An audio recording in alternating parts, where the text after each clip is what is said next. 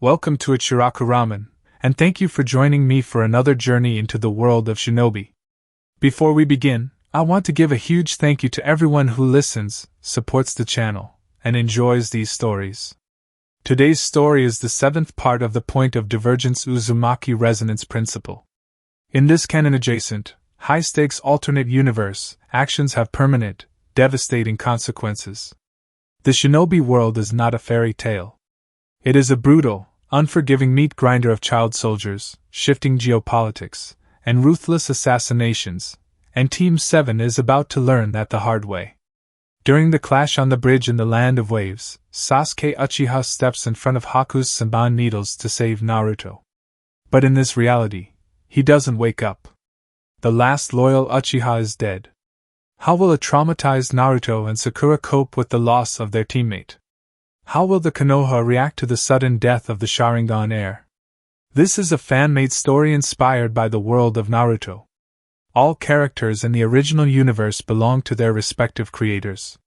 This narration is created for entertainment purposes as part of a transformative storytelling experience. The story itself was written by EliadS, and full credit goes to the original author. If you would like to read the original version, the link to this story is included in the video description below.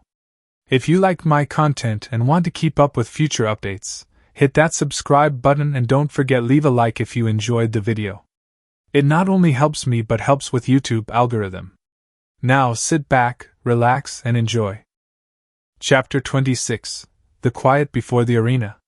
Scene: Tattooed Ghosts and Morgue Secrets, POV, Danzo.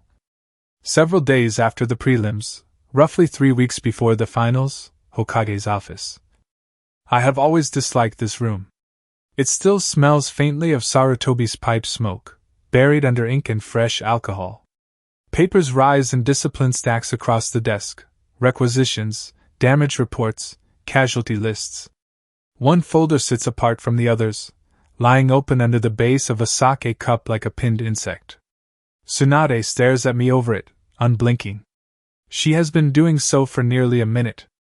I shift my weight in the chair, cane resting against my knee, and allow myself a small frown. 3 weeks until the arena spectacle, half the village still shell-shocked, and she chooses now for theatrics.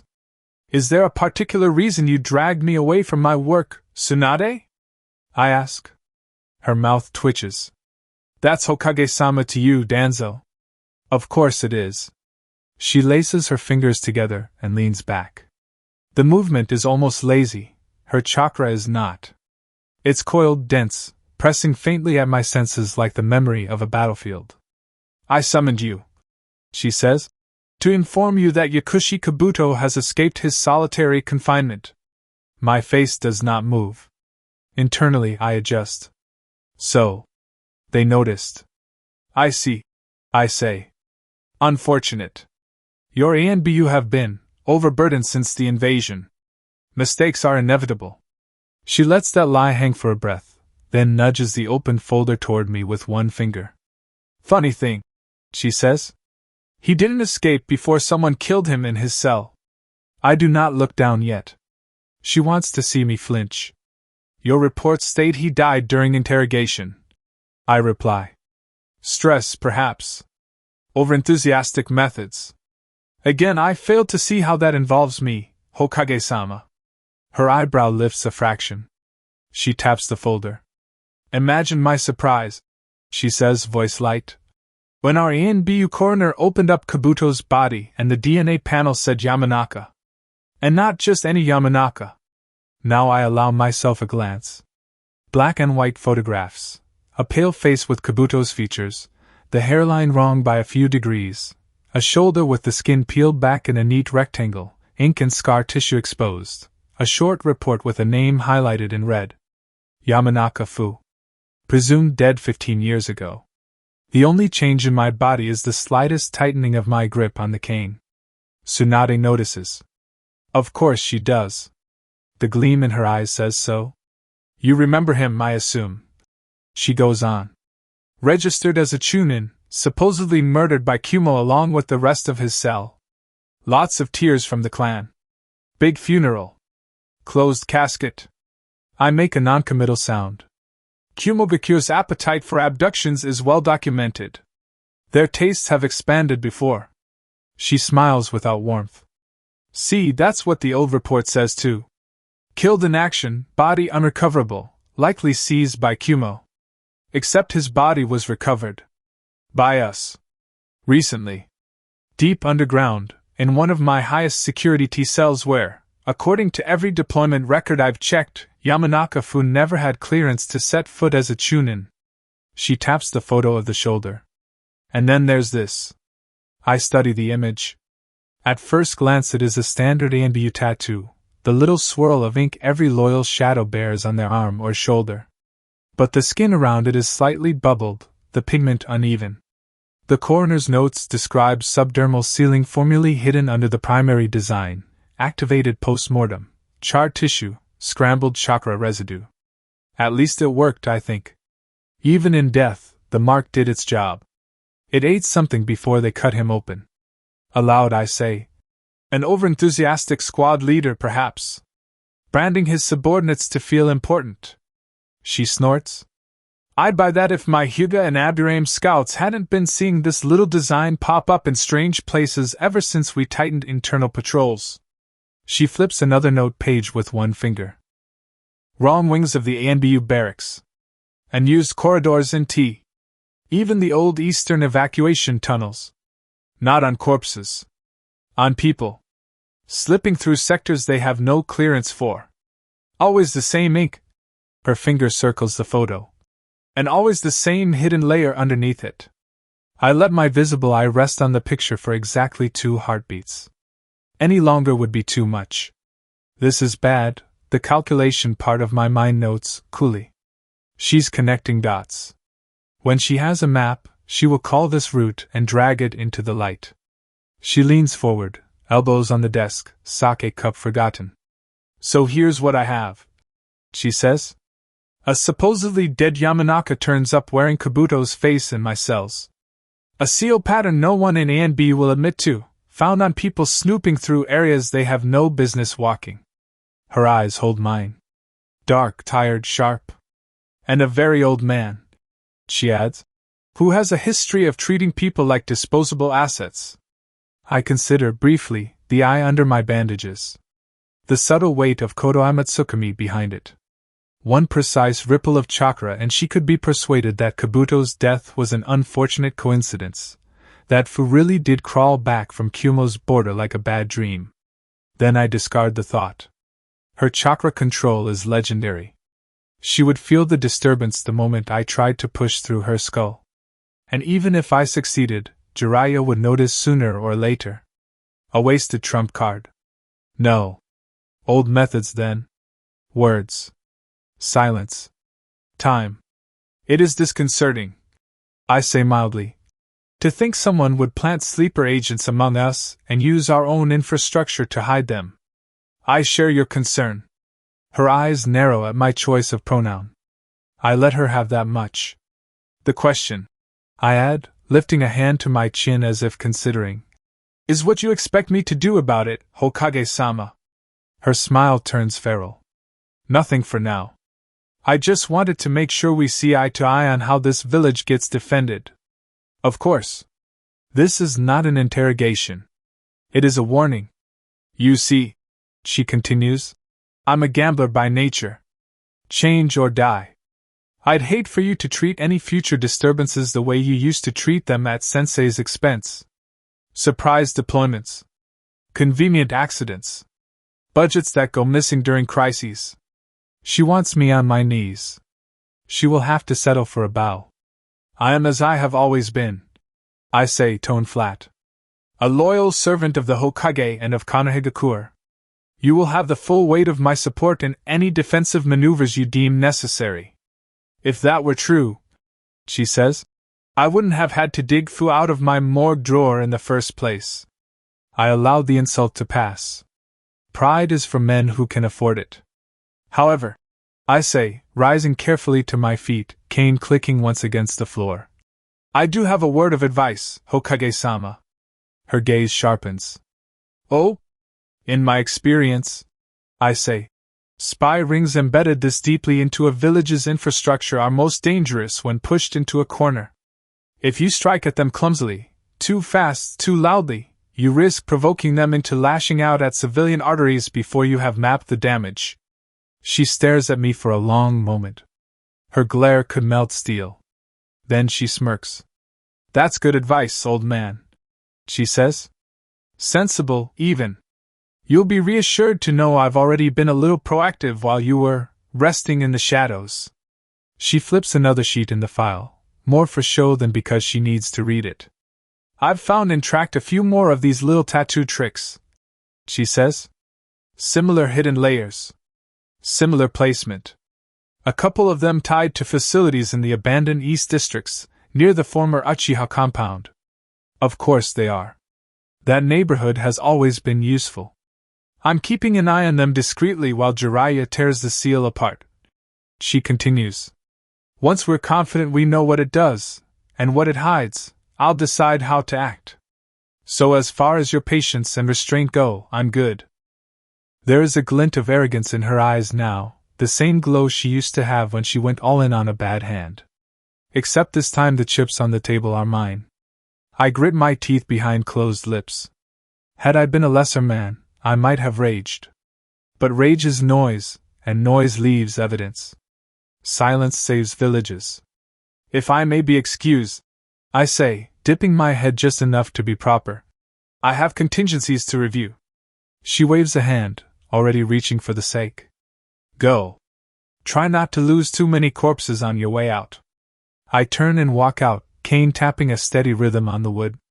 The ANBU in the rafters track me with their eyes. I mark their positions without looking up. By the time I reach the hallway, the first damage control branches have already arranged themselves in my mind. Burn cell theta.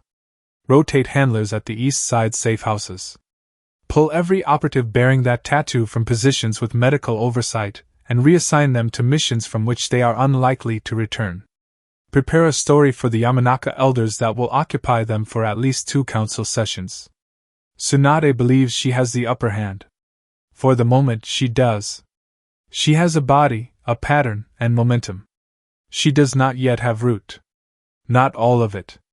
I limp down the corridor, outwardly the dutiful old war relic she wants me to be, inwardly already tracing new tunnels through the dark. Touché, Tsunade, I think. I underestimated you and Jiraiya. Never again. Perhaps, just perhaps, her ascension will yet prove useful. A Hokage who tears out the rot will make it easier, later, to decide what must grow in its place. Scene, Inc., Armed Guards and Insurance, POV Naruto. That evening, training ground on the village's edge. The ink on my fingers is never going to come out. I wipe my hand on my pants anyway and squint at Kushina's scroll by lantern light. Her handwriting is the same mess it's always been, sharp hooks, big loops, comments in the margins where she yells at herself. If your seal falls apart when you trip over your own feet, one note says, throw it away and start again, you little idiot. I can almost hear her laugh when I read it. The kind of laugh that would have come with a bonk to the head if she'd been here in person. Yeah, I mutter. I'm throwing it away, Mom. Starting again. The paper crunches softly under my fingers as I roll the band of the arm guard back. The seal inked onto the underside looks better than my first 10 tries, but that's not saying much. Lines too thick here. A little cramp there. But the skeleton is right this time.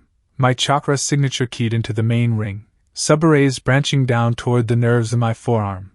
A little gate waiting to kick a controlled pulse back if the flow spikes in the wrong pattern. In theory. My chakra tastes like wind and ramen and too little sleep. I push a thin thread into the array and feel it settle, drag along the strokes. The ink hums against my skin. Okay, I say under my breath. Tripwire, not bomb. Tsunade's voice echoes in my head, sharp and cold from the office. Under a mountain is still an option if you make me regret this. Jiraiya backed her up with that lazy tone that isn't really lazy at all. Kakashi's FOD report about Amaya, masked, fast, genjutsu, earth tricks, sits under that, like another layer of ink I can't scrub off. I haven't seen her fight. I heard about it. Apparently, she likes using people like puzzles. I don't want to find out what she does to a puzzle that comes with a fox attached. I sit back on the log, stretching my legs until my knees pop. The training ground is mostly quiet at this hour. Crickets. Wind in the trees. A couple of ANBU signatures at the edge of my senses, keeping their distance. It's not like I have time to do this. Kakashi told me I could be a little selfish this month. Take time for myself. Think about my legacy. Jiraiya heard that and decided selfish meant punch yourself into the dirt until you move the way I want. Yamato heard it and built more mazes. I'm stealing from sleep for this. From ramen. Worth it. If I go into the finals and someone wraps my head in genjutsu, hers, Kurenai's, anyone's, and the fox decides that's funny, I'll wake up under a mountain. Or not at all. I flex my fingers. The arm guard feels heavier with the seal under it. Ichiraku would probably yell at me for not asking for help first. You're good at Fuinjutsu, Naruto, but you're not there yet. You have teachers. It's easier to ask forgiveness than permission when the people who can fix your work are busy saving the village. And Jiraiya already said he'll look at it. After I show him it's not a complete disaster. Kakashi-sensei said I can think of myself a little. I remind the empty field. So this is me thinking of myself. And everyone else, because genjutsu would suck for them too. Ino and Kurenai have been dancing around me for weeks. Every training session, another illusion. Another trip. Another pile of dirt on my face. When a friend does it, it's annoying. When I picture Amaya doing it? Or the fox using it to play with the people I care about? My stomach twists. I press my palm against the arm guard. If my chakra goes weird, I tell it quietly, I want you to punch me in the arm hard enough that I notice. Then I'll do the rest. It's stupid talking to leather. But somehow it feels like I'm talking to Kushina's notes, too. To Kakashi's quiet, tired eye. To Tsunade's clenched jaw. To Jiraiya's sigh when he thinks I'm not listening. I don't want to be a liability. I breathe out slow. Wind chakra rustles at the edges of my lungs. Suetun sits heavier in my gut, stubborn and lukewarm.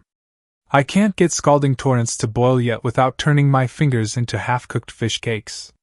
One thing at a time. Genjutsu first, fox last, Rasengan, some other time. I strap the arm guard down tight and stand. My legs ache from earlier drills. My shoulders feel like they've been used as target dummies, which, to be fair, they have. All right, I tell the dark. You crazy aim mask girl. You want to mess with my head? Fine. But I'm not going to just stand there and take it. Somewhere in the back of my mind, the fox chuckles.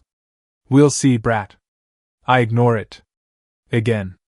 I head back toward the village, fingers still sticky with ink, arm a little heavier, month ticking down in my head like a seal I can't see. Scene 2, Sakura, Tsunade's bluff.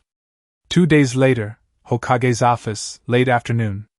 By the time the 48 hours should have killed me, I can't tell if my heart is pounding from the poison or the fear. Tsunade's office smells like alcohol, paper, and smoke that isn't there anymore.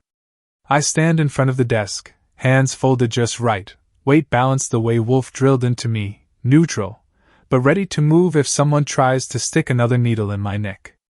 Enko leans against the wall by the window, arms crossed, snakes coiled lazy around her shoulders.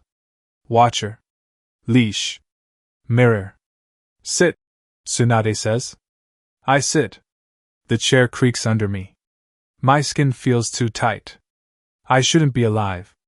I've been counting every heartbeat since she stabbed that syringe into my chest. Every flutter, every skipped beat, every cold rush that felt like the end. Nothing. No collapse. No sudden crushing pain. Just the constant awareness of blood in my veins and a phantom burn where the needle went in. You have 48 hours, she'd said. Do something useful with them. I look at her now, trying not to show that I'm angry. Or relieved. Or anything. She watches me over steepled fingers. You're not dead, she says. I keep my voice flat. Apparently not, Hokage-sama. One corner of her mouth kicks up. Bluff worked then, she says. For a second, I don't understand. What? She flicks her fingers, dismissive. The cardiotoxic leash wasn't real. Biochemically speaking. The tracer was. The rest was theater. My vision tunnels for a heartbeat. My hands stay still on my knees because if they move I think I will strangle someone. You. My throat is dry. I swallow. You lied. To me. To NBU. To everyone. To Danzo. She corrects. That was the point. She leans back in her chair, joints popping softly. Her chakra is a heavy, warm weight against my senses, dense enough I could drown in it if she pushed. Deception of enemies is easy, she says. Deception of allies is harder. But if I told you it was a bluff and he or one of his little eye rats ever got their hands on you, they'd have seen it in your reactions the moment they started poking. Anko's snakes shift, scales rasping softly against her coat. Roots specialize in smelling lies, Anko says. Sometimes you have to feed them a real one. There's a sour taste in my mouth. Like old pills. Like the memory of Danzo's quiet praise. So I've been. I flexed my fingers once. Running around the village tagging his bolt holes, thinking I'd drop dead halfway through a mission, and it was a test? A shield, Tsunade says. And yes, a test. I needed you to behave exactly like a girl with a death clock and no exit. She doesn't look away when she says it. I needed Danzo to believe I'm willing to play his game, she adds. So he keeps using you. Keeps exposing his infrastructure. If he thought for a second I was bluffing, he'd cut his losses and you'd disappear into one of those tunnels for real. I stare at her. You could have told me afterwards, I say. My voice comes out too calm. After the 48 hours passed. I am telling you, she says. Now that the blood works confirm the tracer is behaving and your heart hasn't exploded, we can move to the next phase without you collapsing from stress. Anko snorts softly. I don't look at her. So what am I now? I ask. Still a leash? Still a tracer? Or did I just pass some sick little exam? Tsunade's eyes narrow. You're a kunoichi, she says. One with too many leashes and not enough sense to value her own skin. I'm trying to fix that without throwing away the one advantage you have. Danzo still thinks you're his. I hate that she's right. I hate that a small part of me relaxes at the numbers anyway. No poison. Tracer only? Of course, another part of me sneers. You didn't really think she'd waste a root-trained asset just to prove a point, did you? Going forward, Tsunade says, you will keep acting as if the leash is real. For him. For anyone watching. The more convincing you are, the more careless his handlers will get. And if I panic? I ask. If I make a mistake because I think I'm dying? Then you weren't worth the risk to begin with, she says bluntly. But you're still here. Which means you didn't. Good. There's a strange warmth under the insult. It makes me feel worse. Guy-sensei won't work with me, I say. After what happened to Tenten and Lee. He wants me nowhere near his team. Tsunade's jaw tightens. He's angry because you gambled with his students, she says. I don't blame him. But anger passes. Results echo. If you live through the finals and don't humiliate the village or start a riot, people will revise their opinions. Slowly. So all I have to do is survive Niji Hyuga in front of a stadium, not embarrass Konoha, keep running intel for you and Danzo, and not snap under the weight. I say. Simple. Anko snorts again. You forgot the part where you don't get grabbed by any other snake with plans, she says. Orochimaru still has your file, Cherry Blossom. My skin crawls. Tsunade drums her fingers on the desk. You're angry, she says. Good. Aim it at something useful. Retsu will be handling your chain and lightning refinement. Anko and Wolf will continue Hibi style, anatomy, and genjutsu. You'll be tired. That's also good. She leans forward. The room tilts a little toward her. You are not a toy, she says. Not his. Not mine. Not Kabuto's. You are a weapon with a mind attached. Start acting like you intend to be alive to regret the things you do. The words land like a fist. I thought that's what I was doing, I say quietly. Then get better at it, she says. Dismissed. Anko, walk her out. I don't want anyone thinking I'm done with my threat. As if I need help keeping that timer feeling in my chest. I stand. My legs feel steady. That surprises me. Anko peels herself off the wall and falls into step beside me, snakes hissing soft little comments I can't quite make out. In the hall, once the door clicks shut behind us, I let myself breathe a little deeper. You knew? I ask. About the bluff? She shrugs. I knew enough. Tracer's real. Toxin's theater. Hokage loves dramatic medicine. I should hate her for going along with it. Instead, I just feel tired. How long do I keep pretending? I ask.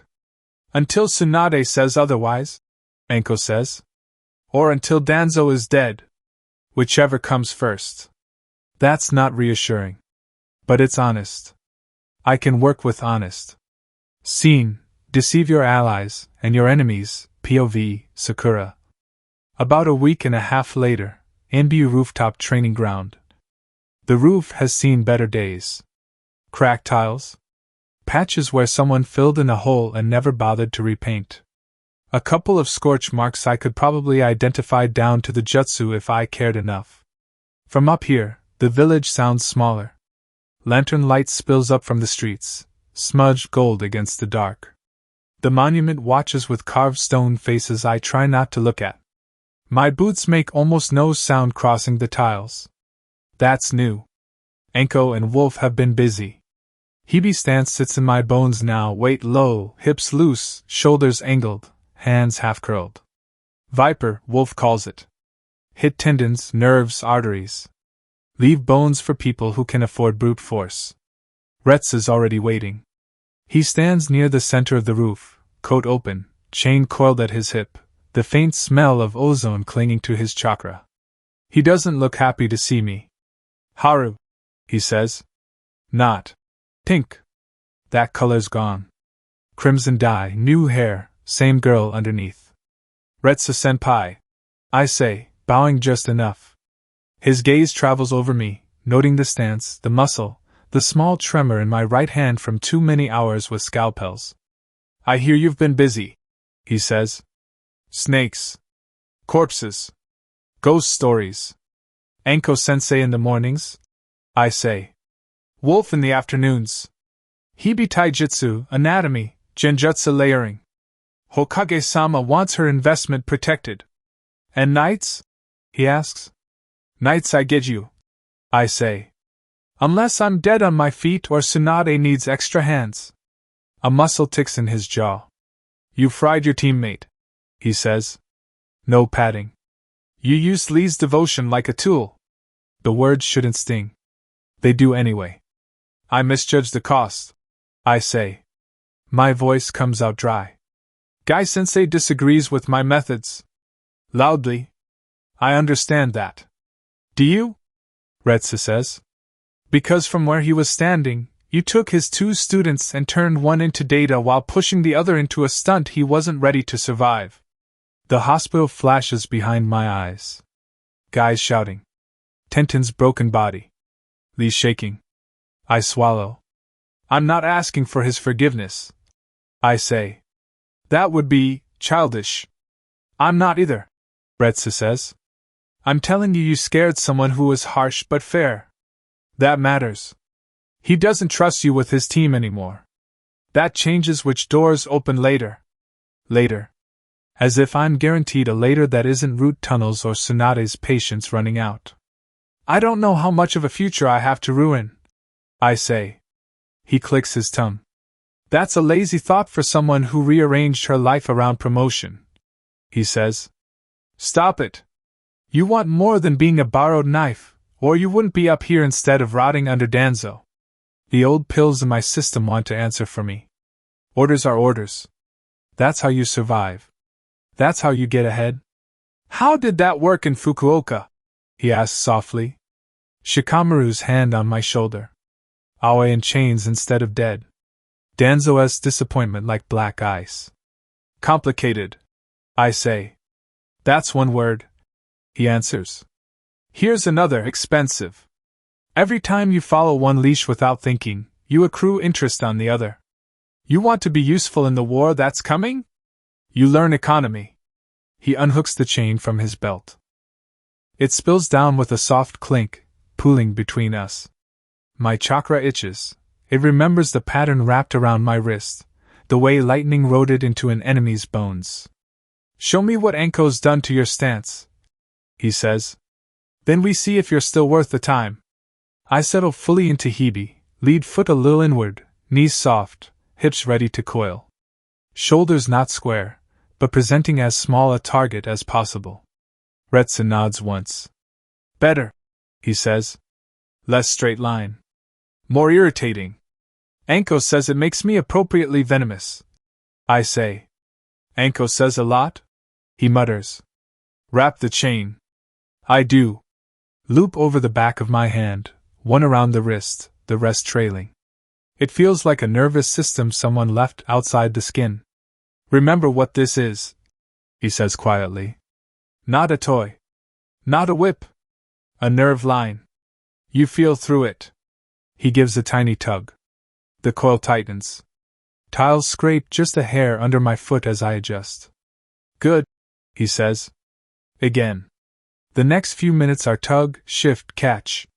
He pulls, I move. He snaps the chain. I roll my wrist and bleed the force into a step instead of letting it rip me off my feet. Hebe hips, viper strikes, not the old, clean root lines. Lead with sensation, not sight, he says. Under Niji's eyes, you won't win staring contests. You win by making him choose wrong. Byakugan doesn't blink, I say. Niji still has a brain, Retsu says. We overload it. Multiple rhythms. Chain. Steps. Genjutsu. I grimace. Wolf's been drilling illusions, I say. I can layer simple misdirection over movement now. Enough to make a normal Chunin stumble. Kurenai-sensei would give it a 6 out of 10. Niji is not normal, Retsu says. But his clan has spent generations expecting everything to come in neat lines. We make you less neat. He shifts his grip, gives a harder yank. I let the chain wrap fully, use the tension to spin inward. Hebe footwork carries me around his guard, heel scything low at where his knee would be if he didn't pull it back. Wolf's voice names structures in my head. Peroneal nerve. Ligaments. Break the root, the tree falls. Retsu's expression flickers. Better, he says. You're thinking in weaknesses, not drama. Tenten would approve. I say before I can stop myself. His gaze sharpens. Whatever you feel about what happened to her, he says, you cannot afford to drag that into the arena like a child with a grudge. You nearly buried your chances in the prelims under the weight of your anger once already. Do it again and you throw away promotion, positioning, preparation, for what? One girl's pain that vengeance won't fix. I bite my tongue hard enough to taste blood. I know, I say. Do you? He presses. Because I also hear you've been briefed secondhand on how Team 10 handled Fukuoka. Shikamaru doesn't share intel for fun. He thought you needed those details as a lesson, not an invitation to escalate. My throat tightens. Use what you learned, he says. How she disrupts rhythm. How she applies pressure. How she forces hesitation. Apply that to Niji. To other targets. But don't make this about the past. He takes a breath, lets it out. That's what economy of execution means, Haru, he says. You fight the battle in front of you, not every ghost behind it. I nod once. Understood, I say. Good, he answers. Lightning. His free hand lifts. Chakra condenses. Tiny arcs dance between his fingers. I call my own chakra down the chain. It thrums under my skin, prickling the fine hairs on my arm. The metal feels alive. Preactivate the forearm only, he says. You're not a lantern. You're a fence. Anyone who grabs you without thinking gets a reminder. Niji doesn't grab, I say. He taps. 10 fingers. Gentle fist. Then think smaller, Retsu says. We're not trying to fry him. We're trying to make him adjust. A little shock here, a misstep there. Openings for Hibi and Genjutsu. He yanks the chain sharply. No, he says. Full sequence. I move. Hibi entry, low and curved. Chain snakes out, lightning humming, the weight of it pulling me just enough I have to listen to my own balance. I layer a sliver of illusion over my left shoulder, a ghost image half a step out of sync, while my real body pivots right. If he'd been an enemy, my heel would have crashed into the ligaments behind his knee. He pulls away at the last moment. The illusion pops under his chakra like a soap bubble. Silence hangs for a heartbeat. Then he nods. That, he says, is a starting point. Only a starting point. Only acceptable. But after weeks of being looked at like a problem, starting point feels almost like praise. You still need Wolf, he says. You still need Anko. You still need Tsunade's leash to stop you when you get clever in the wrong direction. But if you keep this up, you might walk into that arena with something to fight for instead of just fighting because someone wounded you up and pointed. I look at him. Do you care if I humiliate you? I ask. In front of everyone. He snorts. I care if you humiliate yourself, he says. And by extension, the people who decided not to throw you back to Danzo. One thing at a time. First survive. Then worry about dignity. I breathe out. The chain feels solid in my hand. Right, I say. Economy. Exactly, he says. Get out of here. You smell like formaldehyde and snake musk. I turn toward the edge of the roof. The village lights glow below, fragile and stubborn. For the first time since the syringes, I let myself imagine standing in the arena and not breaking on anyone's terms but my own. Scene, board and sand, POV, Shikamaru. 10 days before the finals, Nara compound backfield and house. Asuma's cigarette tip makes a little ember arc in the dark. Ino tracks it like it's a threat. We're in the backfield of the compound, the one with half-finished training posts, and scorch marks my dad keeps saying he'll fix. Later. Trees at the edge block most of the village noise. Crickets. A dog 2 streets over. Somewhere overhead, an ANBU pretending he's invisible. Ino's breathing a little too fast. Again, Asuma says. He's standing 3 paces in front of her, sleeves rolled. No trench knives tonight.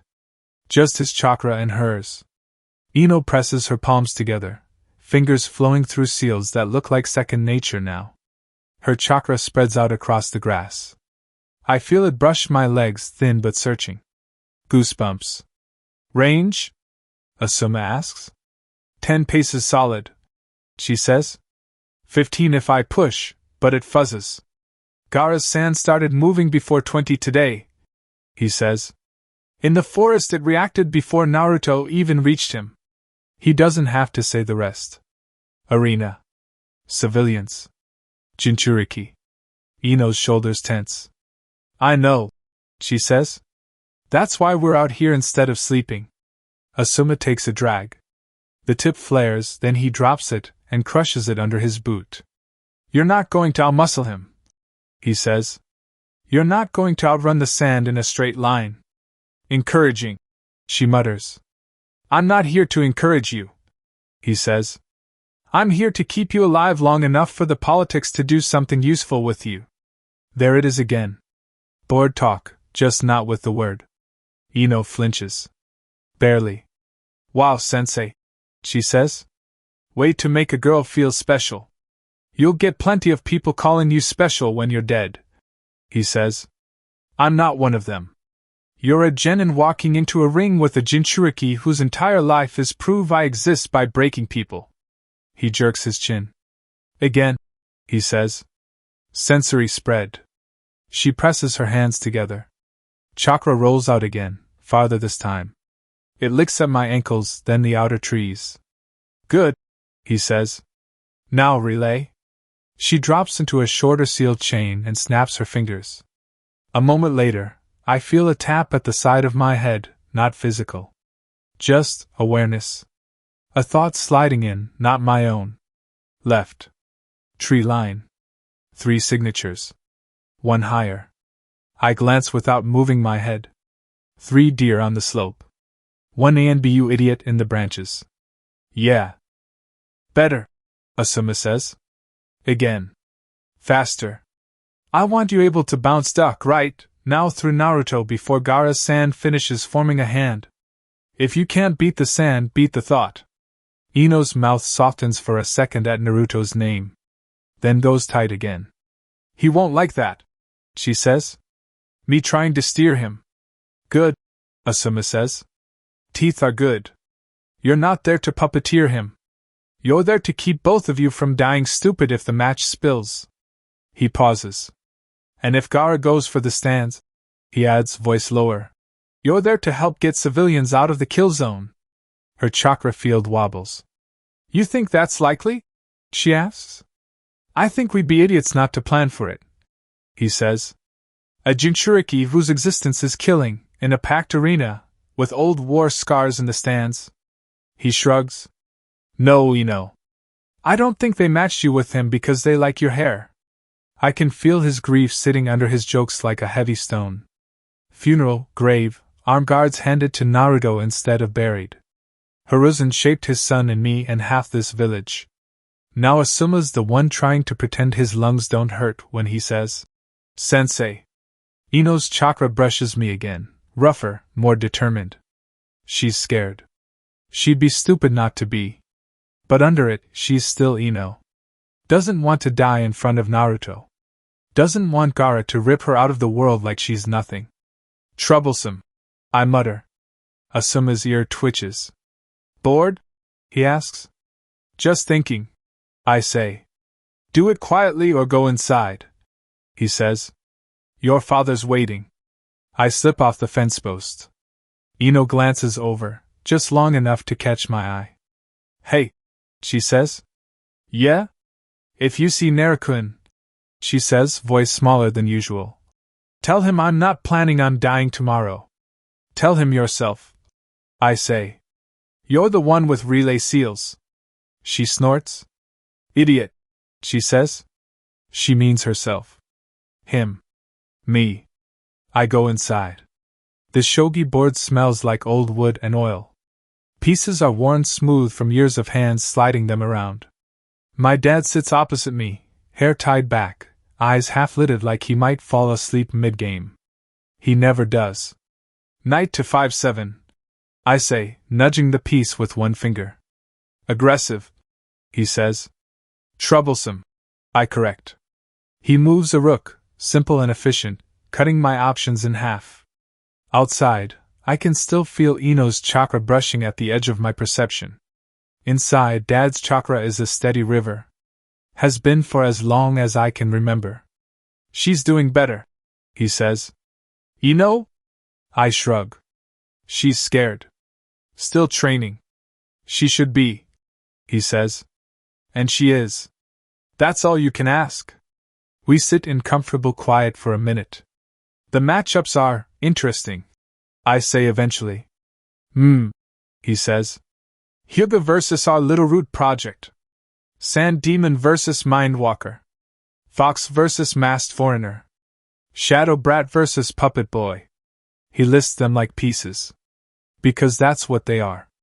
Sounds like a joke, I say. Does it? He asks. No. Then it isn't, he says.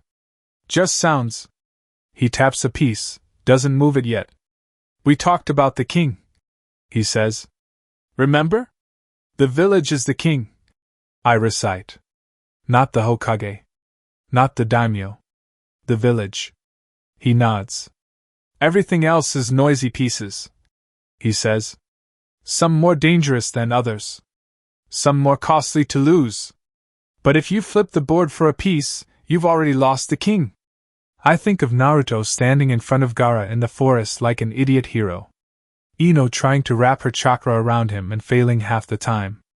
Neji, Tenten, Sakura, all their messes bleeding into the arena. Would you flip the board for me? I ask. He's quiet for a long moment. Depends on the board, he says. Depends on the king. Depends on whether you did your job first. Comforting. We've got a lot of people pulling at Naruto right now, I say. Kakashi. Jiraiya. Tsunade. Yamato building mazes around him. Roots sniffing around Sakura. Aim sending their pet in a mask. Feels like he's the most troublesome piece in play. Dad's eye opens a little more. He is, he says. Jinchuriki always are. That's why you plan around them. Or someone worse will. Like Danzo, I say. Like Danzo. He agrees. Or people outside this village with fewer scruples and more patience. He finally moves the rook. Clean. Deadly. My king is boxed in 3 ways. I could drag it out. I move my king into the line that kills it fastest. Giving up? He asks. Accepting reality, I say. No point pretending I can win this one. Might as well save time and think about the next game. He studies me for a second, then tips my king over with one finger. Not a bad answer, he says quietly. Do I at least get bedtime off? I ask. You get to lie down and worry in a horizontal position, he says. You have a long day coming. Try not to get turned into a puppet. I stand. I'll put it on my list, I say. On my way to my room, I stop by the window. Ino's still out there. Asuma's picked up his trench knives. Chakra sparks when they clash with her kunai. Her field is bigger now. Rougher. Determined. I want a world where none of us have to think in terms of kings and boards and acceptable losses. I don't get that world. I get this one. So I watch for 1 more minute, memorize the timing between her breaths and where I know Gaara's sand starts to move, and then I go lie down and pretend I'll sleep. Scene rotation, density, impact, POV Naruto. About a week before the finals, secluded training ground, night. Jiraiya's idea of secluded comes with 3 ANBU in the trees instead of 5.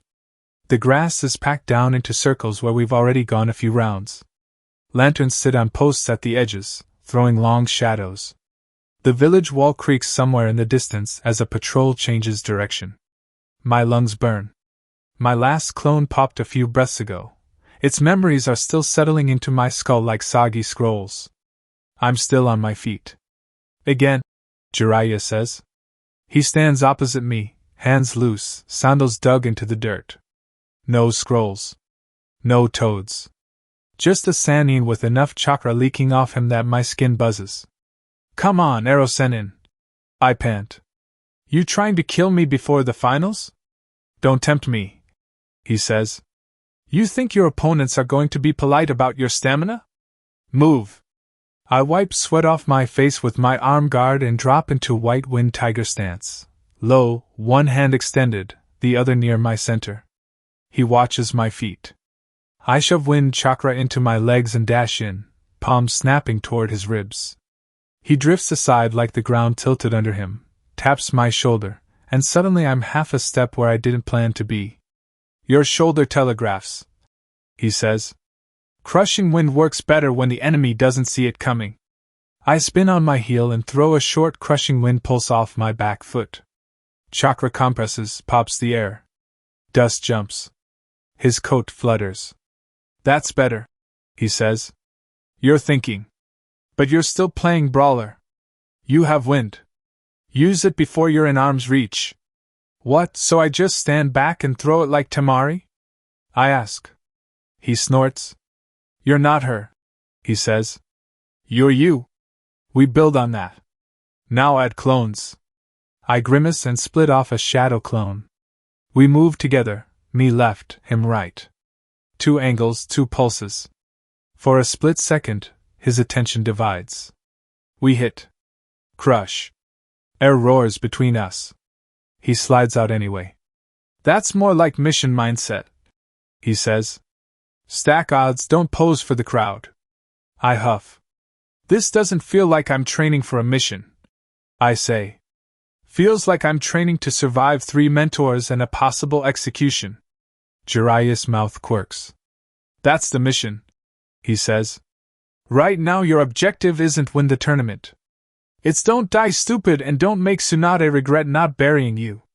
The words land like stones. I swallow. How are my Suiton drills? I ask, changing the subject. He raises an eyebrow. Scalding torrents? He says. Show me. I pull water chakra up from my gut and shape it into my palm. It heats under my skin, lukewarm, then hot, then too hot. I cut it before I cook my fingers. Still hates me, I admit. I can get warm. Sometimes almost boiling. Mostly it just steams my hand. Good, he says. I blink. Good? If you were already boiling armor off people a month in, I'd assume you were possessed, he says. You're supposed to work for it. You were at least smart enough to focus on wind and basic Suiton instead of trying to do everything at once. I had help, I say, glancing at the scroll strapped to my back. Mom left notes. Kushina's messy margins. Her rants. Her warnings. They're the only reason I haven't exploded myself yet. For a second, Jiraiya's face softens. Sounds like her, he says quietly. He looks away. The air around him tightens, then eases. If you're stealing sleep for Fuinjutsu, he says, show me it's worth it. I heard about the armed guard. I groan. Did everyone sign up to spy on me this month? I ask. Occupational hazard, he says. Tripwire seal on your own chakra is a clever idea. Dangerous, but clever. We'll look at the array tomorrow with Shizun. Tonight I want to see what happens when you're tired and someone tries to twist your head. Genjutsu? I grimace. Genjutsu, he says. Don't pout. You're bad at it. That's why we're here. We spend the next while with him lying to my senses. Lights dimming. Distance stretching. The ground tipping. He doesn't bother with illusions that scream I am Genjutsu. Just soft, nasty little shifts. Sometimes the seal kicks first, a sharp jolt up my arm. Sometimes it doesn't. Every time, he makes me do the work, check my chakra, count the beat, look for the mismatch between what I'm feeling and what's actually there. Kurenai's voice in my head, Ino's relay taps. All of it weaving into one miserable, useful mess. I hate it. It's working. Eventually he lets the last illusion fall. The lantern light goes back to normal. My head feels like someone used it as a drum. Jiraiya sits down in the grass with a grunt and gestures for me to do the same. I drop. My legs are grateful. You're not asking, he says after a minute. About what?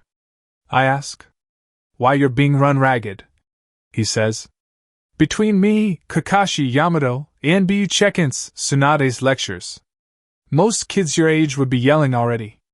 I pluck a blade of grass, roll it between my fingers. I yelled at Kakashi. I say. Told him I wanted time with my mom's sword.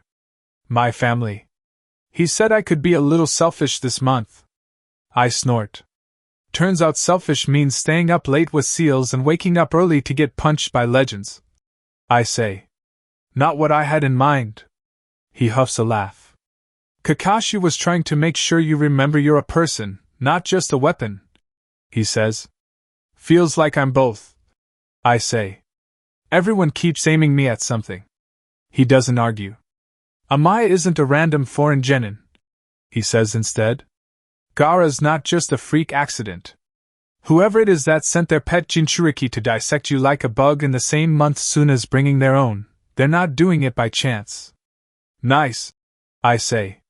So I'm homework. You're a test, he says. For Konoha.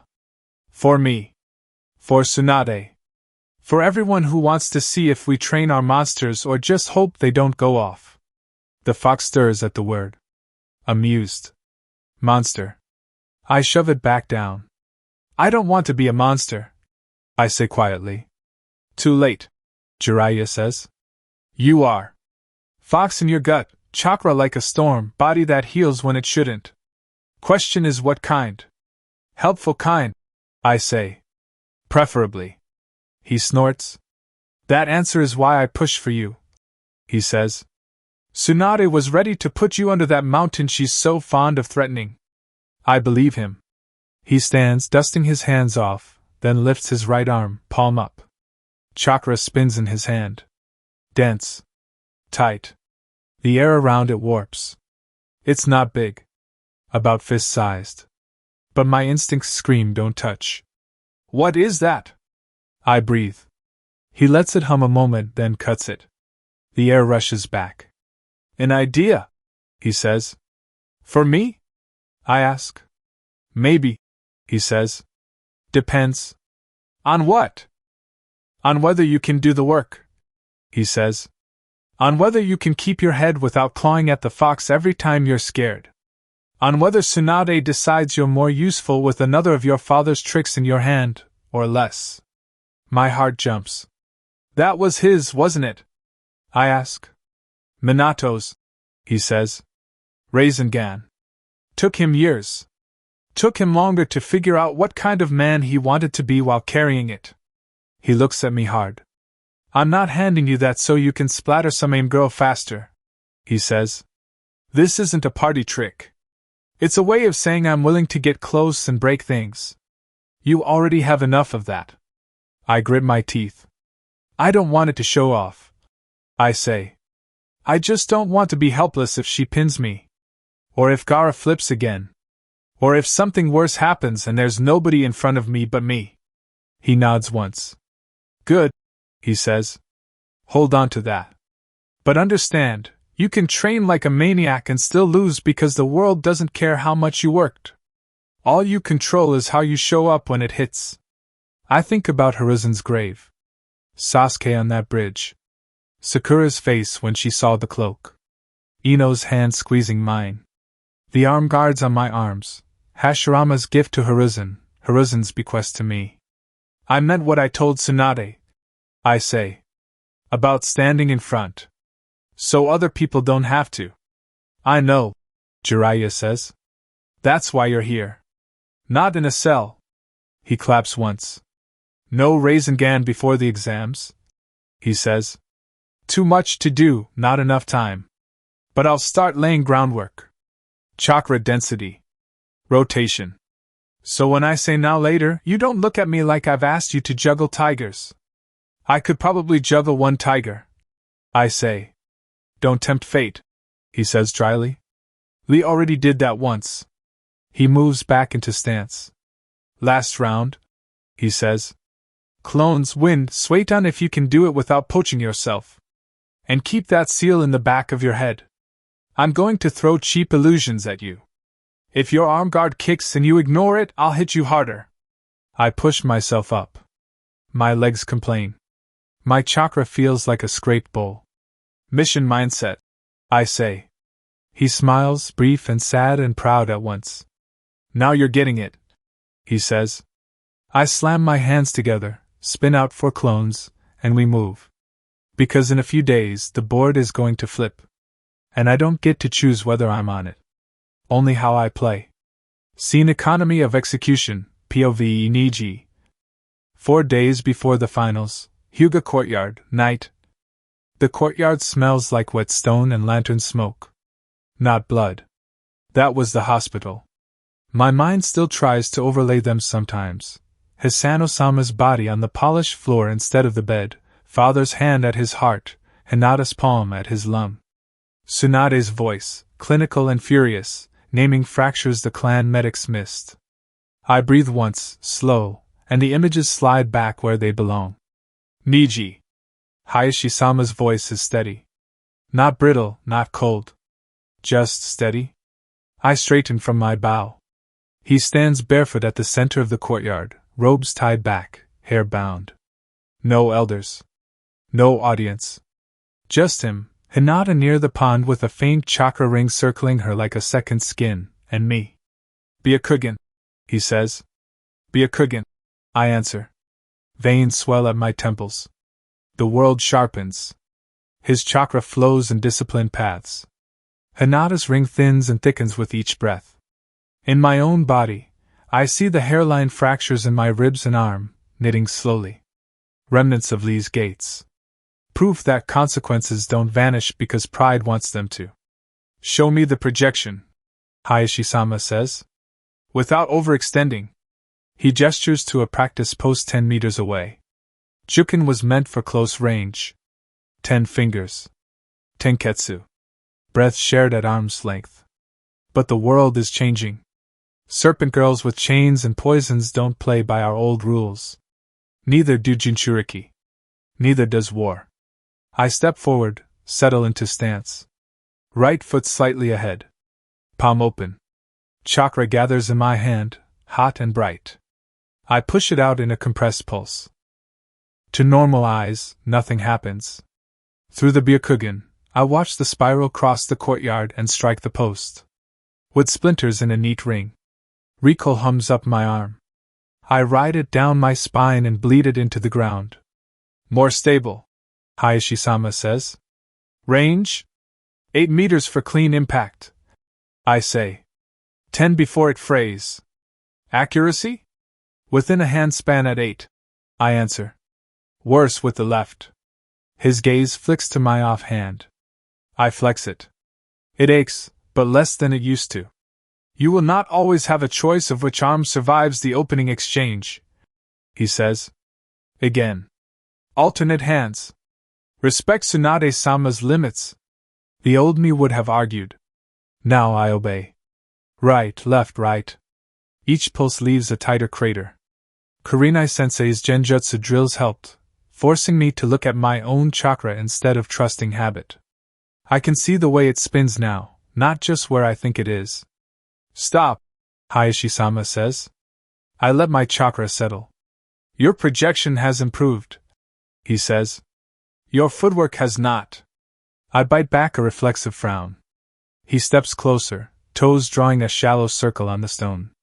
You are still thinking in straight lines, he says. Forward, back. Attack, retreat. That may suffice against Academy Taijutsu. It will not suffice against Haruno Sakura. He doesn't spit the name. That's new. He moves into a stance I don't recognize. Weight shifts in small circles. Steps that never quite commit.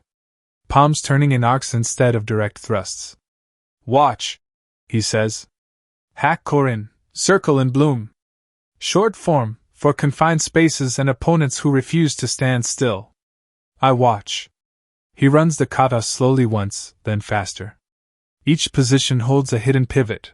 From here he could bloom into Kaiten, from there collapse into straight line 8 trigrams. Your finals match has 3 audiences, he says, returning to neutral. Your opponent. The village. The clan. 3? I repeat. To Sakura, he says. The match is a mission. A test of whether her new masters keep her leash or trade it. To the village, it is reassurance that Hyuga techniques are not relics. He looks at me. And to the clan, he says, it is a performance. A statement that what I killed my father for was not a mistake. The words land heavy. We don't say Hisano-sama's name here. But I see him anyway, hand half raised to burn my brain, Hayashi's strike landing first, Hinata's palm touching his lung to sell the lie. I understand, I say. Do you? He asks. It is not avenge Tenten or humiliate Sakura. That would be small. You nearly buried your chances once under the weight of your own anger.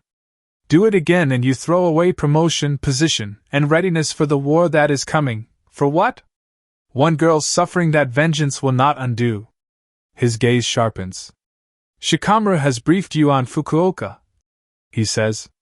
He did not tell you those things so you could indulge yourself.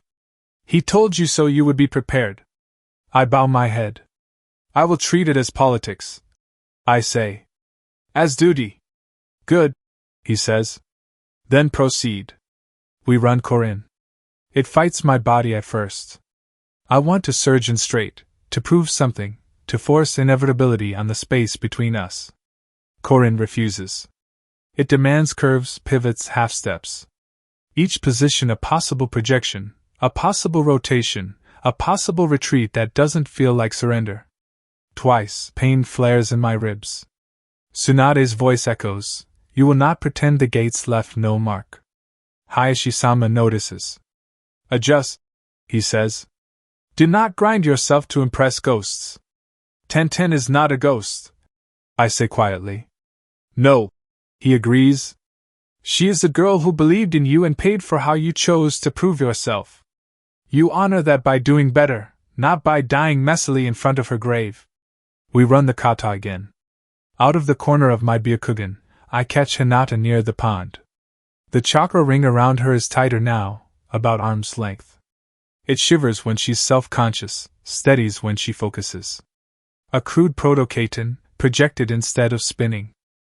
"Keep going, Hinata," Hayashi-sama says without looking. "Your ring collapses whenever you notice eyes on you. That is not acceptable for a future clan head." "Yes, father," she murmurs. Her chakra firms. Mine follows. "In your match," Hayashi-sama says to me, "she will watch. The elders will watch. The Hokage will watch. Danzo will watch and salivate over any sign that we cannot manage our own." The seal on my forehead tingles. "What do you require of me?" I ask. "That you fight as a guardian, not a prisoner," he says. "That you show the village a branch that can wield power without needing a brand to aim it. That you do not confirm every elder's fear by losing control." He pauses. "And that you remember, economy of execution," he adds. "We are not in the forest. You do not need to break her to prove anything. You need to win with minimum waste." I nod. "Yes," I say. "Understood." "Good," he says.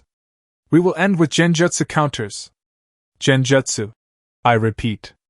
"Fukuoka proved she is adept," he says. "Kurenai's drills are not for decoration. Your Byakugan lets you see your own brain's chakra. Use it. If she uses sight, you will see the distortion. If she uses sound, bells, chain, breath, you look for rhythm that does not match your pulse." I think of Wolf's reputation. Of chains and rattles and illusions layered over scalpels. "And disruption?" I ask. "A small katon," he says. "Localized. A pulse through the tenketsu around your ears to shake sound.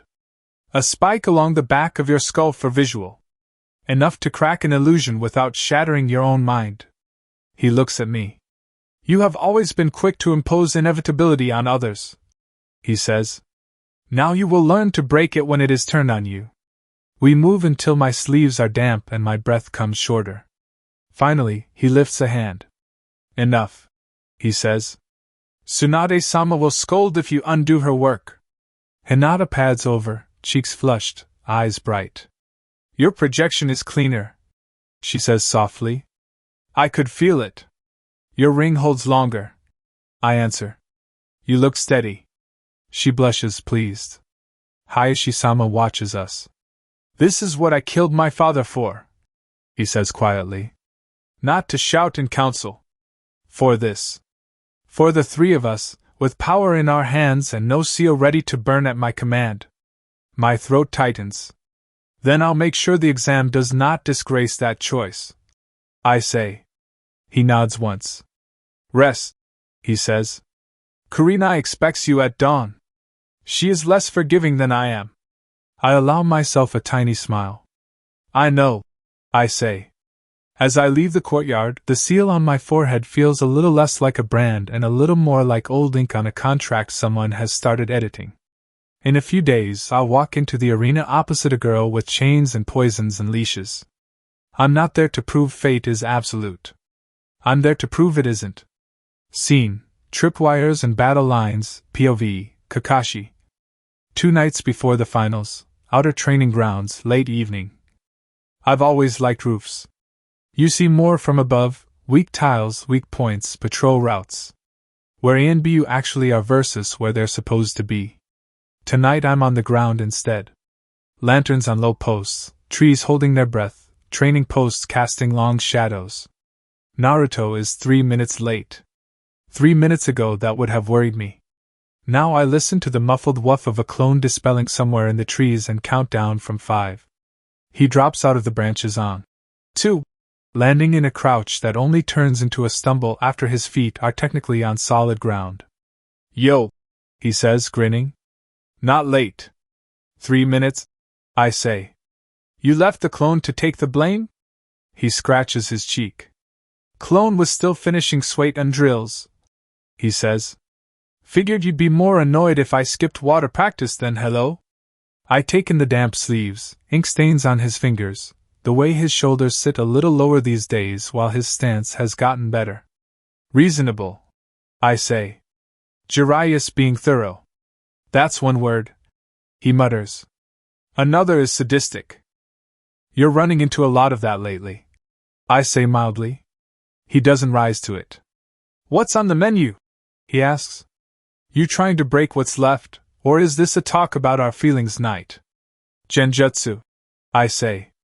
And that little seal project in your arm guard. His face is almost worth the trip. I wasn't hiding it, he says quickly. You said I could be a little selfish this month. I said you could afford to think about yourself. I correct. I did not say rewire your nervous system unsupervised. He grimaces. It's not touching the fox's seal, I swear, he says. Just mine. And Jiraiya already chewed me out. He unbuckles the bracer when I crook a finger. The seal on the inside is rough by Minato standards, but recognizable. My fingertips tingle just looking at the structure. His chakra signature as the key, threads down to nerve clusters, a small gate meant to kick a pulse back if certain patterns appear. In theory, I say. He winces. Tripwire, he says. Not armor. If my chakra goes weird, it hits me hard enough I notice. Then I do the rest. And you tested it? I ask. With Ino, he says. Low-level illusions. Ground a little farther away, step off by half. It helps sometimes. Other times I hit the dirt and she called me hopeless. His tone says he heard the care under the insult. I look at the seal a moment longer. At the ink. At the way his hand doesn't shake quite as much as it would have months ago. You built this yourself, I say. Kushina helped, he says, tapping one subarray. Her margin note on kicks. Little internal slaps. I just stitched. A ghost of a headache pricks behind my bad eye. Minato hunched over scrolls. Kushina swearing at him. A bridge in the mist, blood everywhere. All right, I say, stepping back. Let's test it properly. He frowns. By properly you mean? I'm going to lie to your brain, I say. Repeatedly. You're going to let me. We see if your seal notices before you do. He makes a face. Root would love you, he says. Root doesn't ask, I say. Arm guard back on. Tight. No point building a countermeasure that breaks your own bones. Once it's strapped in place, we start with grounding drills. Taijutsu, the boring kind. I keep my chakra leak minimal. Just enough to push his balance, tap his wrist when he overcommits, knock his ankle when he forgets his center of gravity isn't invincible. His breathing evens. The frantic edges smooth. His clones last more than 3 heartbeats. Good, I say. Look at me. He does. In the exam, I say. Amaya isn't going to hang a sign that says Genjutsu starting now. She'll use sound, sand, your own expectations. You can't rely on sight. Not even with a seal. So this is useless, he says, tapping the bracer. No, I say. This is a tool. Like a kunai. You don't use a kunai to stop a boulder. Don't use the seal to fix a killing illusion if you walk right into it. He nods slow. Tripwire, not rescuer, he says. Exactly, I say. Then I drop a simple illusion over his senses. Lantern light dims. Shadows stretch. Training posts double at the edges of his vision. Nothing theatrical. Just a tilt. He stiffens. The seal flares. I can feel the pulse up his arm from here. He gasps, blinks hard. The doubled posts click back to one. Ha! He says. It kicked. And? I ask. And it hurt, he says. But it helped. Good, I say. Again. We go through variations. Sound, ringing that doesn't match the cicadas. Distance, ground half a step too far. Little things. Sometimes the seal fires. Sometimes it doesn't. Every time I make him count breaths, track his own chakra, compare rhythms. When you froze there? I ask after one round. What were you waiting for? The seal, he admits. To fix it. There's your problem, I say. Alarms don't put out fires. When it rings, you move. His mouth twists.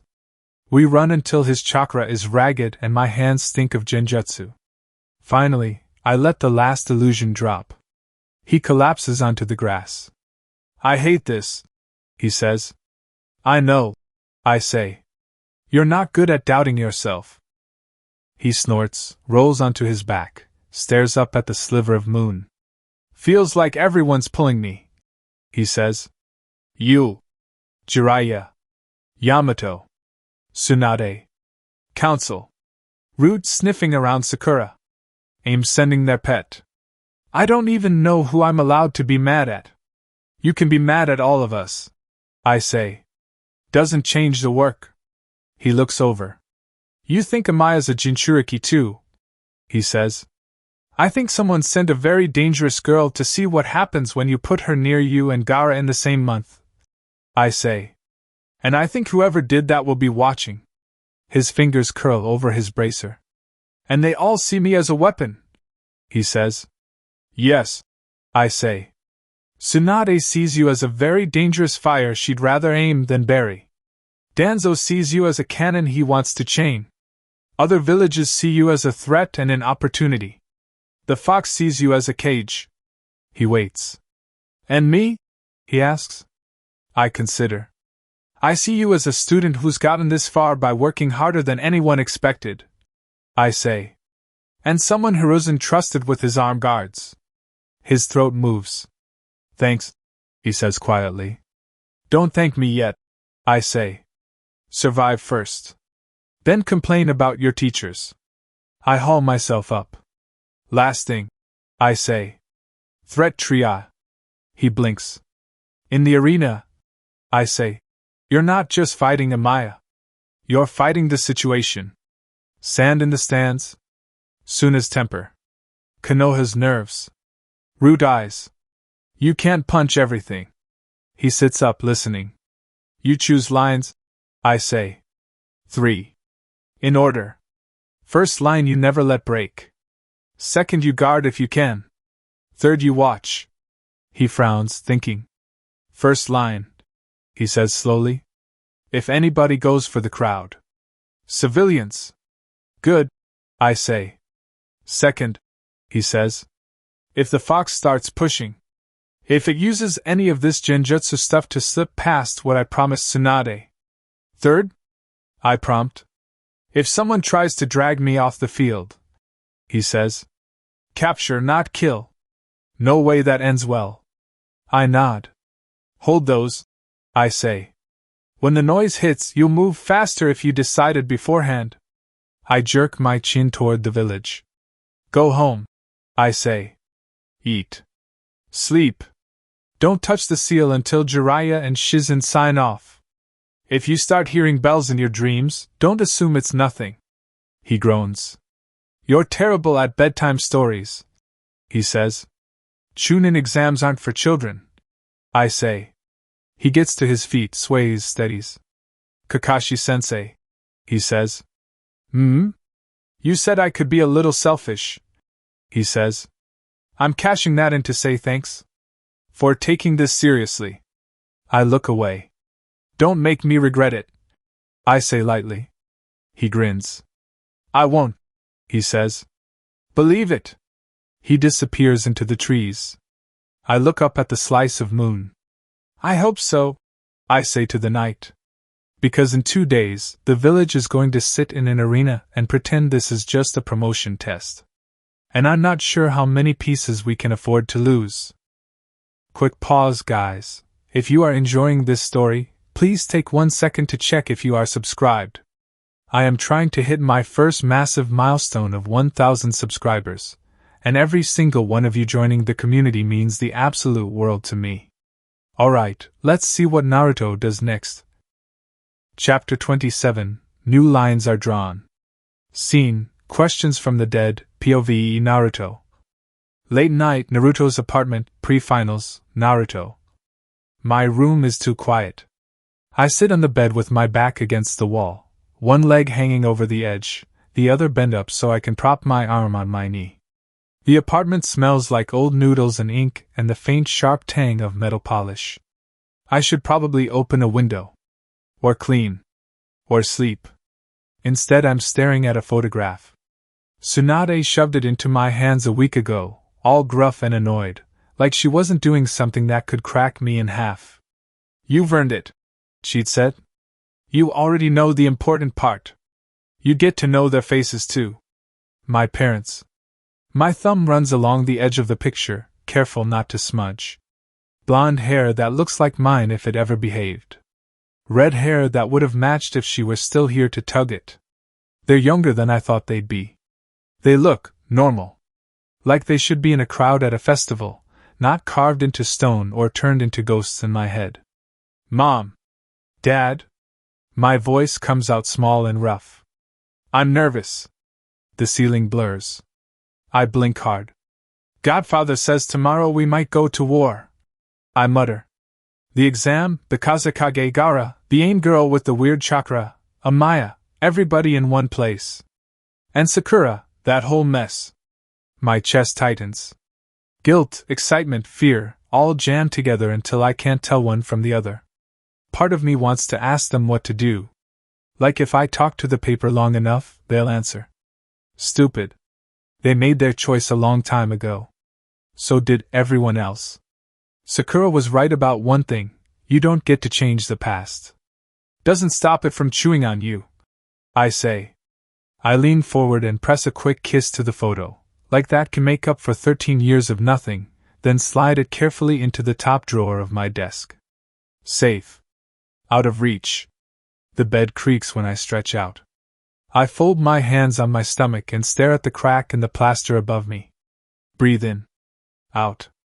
Try to let the buzzing settle. Gaara's eyes, Niji's smirk, Amaya's chakra, Jiraiya's voice saying if this goes wrong the exam is just the opening act. Sleep doesn't come.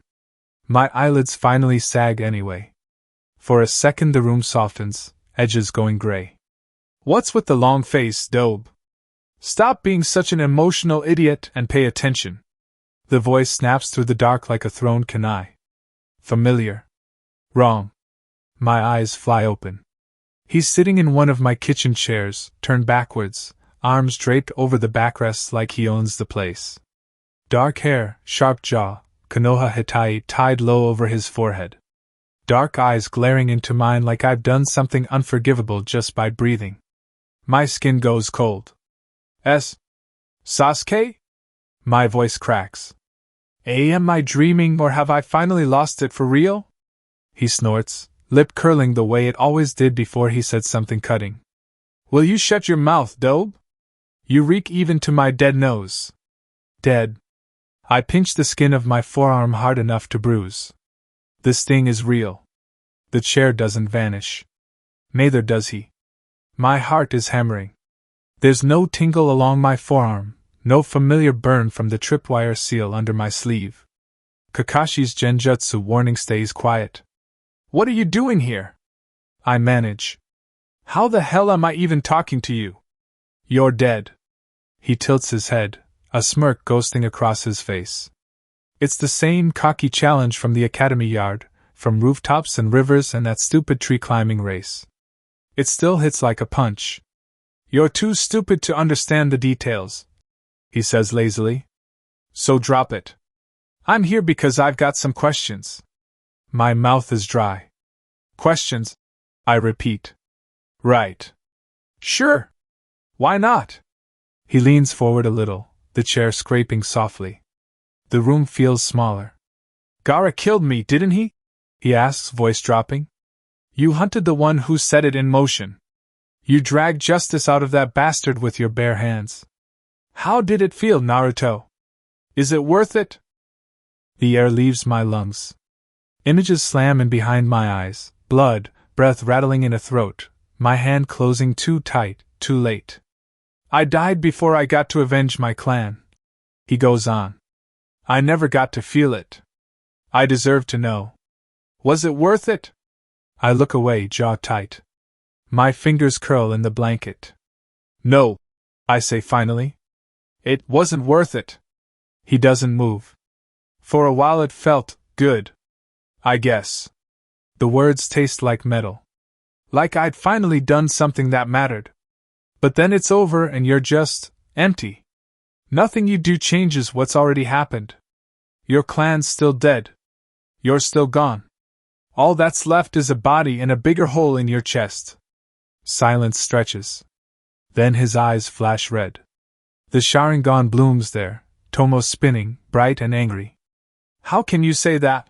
He snaps, voice rising. You avenged me. You dragged justice out of that bastard with your bare hands. Are you telling me I devoted my life to nothing? That I died for nothing? My head jerks up.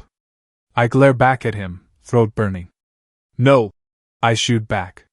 You didn't die for that. You died to protect Sakura and me. You died a hero. The word feels raw coming out. But revenge, nothing good comes out of it. Look at Sakura. I catch myself, jaw clenching around the old nickname. Sakura. She's so obsessed with avenging you she's tearing herself apart. She can't see anything else. His eyes narrow. The Sharingan spins faster, too smooth, too precise. So if I die protecting something I'm a hero, he says slowly. But if I die bringing a criminal to justice I'm a man. That it? Still the naive idiot aren't you, Dobe? He drags his gaze over me, cold and measuring. What about Itachi? He asks. Who avenges the Uchiha now? Something in my stomach twists. I force myself to hold his stare. I promised I'd do it, I say. I'll keep that promise. But I can't put everything else on hold for that one thing. I've got people here who need me now. A village that will burn if I screw up tomorrow. If I throw all of that away chasing your brother, what did you die for? My voice sharpens. You want me to act like you? Give my life away just so I can feel like I'm doing something, even if it drags everyone else down with me? He goes quiet. The Sharingan dims, bleeding back toward black. For a second he looks almost thoughtful. So revenge is for madmen, he says at last. But your devotion is better. His mouth twists. The same devotion you showed Sakura when you abandoned her to her fate. The words hit like a kunai between the ribs. I flinch. My gaze drops to my hands. It's not like that, I say, voice scraping. I tried. At first.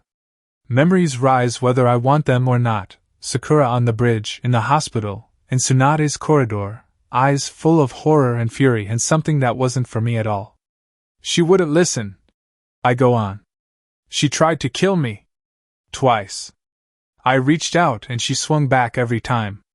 By the time I wanted to try again she was already too far gone, too angry, too. I swallow. Sometimes people don't want saving from the things eating them. They want to feed them. His Sharingan flares again, red bleeding through. His voice goes cold.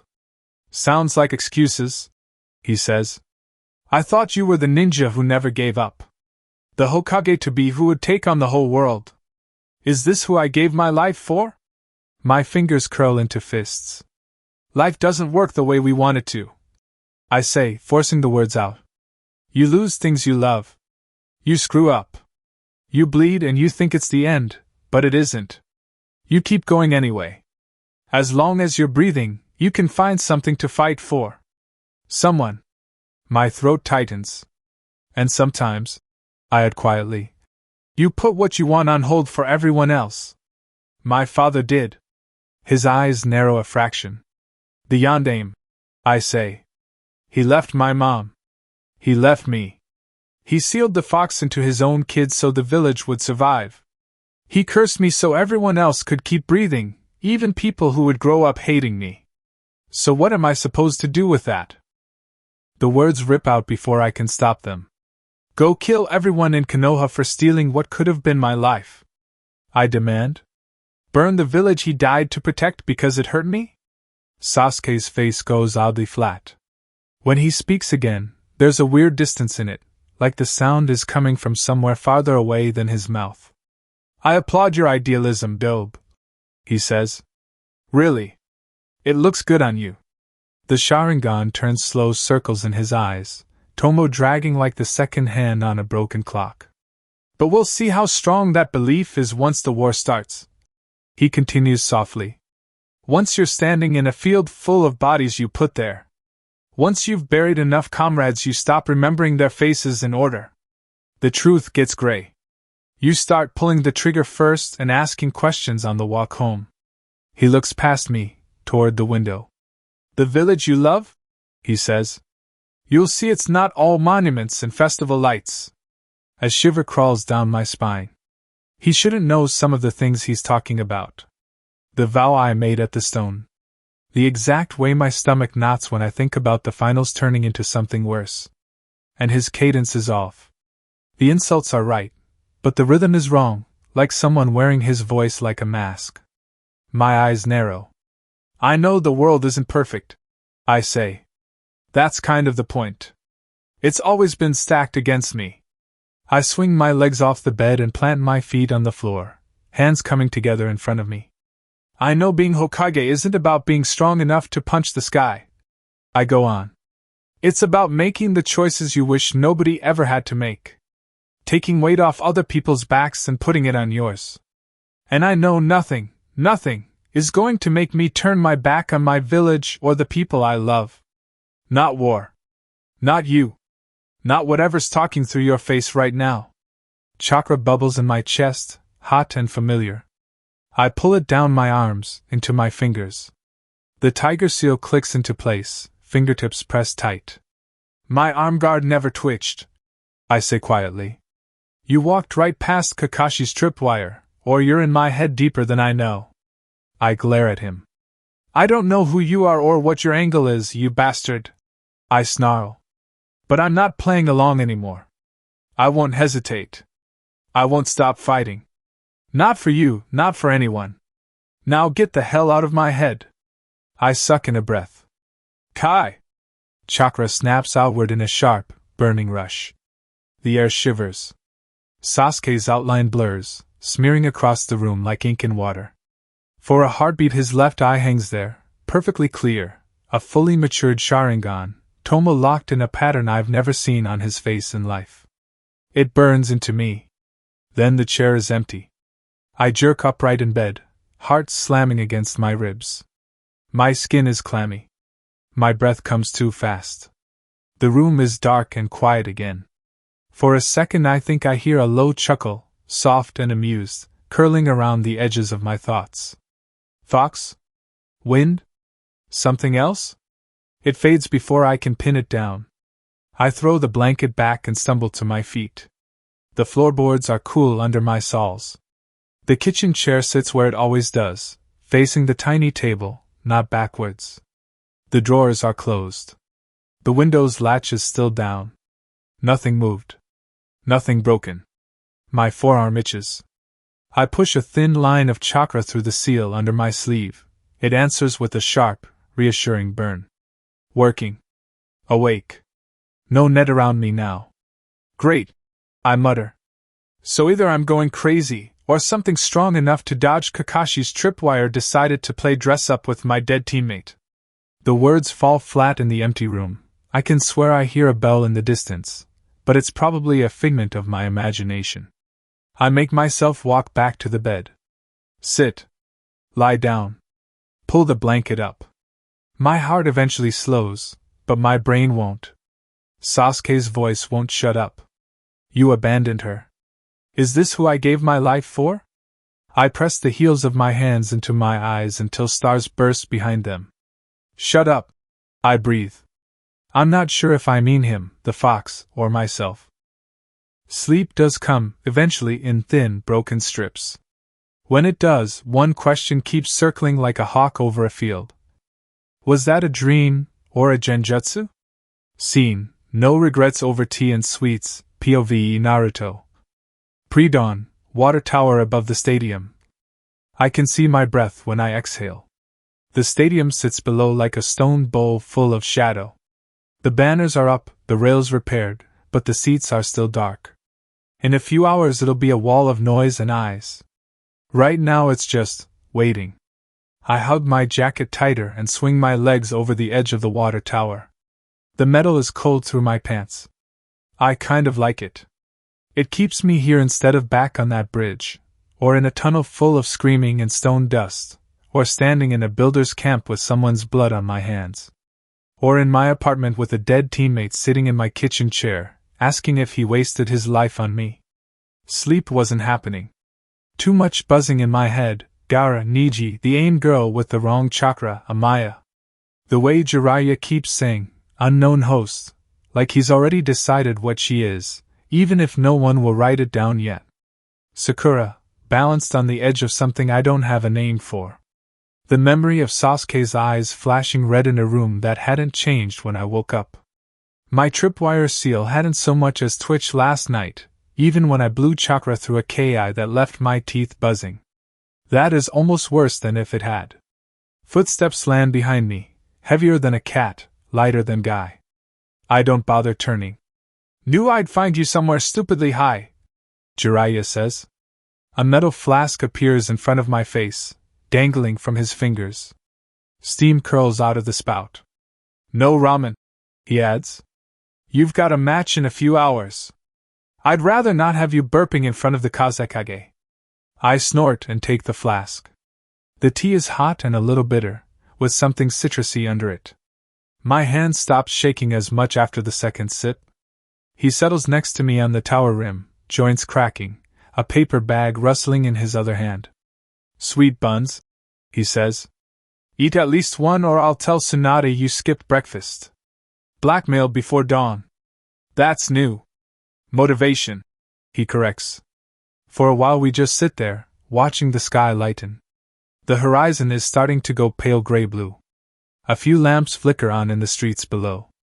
Somewhere out there, Ino is probably yelling at Asuma about his smoking and Niji is rehearsing every possible angle of his match. You nervous? Jiraiya asks eventually.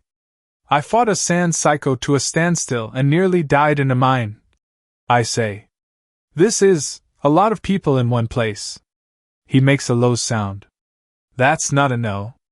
I shrug, staring down at the stadium.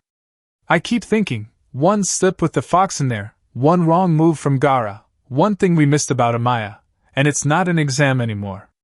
It's a kumai, but with an audience. My grip tightens on the flask.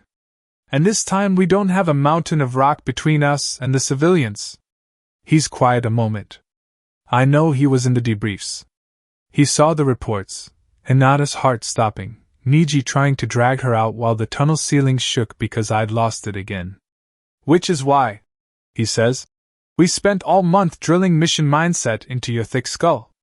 He ticks points off on his fingers. Line 1, keep civilians breathing. Line 2, keep the fox from turning the place into scrap. Line 3, don't let anyone drag you out of the village in a sack. You remember that much, right? Yeah, I mutter. Kakashi made me repeat it until I could say it in my sleep. Good. He takes a drink of his own tea. Because today is what we trained for. Gaara. The maybe host from AIM. Whatever else Orochimaru snuck into the stands. You don't get to just wing it because you feel like being dramatic. I got that part, I say. It comes out sharper than I mean. He studies me over the rim of his cup. What part didn't you get then? I stare at my boots dangling in the air. There's other stuff, I say. Stuff that keeps getting in my head when I think about the fights. I can't just clone and punch my way through it. He waits. He's annoyingly good at waiting. Last night I had something in my apartment wearing Sasuke's face, I say finally. Sitting in my chair like it never left. Talking about revenge and Sakura and whether I'm the idiot he died for. Jiraiya doesn't flinch the way part of me expects. His eyes just narrow a fraction. Tripwire? He asks. Silent, I say. Even when I hit KI hard enough to make my teeth rattle. No burn, no warning. Either it was just my head, or something walked past Kakashi's toy without touching it. Fox? I shake my head. Didn't feel like him. The eyes were wrong. Too clean. He grunts once, like he's filing that away for later. And what did your hallucination or mystery guest have to say? Same thing you're about to. I say grimly. That I abandoned Sakura. That I'm hiding behind what I say I believe so I don't have to look her in the eye. His mouth quirks, but there's no humor in it. Smart ghost. I hate it when you and dead people agree. I mutter. Hirano, he says, like he's checking a box we both knew was there. My jaw works. You're supposed to be wise and mysterious. I grumble. At least pretend you guessed. He snorts.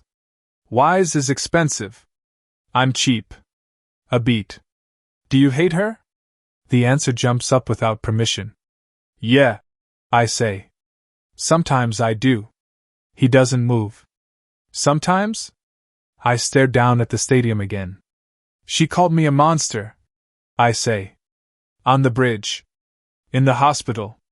In the corridor outside Tsunade's office.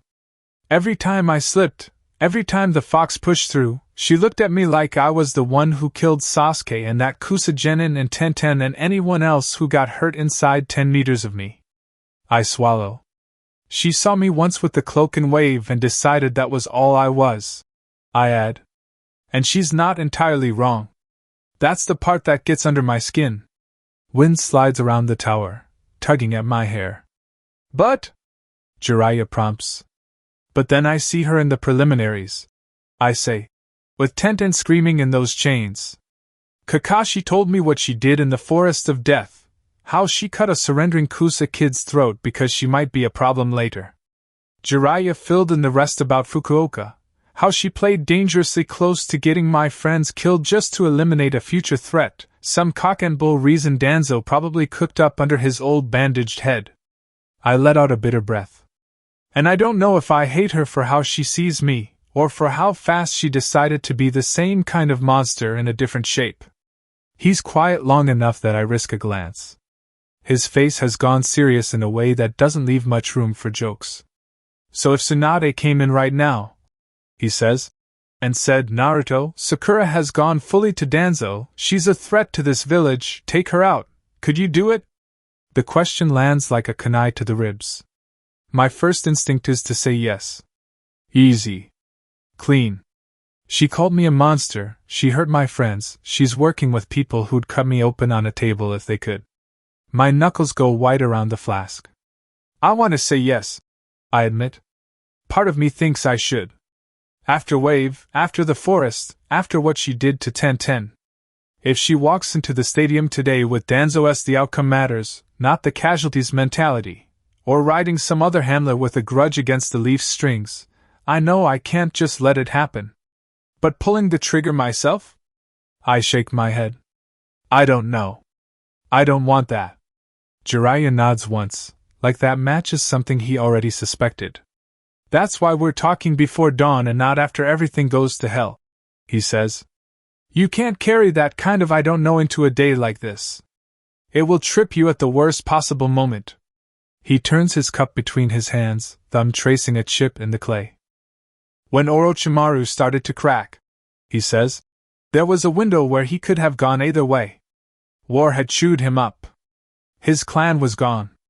He was playing with forbidden jutsu and nobody was stopping him. I saw it. Tsunade saw it. Sensei saw it.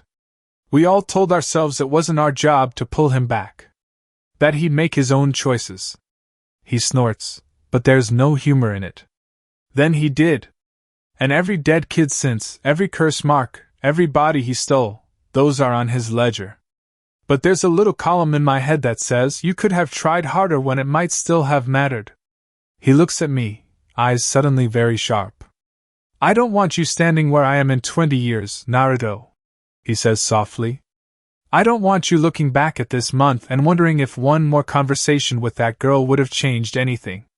Sasuke's voice flickers in my memory. Is this who I gave my life for? I stare at the stadium until it blurs. So what? I ask. You want me to forgive her? Be her friend again? Pretend she didn't try to kill me or make the few friends I have turn their back on me?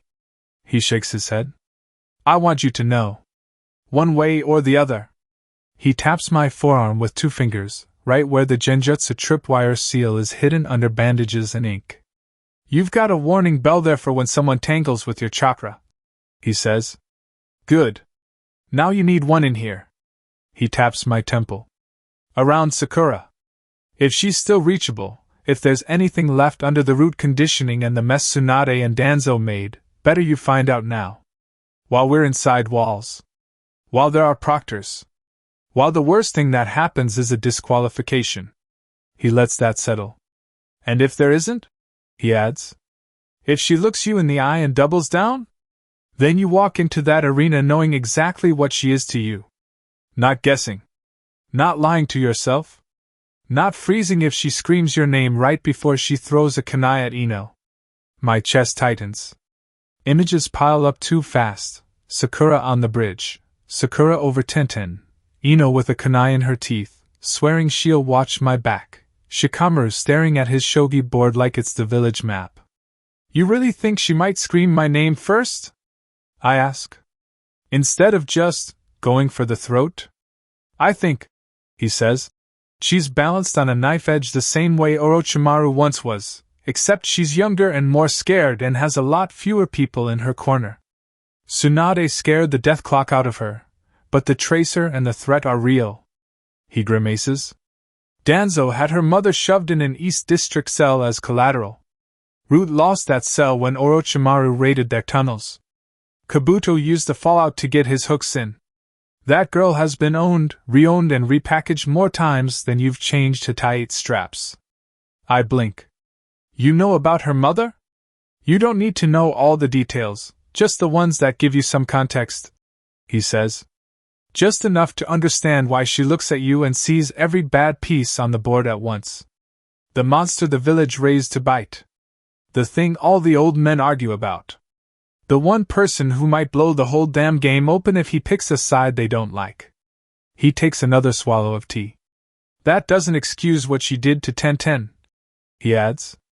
Or the Kusa kid. Or you. But it explains why she keeps reaching for control the ugliest way possible. The sky is definitely lighter now. Birds are starting to make noise in the trees beyond the walls. My stomach twists. If I talk to her and she just spits in my face? I ask. Then you know, he says simply. You did your part. If you ever have to stop her later, you'll be doing it with your eyes open, not wondering about ghosts. And if I don't talk to her, I can already hear Sasuke laughing at me. And if she doesn't? I ask. If she, what? Apologizes? Breaks down? Says she wants to be better? He shrugs. Then you watch what she does after. You're not handing her a clean slate because she cries nicely once. But you leave room in your head for the possibility she's not completely lost yet. He leans back, balancing on his hands, face turned toward the sky. Just don't tell her about the fox, he adds. Whatever Root and Tsunade and Kabuto have whispered, there's a difference between rumors and you putting a weaponized confession in her hands. Once the fox is out in words, people stop trying to separate you from it. I don't trust her with that line right now. I think of how she looked at me after Wave. After the forest. In Tsunade's corridor. It's not a hard call. Yeah, I say. I'm done handing people knives with my name on them. He grins, quick and sharp. Look at you. Learning. We sit in silence for another minute. The stadium is starting to glow along the rim as more lanterns come on. Somewhere, a vendor is already yelling about Dango. Field 12. Jiraiya says at last, pushing himself up with a grunt. She's on the roster there this morning. Light drills before she heads to her own mess. My heart thuds once hard. You're really not coming? I ask. Brat, if I walk into a field where Sakura Haruno and Konoha's Jinchuriki are having a delicate emotional conversation, Tsunade will feel the spike in her bones and drag us both into paperwork hell. He dusts off his pants. This one's yours. He ruffles my hair when I try to protest, palm warm and heavy. Remember your lines. Civilians first. Fox stays in its cage. No getting stuffed into suspicious snakes or jars. And don't get disqualified. I'm not explaining that to your mother Stone. I snort, but my throat feels tight. Yeah. Got it. He hops off the tower, vanishing in a blur of motion and a puff of leaves, leaving the paper bag of buns crumpled between us. I grab one, shove it in my mouth, and stand. My arm guard tingles when I push my chakra through it, the tripwire seal flashing a quick, familiar burn along my forearm in greeting. No genjutsu net around the tower. Nothing but my own nerves and the ghost of Sasuke's voice needling at my spine. Field 12. I tell myself. One talk. Then the exam. I jump off the tower toward the rooftops, the stadium lights at my back and the eastern sky just starting to soften ahead of me. Seen the Haruno equation, POV, Sakura. Training ground 12, pre-dawn. The grass is cold enough to soak my sandals and make my toes ache. Training ground 12 always looks bigger at night. Under Retz's lightning and the hum of the practice barrier it felt endless. Just me, the chain, and his voice in my ear. Wasted motion is wasted survival. Now, with the sky a thin strip of gray over the trees, it's just a torn-up field on the edge of a village that keeps pretending it's safe. I roll my shoulders and let the last flickers of right unsettle in my arms. Enough to wake the nerves. Not enough to cook anything. Retsu would approve. Economy of execution. I mutter, coiling the chain and hanging it across the back of my neck. No overtraining before a real fight. I heard you the first 100 times. You could squeeze in one more arc, interpers. That Hyuga golden boy is going to try to fillet you in front of half the continent. Better to let the lightning bite you now than freeze later. Not now. I think back at her. If I can't close my fists, I'm dead before he even opens a tenketsu. She laughs and lets it go. For once. The village is waking up. Carts rumble faintly somewhere past the trees. Vendors are starting to shout near the stadium. Chakra currents pick up, little pulses of familiar signatures sliding into place around the walls and at the gates. Proctors. Patrols. Snipers. Another chakra brushes the edge of the field, too bright and dense to be anything else. Of course. And there he is, Inasa's voice gone dry. Konoha's favorite sealed disaster, up before dawn like a proper weapon. I don't reach for a weapon. Tsunade's voice is still fresh, no incidents before the exam, Haruno. If you're going to be one of my ninja, you don't go getting disqualified and leaving blank holes in our schedule in front of the daimyo and other kage. So I just turn as he steps out of the tree line. Naruto looks like he lost the fight with a campfire and a clock. There's a singe mark along one sleeve of his jacket, his hitate is crooked, and there are shadows carved under his eyes. His chakra feels different than it did in the academy, still wrong, still too much, but compressed now, like a storm stuffed into a scroll.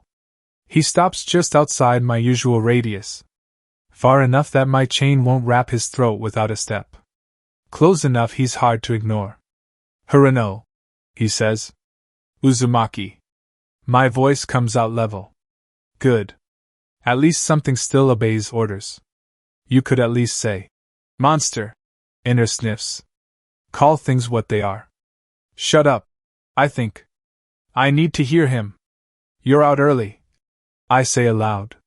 Shouldn't you be meditating or running drills or whatever Kakashi-sensei calls warming up? He'll find me, Naruto says. He always does. His gaze flicks to the chain, the scorched posts, the cut-up earth. Figured you'd be here. Of course he did. We shared enough rosters before the world went sideways. What do you want? I ask. We're not matched. Your bracket is your mess. Mine is mine. He pulls in a breath like he's going under. I talked to Jiraiya, he says. He told me to stop being a coward. That must have taken a while, Inner mutters. And that's rich, coming from a man who ran off for years and only remembered he has a home when his sensei got himself killed in his office. Focus, I think. This might be the only time he asks instead of assuming. That must have been a long conversation, I say dryly. He huffs something that almost counts as a laugh, then it dies. I'm not here to fix anything, he says. Or pretend Team 7 is going to glue itself back together. I just didn't want to walk into today with a question I was too scared to ask. The chain suddenly feels heavier across my shoulders. I shift it, buying time. Ask, I say. He looks straight at me. Do you still want me dead? He asks. Or just locked up? The field goes very quiet. My first instinct is to say yes. To tell him I'd sleep better if someone carved that seal out of his stomach and dropped it into the deepest hole they can find. It would be easy. One word. It wouldn't be true. Not cleanly. Say it anyway, Inner hisses. He's not a boy, he's the village's seal disaster. You're the one they want to be the blade to put him down if he slips. That's the only reason you're still breathing. I swallow. I want you not to be a constant threat, I say slowly. To me, to Ino, to everyone. Dead or sealed, I don't know. I let out a breath. I want to sleep at night without wondering if I'm going to wake up to crimson chakra and that sound and claws and pieces of people on the ground. His jaw tightens. Good. Let him think about what it's like on this side of the seal. I make myself hold his gaze. When I called you a monster on that bridge, I meant it. I go on. When I warned those genin about you, it wasn't drama. It was because I'd seen something nobody else wanted to look straight at. I saw what's under the seal. Once. My throat closes for half a second. I push through it.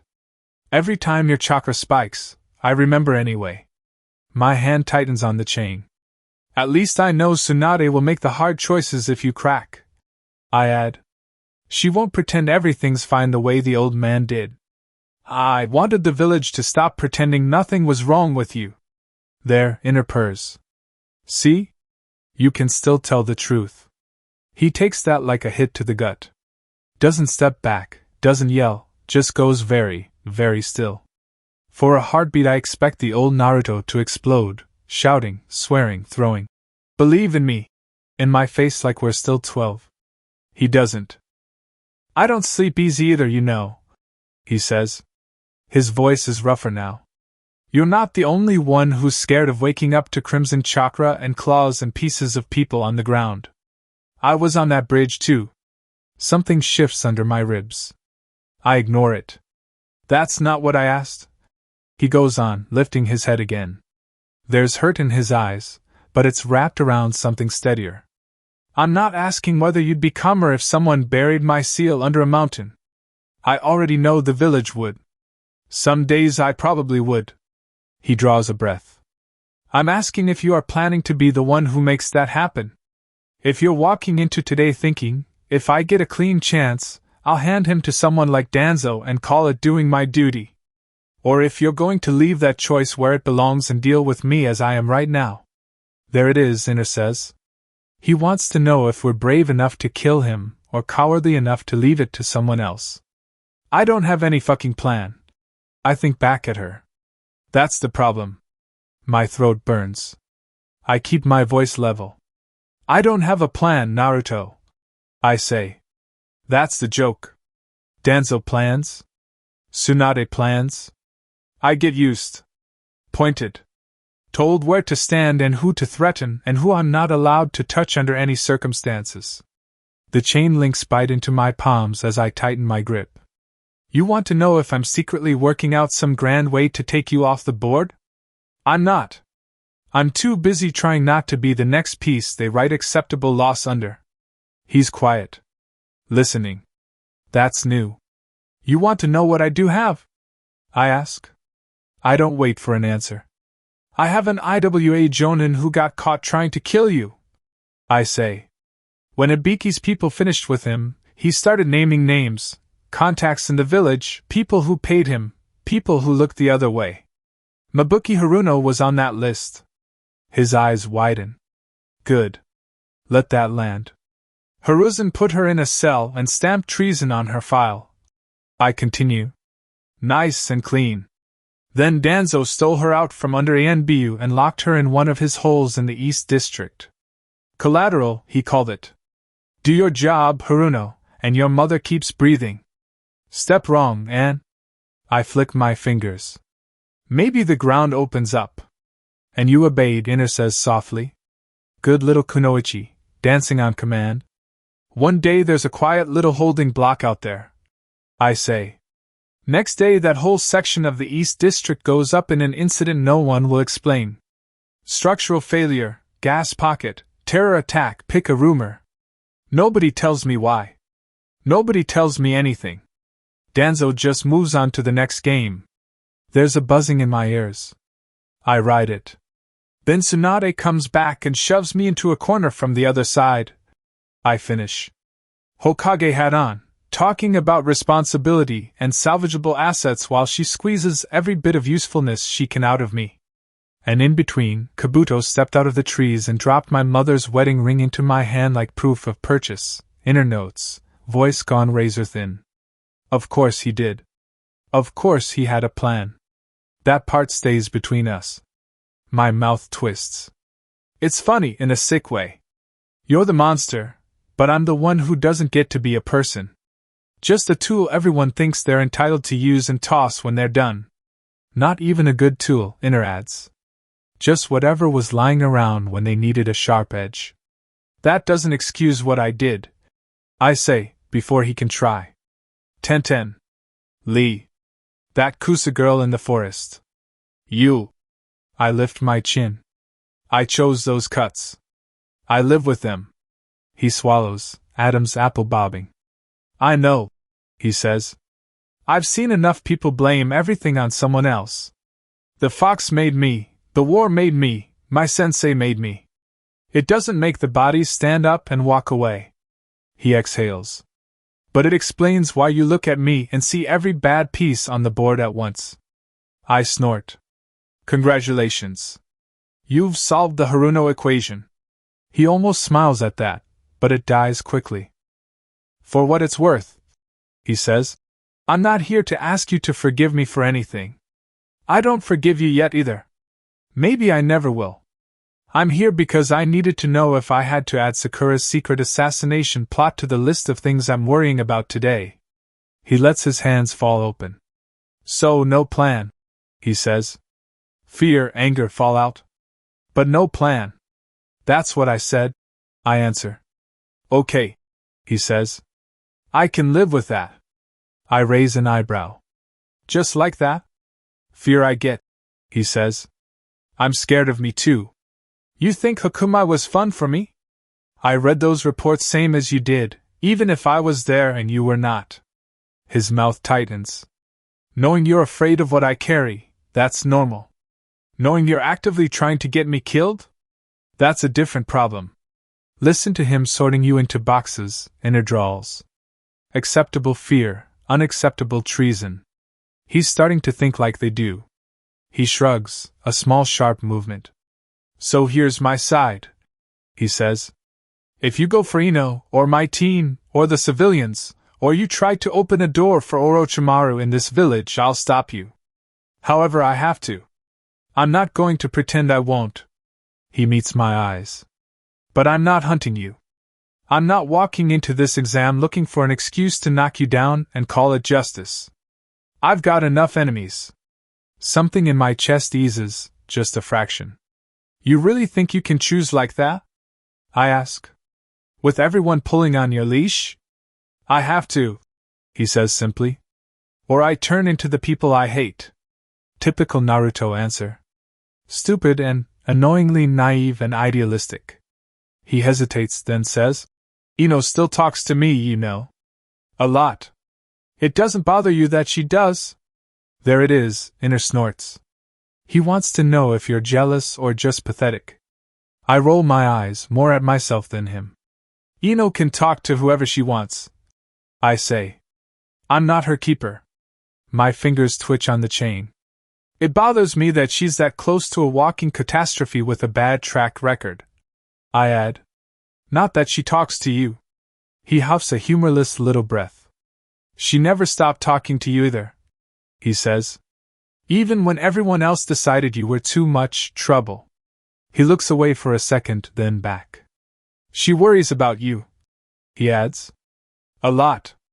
Of course she does, Inner says. She never learned when to drop a hopeless cause. I look away, blinking once hard. Of course she does, I echo. She's stupidly loyal. It's going to get her killed. She chooses it, he says. There's a difference. We let that hang there. I have to go, I say. Niji's not the patient type. Yeah, he says. Amaya's not going to politely knock herself out before our match. We stand there a moment longer, two badly wired weapons in a field that's seen too much. Don't die out there, Sakura, he says at last. Whatever the old men are playing at, they don't get to decide that part. Sweet, Inner sneers. He still thinks anyone here gets to choose their own ending. We don't have a plan, but if the right chance drops in our lap, all bets are off. There's nothing left here but surviving long enough to make all this suffering worth something. Enough. I think at her. Not now. I don't answer his wish. I just adjust the chain on my shoulders and say, I need to get dressed and finish prep. Tools need to be polished before they're used. He studies me for a second, like he wants to argue with the word tools, then lets it go and jogs back toward the trees, chakra pulling with him like the tide going out. I watch until I can't feel him anymore. The chain sits heavy in my hands. Monsters, Inner murmurs. All of us. I roll my shoulders, feel the weight settle. Tools, I correct under my breath. For now. Then I turn toward the stadium. Time to be sharp enough that none of them forget why they picked me up in the first place. Scene, red sash and live explosives, POV Naruto. On the road from the Yamanaka compound to the stadium, Naruto. Ino's house smells like coffee and hair dye. I linger just inside the doorway, sandals lined up neatly on the Genkan tile next to a cluster of smaller shoes and one pair of boots I am 90% sure belong to a cousin who crashes here more than he admits. A framed photograph of the clan hangs above the shoe rack, half of them in uniform, the other half pretending not to be. Ino, you're going to be late if you keep redoing the same braid. Inoichi calls from somewhere deeper in the house. Perfection does not rush, Dad. Ino calls back. You're just jealous I have more hair than you. He grumbles something father-shaped and resigned. A moment later she appears at the end of the hall, tugging on her hitayate. Her hair is braided up and back, off her neck tight enough to survive a fight. The new armor plates Tsunade signed off on sit under her jacket clean and snug. She looks like a kunoichi who might very well outlive the exam. Her eyes find mine. The smile that shows up is smaller than usual, but real. Hey, she says, stepping down into the Genken. You get any sleep? A solid hour? I say. In installments. She winces. Luxury. I think my dreams had caffeine. We both bow to the hallway. We're heading out, she calls. Come back alive. Inoichi answers like it is an everyday thing to say before breakfast. We step out into the morning.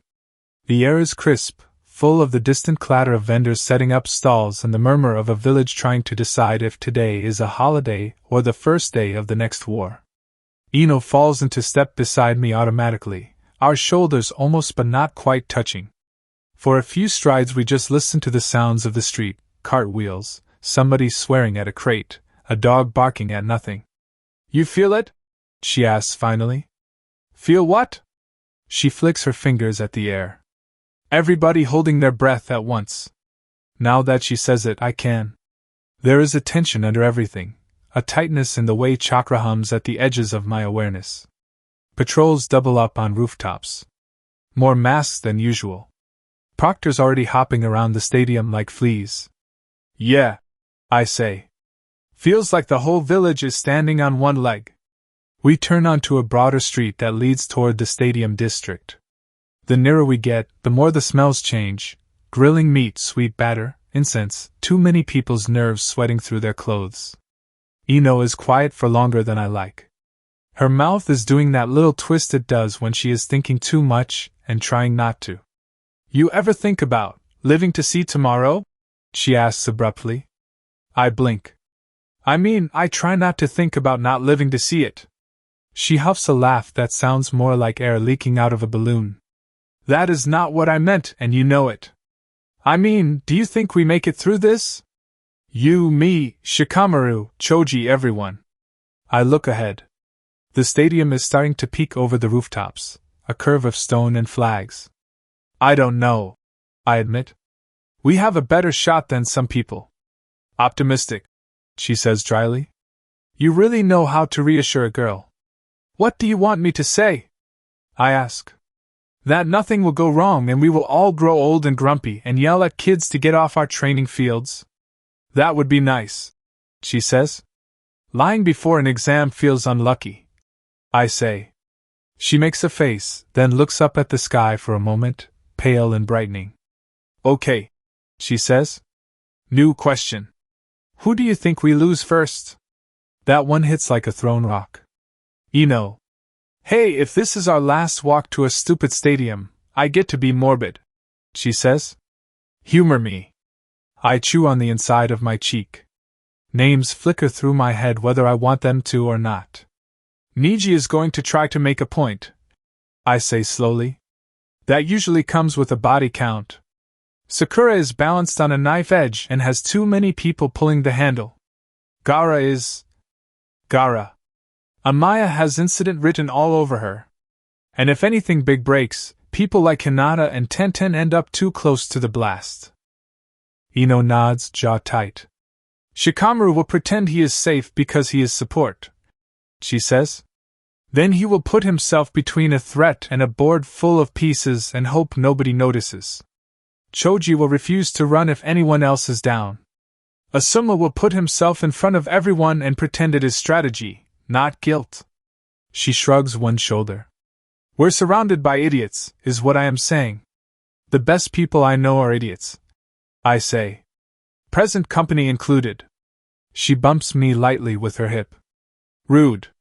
We walk in silence for a bit more. The stadium is closer now, its stone bulk blocking more of the sky. What about you? She asks quietly. What about me? Do you think you make it? I let out a slow breath. Last night's genjutsu or not sits like a knot between my shoulder blades. Sasuke's face in my kitchen. Jiraiya on the tower talking about regrets. Sakura in the field, chain across her shoulders, eyes like cracked glass. I think, I say carefully, that my odds went up once I stopped pretending I could save everybody and do everything and still walk away clean. She glances at me from the corner of her eye. That sounds suspiciously like growth. Do not spread it around, I say. I have a reputation. She smiles, quick and sharp, then lets it fade. You okay? She asks. Really? Not Naruto okay. Hey, my Naruto okay is very dignified, I say. She just looks at me. I look away, watching my breath cloud in front of me for a moment even though the day is warming. Last night something wearing Sasuke's face tried to get into my head, I say. This morning Jiraiya kicked me up a metaphorical mountain. Then I went and asked Sakura if she was planning to have me killed or just sealed and stored somewhere. Ino's eyebrows shoot up. You really went to her? Field 12, I say. She was already awake. I figured if today is going to be hell, I might as well clear one thing off the list. And she's not plotting my murder, I say. Not specifically. She is terrified of me and hates what I am and hates what she has done because of it, and has been used by every power-hungry bastard in a 50-kilometer radius, and she is not sorry enough for my taste, but she is not sharpening a knife just for me, That is something, Ino says slowly. Yeah. I inhale. And Jiraiya basically told me I could either talk to her now while there are walls and proctors and rules, or spend the next 20 years wondering if one more conversation might have changed anything. Ino snorts softly. Old men and their regrets. Yeah, I agree. I would rather collect my own mistakes than inherit theirs. She nudges my arm with her knuckles. You still did not answer my question. I think about it. Surprisingly, the panic that has been gnawing at my ribs all week is quieter. Still there, but with edges. Lines. Rules. I am scared, I say. Of dying. Of losing people. Of losing control. All of that. That has not changed. She nods. Obviously. But I am ready, I say, and the word feels strange and right in my mouth at the same time. For once my head feels like it is in the game instead of running 10 different disaster scenarios at once. I know what I can do. I know what I will not do. I know who I will not sacrifice unless there is absolutely no other choice. I glance at her. That is new for me. She studies my face for a second, eyes soft and sharp at the same time. I can feel it, she says quietly. You are settled. Still a mess, but a mess with a spine. Romantic, I say. You knew what you signed up for, she says. We are close enough now that the stadium's outer wall looms up to our left, flags snapping on the higher parapets. The crowd noise is thicker here, a rising tide of voices and footsteps and the clink of weapons being checked one more time. A flicker of chakra brushes the edge of my senses, familiar, lazy, carefully damped. Heads up, I say. Kakashi, I add, just as our sensei materializes on the rooftop to our right in a swirl of leaves and mild anticlimax. He drops down to street level with a soft thud, hands in his pockets, Hittite slanted over his Sharingan eye, orange book nowhere in sight for once. Yo, he says. Nice morning for potential international incidents, Sensei, Ino says. You are almost on time. Should we be worried? I like to keep expectations low, he replies. That way punctuality is a pleasant surprise and not an obligation. His visible eye flicks over both of us, taking in posture, gear, whatever else he reads off chakra and micro-expressions. You two look mostly functional, he says. I will take it. High praise, I say. Kakashi exhales through his mask, then reaches into his flak vest. Before you get dragged into the organized chaos, he says, I wanted to give you something. For a heartbeat my stomach lurches. Gifts before missions have a certain flavor. He pulls out a folded bundle of dark cloth, narrow and long, something wrapped around something that glints faintly. He holds it out to me. I take it carefully, the fabric warm from his body heat. What is it? Open it, he says. I unroll it. A sash spills out into my hands, deep red, the color of old seal ink, with a stitched spiral picked out in darker thread at one end. In the center of the spiral sits a small disc of worn metal, engraved with the same symbol and ringed with tiny, almost invisible sealing lines. My chest aches. Uzumaki, I say. It comes out barely louder than a breath. Your mother wore something like that when she was your age, Kakashi says quietly. Sometimes as a belt, sometimes wrapped around her arm or her hair. When I was 6, she did the same for me, different color, same idea. It feels like the kind of tradition she would have kept with you. He pauses, I softening just a fraction. Since she is not here, he adds, I will pick up the slack. I trace the spiral with my thumb. The stitching is precise, but not perfect. Human hands, not machine. Why now? I ask. Because today, for better or worse, is the day a lot of people from a lot of places are going to see you, he says. And I thought, it might be good for you to choose which parts of yourself you are wearing into that arena. He shrugs one shoulder. Not just the fox. For a second I cannot talk. Also, he adds, eye crinkling a little, It has a reinforcement seal linked to your armor and the tripwire. If someone tries to grab you and run, it will make their day unpleasant. There it is, Ino mutters.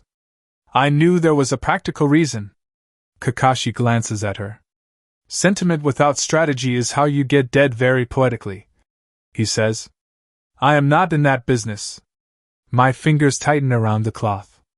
I unclip my old belt and wrap the sash around my waist instead, nodding it off to one side so the spiral tag lies just above my hip, where I can feel its weight. It sits well, snug over the jacket, like it has been there longer than a minute. How does it look? I ask. Like your fashion sense has been rescued by your mother from beyond the grave, Ino says. Which, frankly, was overdue. Good, Kakashi says. Now when you do something stupidly heroic, the historians can draw you properly. Great, I say. That is exactly what I was worried about. Kakashi's eye flicks past us, toward the stadium gates. On that note, he says, voice shifting slightly. Heads up. A spike of chakra pulses from near one of the side entrances, a nervous, uneven flare that tastes wrong in a way I cannot quite name. Not Fox wrong. Not Gaara wrong. Something coiled. I turn my head. Amaya stands near a cluster of proctors and chunin aides, a little apart from the rest. The aim Hittite gleams dull on her forehead, her dark hair pulled back in a tight tail. She is holding a scroll in both hands. They are shaking. Her chakra is pulled in close and tight, but that one flare leaks out like steam from a cracked pipe. For a moment she just stares at the scroll, knuckles white. Then, as if she feels my attention, her head snaps up. Our eyes meet across the distance. For a heartbeat her expression is wide and raw, fear, anger, something like grief all tangled up in a way that makes my stomach drop. There is a wildness there I have seen before in mirrors and in the tunnels under Hakumai. Then her face smooths out. Her shoulders straighten. The grip on the scroll steadies. In 3 seconds she is just another foreign genin walking into a foreign village's exam. Friend of yours? Ino asks quietly. Not yet, I say. Maybe never. She follows my gaze. That is the aim girl? Yeah. She looks like someone just handed her a live explosive and told her to smile for the crowd, Ino says. That fits, I answer. Kakashi's eye is still on Amaya, thoughtful and sharp. Remember the list, he says softly, just for me. Civilians breathing. Fox in its cage. No leaving in a sack. And one more thing. What? Whatever else happens, he says. Remember you are not the only person in that arena being used as a piece. I look down at the red sash, at the spiral, at my own fists. I know, I say. And for the first time all morning, I really, honestly do. Scene, what you are for, POV Gaara. Suna delegation quarters, within Konoha. The room they have given us is wrong. The walls are too smooth. The air is too wet. There is wood under my feet instead of sand. The gourd rests against the corner, heavy and patient, grains whispering and shifting inside with every breath I take. Kankuru's armor creaks softly as he adjusts a strap for the 3rd time. The painted lines on his face are cleaner than usual, redone for the day. His chakra flickers around him in small, nervous pulses. Father stands by the open window, cloak hanging heavy off his shoulders, the Kazakage hat on the table beside him. From here, all I can see of Konoha is a strip of pale sky over tiled roofs and the rim of the stadium wall, flags hanging limp in the dawn stillness. You understand what is at stake, Father says. His voice is flat, controlled. I will not repeat myself again. He will. He always does. Kankuro straightens. We know, Father. Do you? Father does not turn from the window. Konohagakure is not just another client village. It is a rival. Today the other nations will weigh us against them with their eyes. They will judge whether Sonogakure has teeth left, or only sand and excuses. He lifts a hand. Dust and gold glitter rise from his palm in a slow, controlled coil. We are not coming to them as beggars, he says. We bring our strength. Our children. Our Jinchuriki. You will not embarrass Suna. You will show them their mistake in ever thinking we were expendable. Mother hums under my skin, a low, pleased vibration. Do you hear that, little Gara? She croons. They are bringing you like a weapon to a market. All those eyes, all that fear. So much blood to spill for Mother. So much to drink. My fingers twitch. The sand in the gourd stirs, answering the thought more than the words. Yeah, I get it, Kankuro says. There is an edge to his voice he is trying to keep respectful. We win, we look strong. We lose, we look weak. Same song as always. Father's head tilts just enough to be a warning. Kankuro's shoulders tighten. You are not here to think in slogans, Father says. You are here to execute. Temari knows where she is meant to be. You will support as required. Gara. He finally turns. His eyes find me. Gara will do what only he can. Father finishes. I meet his gaze. His chakra tastes like metal and sandstorms and old blood. It has not changed. I will fight, I say. If that is what you require. Mother brushes against the inside of my skull like fingers tracing the glass of a jar. You will do more than fight, she whispers. You will tear. You will break. You will show them all what happens when they look away from you. I let the sand hush her voice a little, like pouring grit over a fire. Not enough to smother. Just enough to think. Father studies my face. His mouth thins. Temari says you have been distracted, he says. Less responsive to orders. Quiet. Kankuro shifts. Temari talks too much, he mutters. She also observes, Father says sharply.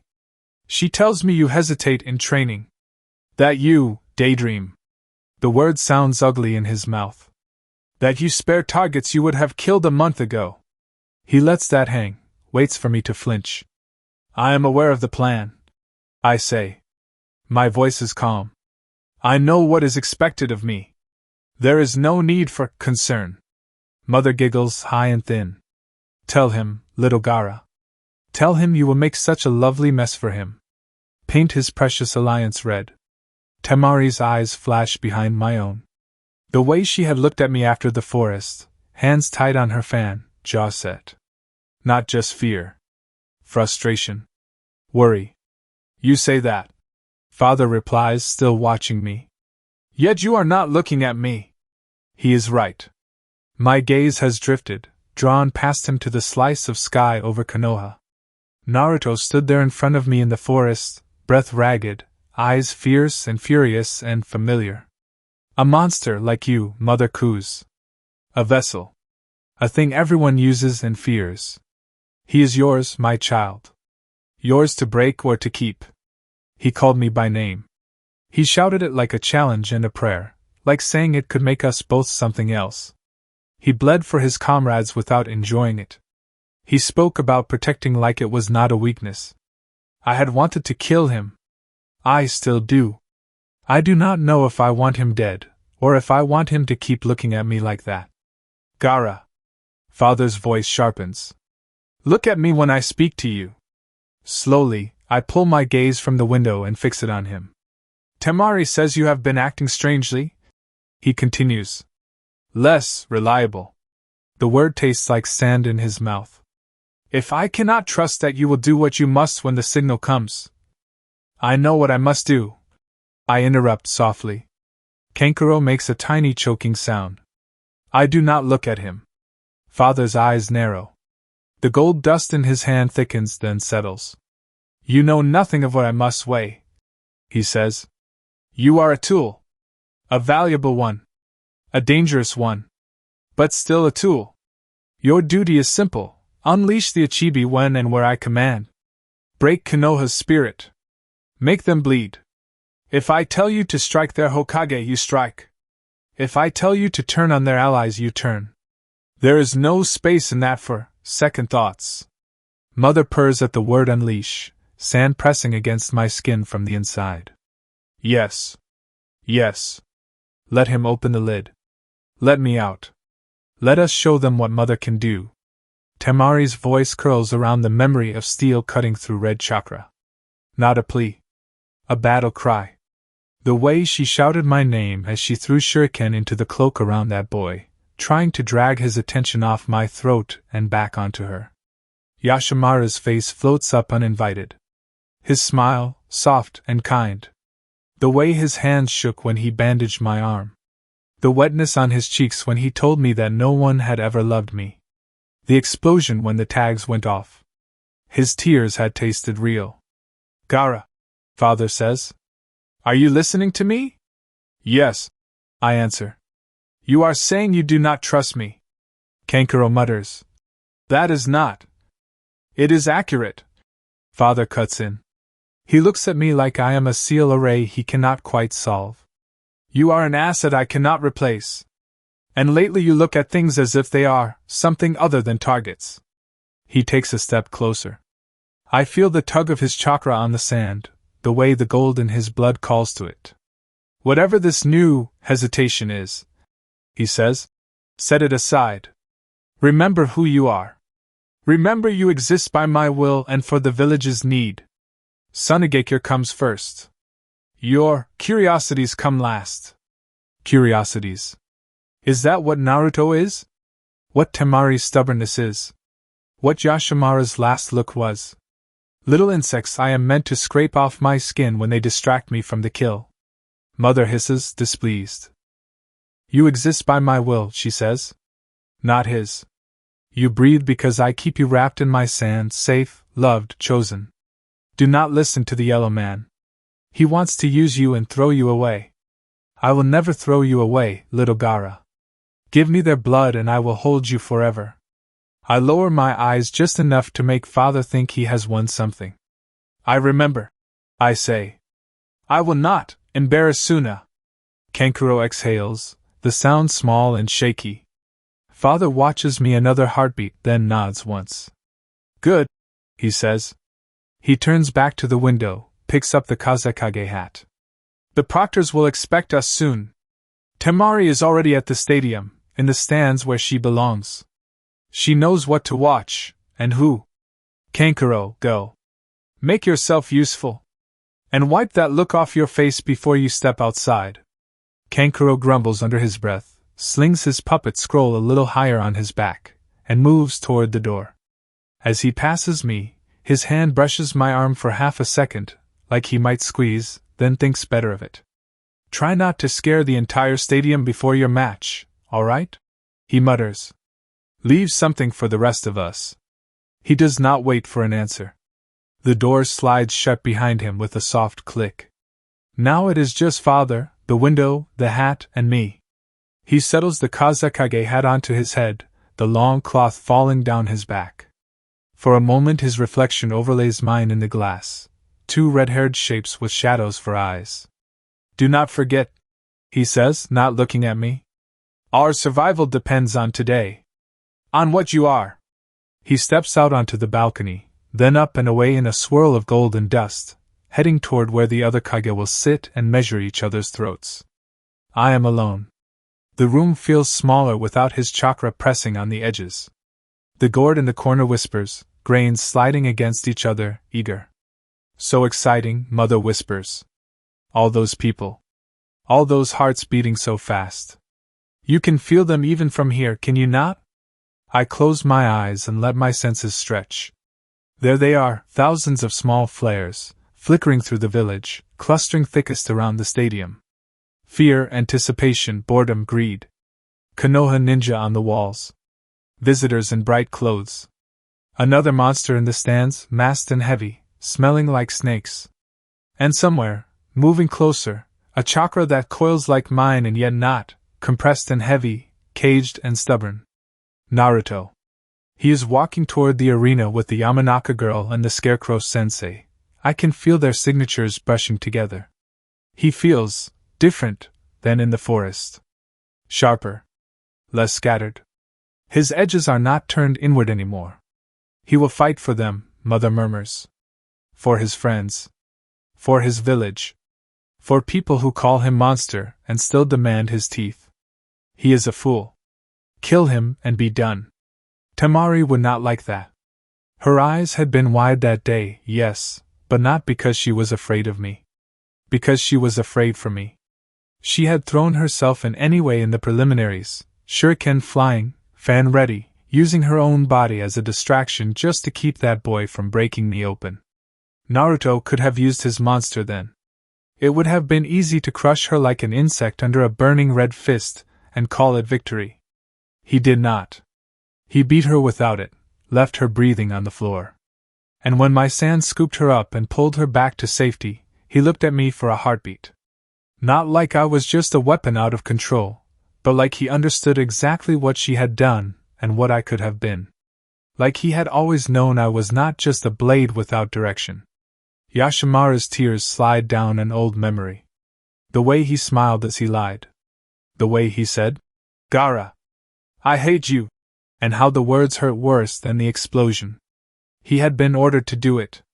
His love and his hate had both been real. The contradiction had torn something in me that never fully closed. Naruto had told me once, in his clumsy, loud way, that he wanted to prove I was not alone. Now, on the morning when all the plans are supposed to snap into place, when all I have to do is open myself and let the sand and the beast and the blood flow where Father points. I do not know if I want to. I could. It would be easy. One breath, one lost thought, and Mother would rise and the stadium would fill with screams and Father would smile behind his mask until someone stabbed him in the back. Or I could choose not to. Stand still. Refuse.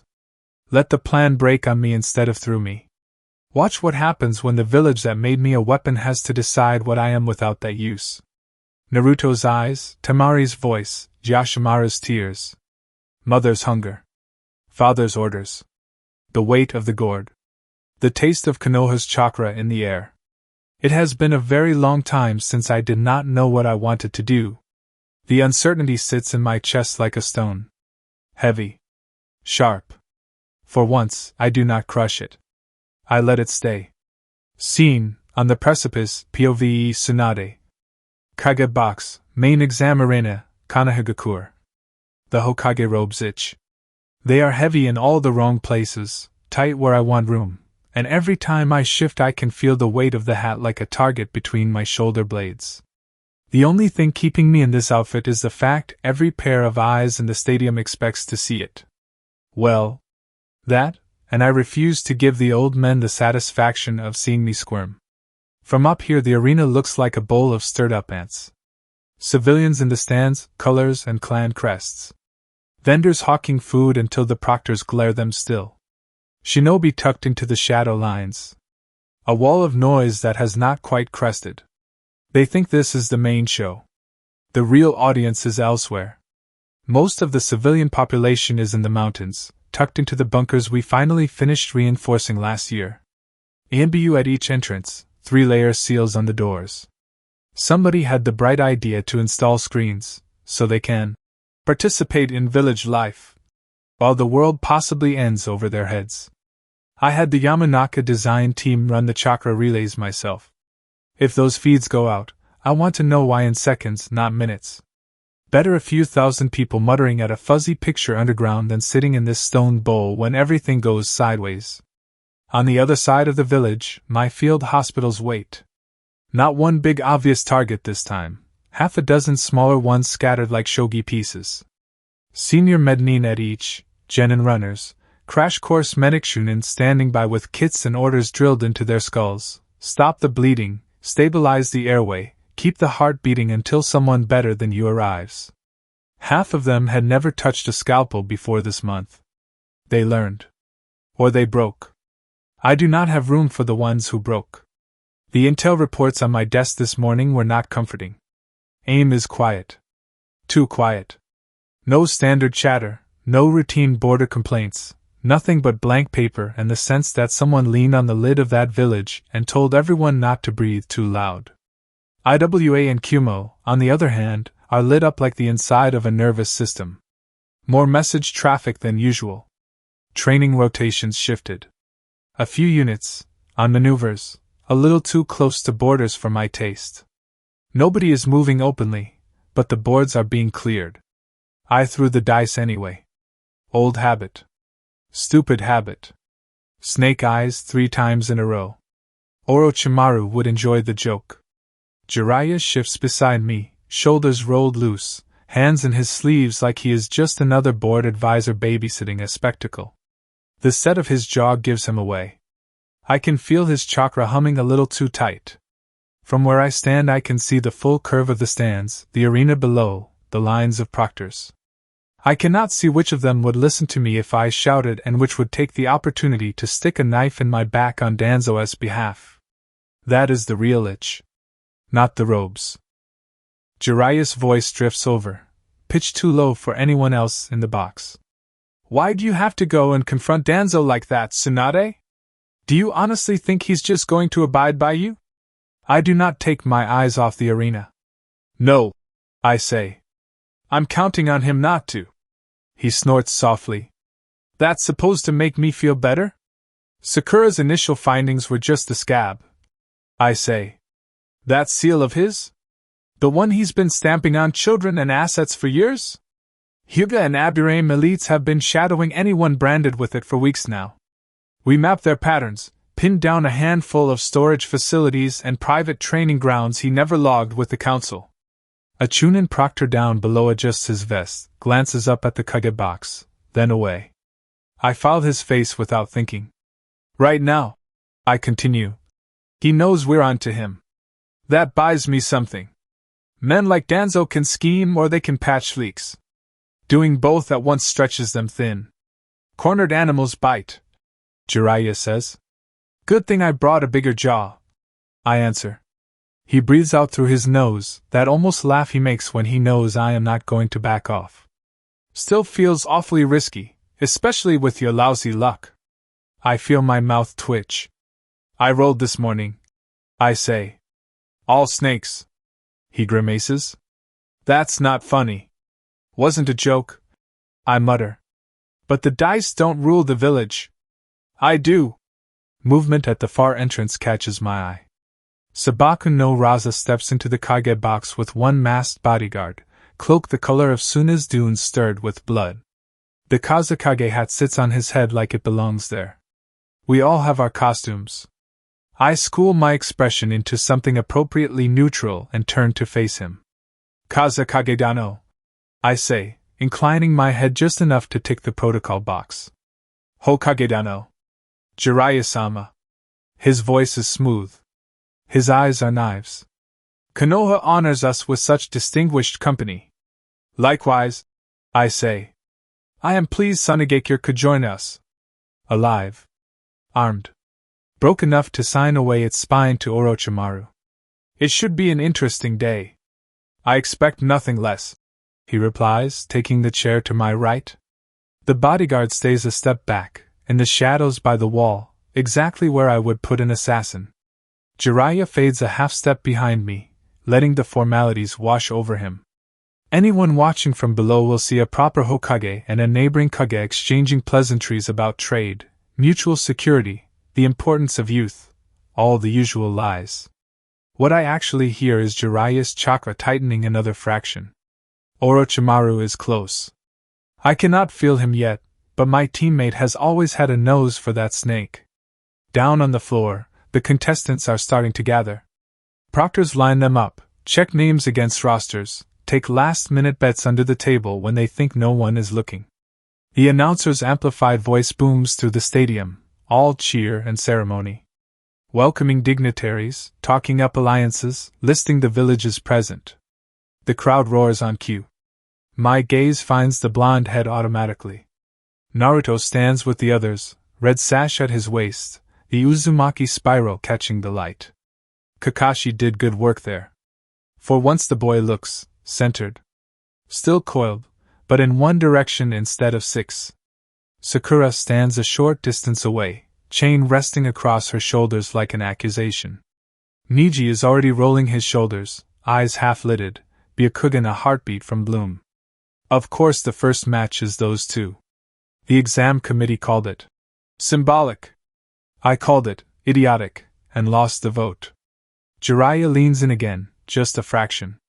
Last chance to cancel the whole circus, he murmurs. Too late, I say. Contingencies are in place. Civilians are in the bunkers. Field hospitals are ready. Intel says AIM is sitting on its hands and IWA and Kumo are bristling. Orochimaru is here somewhere with his pet Kage, and my least favorite war relic is gritting his teeth in the shadows of my own village. I rest my hands on the rail, knuckles whitening. This is the table, I say. We emptied weeks ago. All that's left is to play the hand. The announcer calls the first names. Hyuga Niji. Harino Sakura.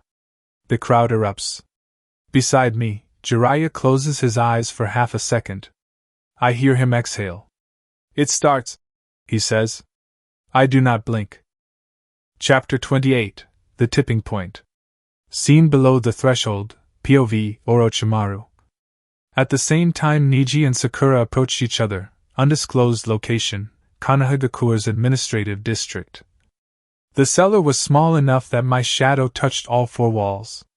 Packed earth, bare stone, crates stacked in lazy columns. The single candle by my knee had burned down to a crooked stump, wax glazed over the bottle it sat on.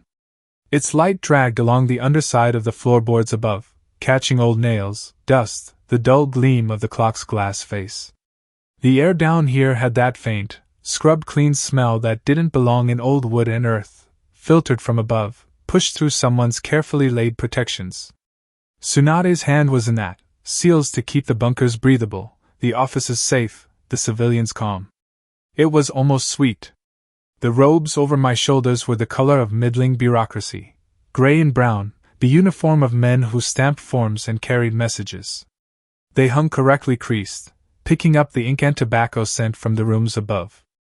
Underneath, black cloth and lacquered plates hugged muscle that responded like it had always been mine, a refined echo of my old leaf harness, the lines bent into something newer. The sound sigil lay hidden where only I would feel it, pressed against my chest. Arm guards and greaves sat firm, their inner faces traced with tight, meticulous seal script. Root had liked to tuck its little brands beneath the skin, where only Danzo and his surgeons could see them. He'd called it loyalty. I'd always preferred to be honest and call it leverage. The method was the same. Still, there was a certain poetry in hiding one's will inside.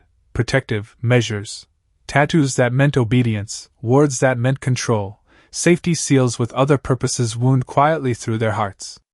My old senpai had been unimaginative in many ways, but he had left me a vocabulary. I had no objection to speaking it more fluently. Above me, the village breathed. The sound of the crowd in the stadium came down as pressure more than noise, a low, restless weight through stone and wood that tightened and loosened in waves. Somewhere nearer, a patrol went past, boots over boards, rhythm too disciplined to be civilian. Tsunade's people, most likely. They had walked this street a dozen times since I arrived. None of them had thought to look for a cellar that did not exist on their newest maps. We entered with the flood, tourists, merchants, dignitaries, shinobi.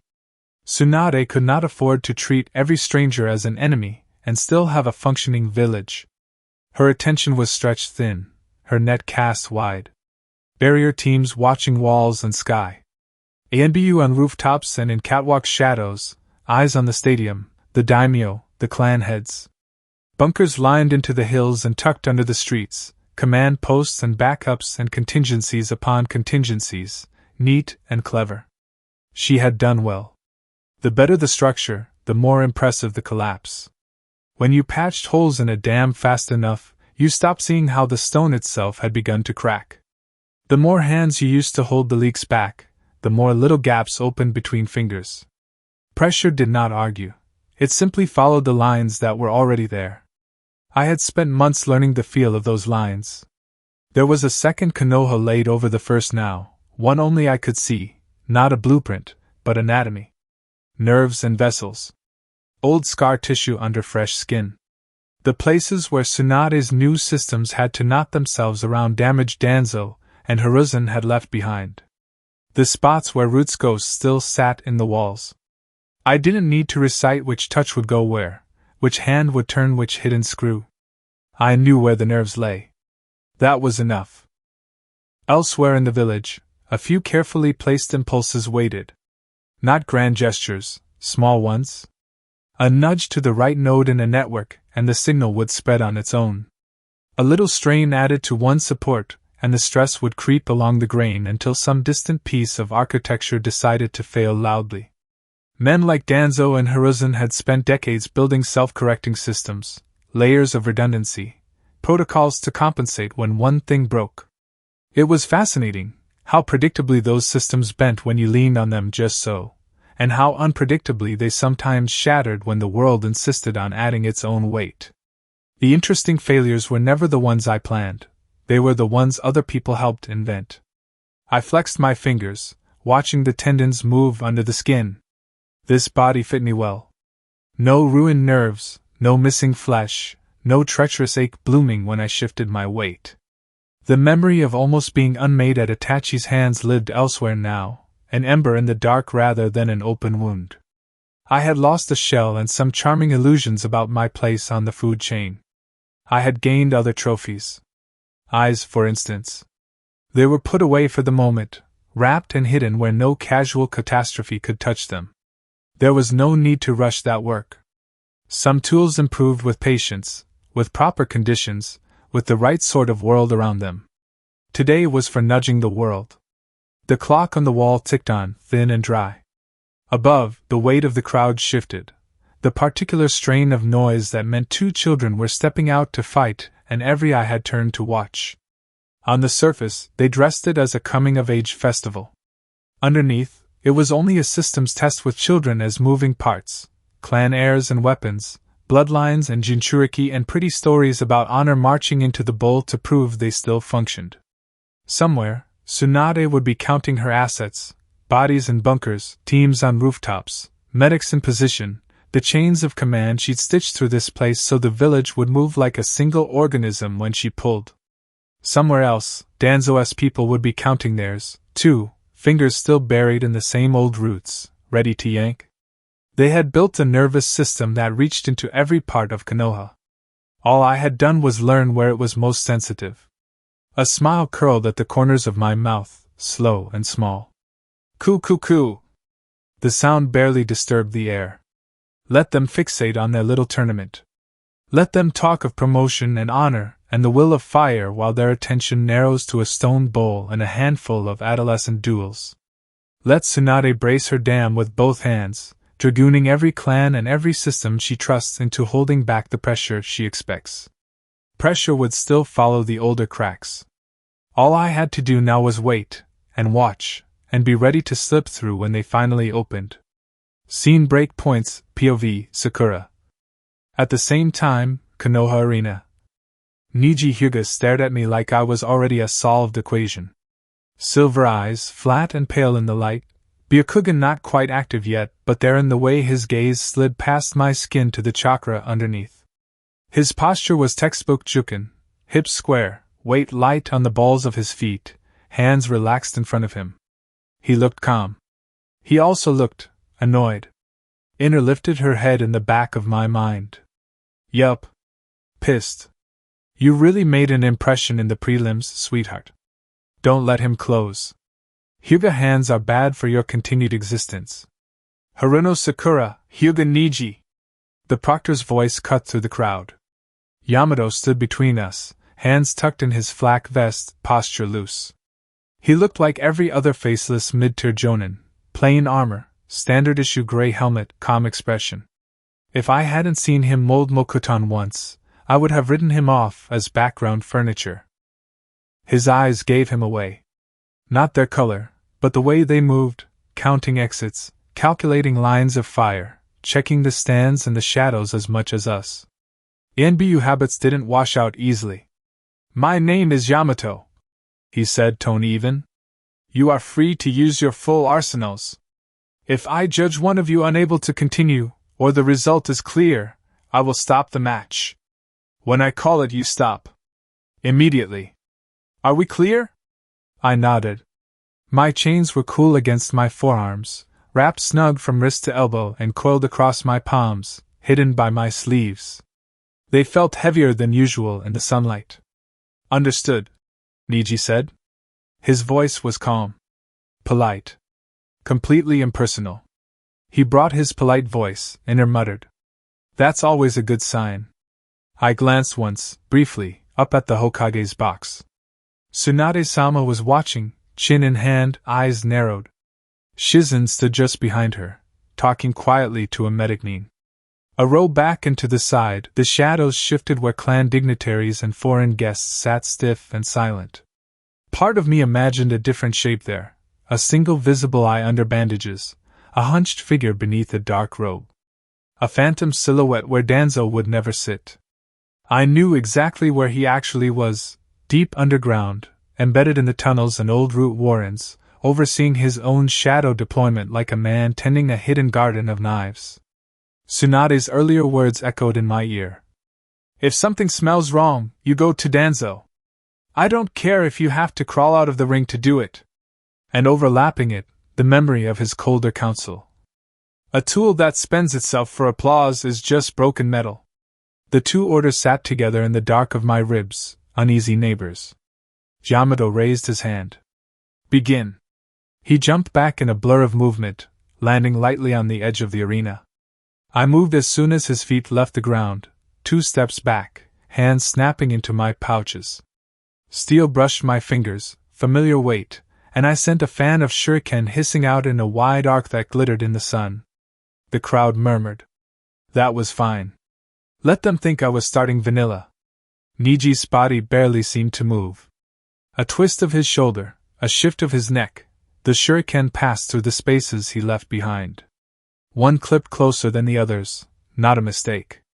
The metal rang as his hand closed around it, fingers precise. Of course, Inner snorted. Show off.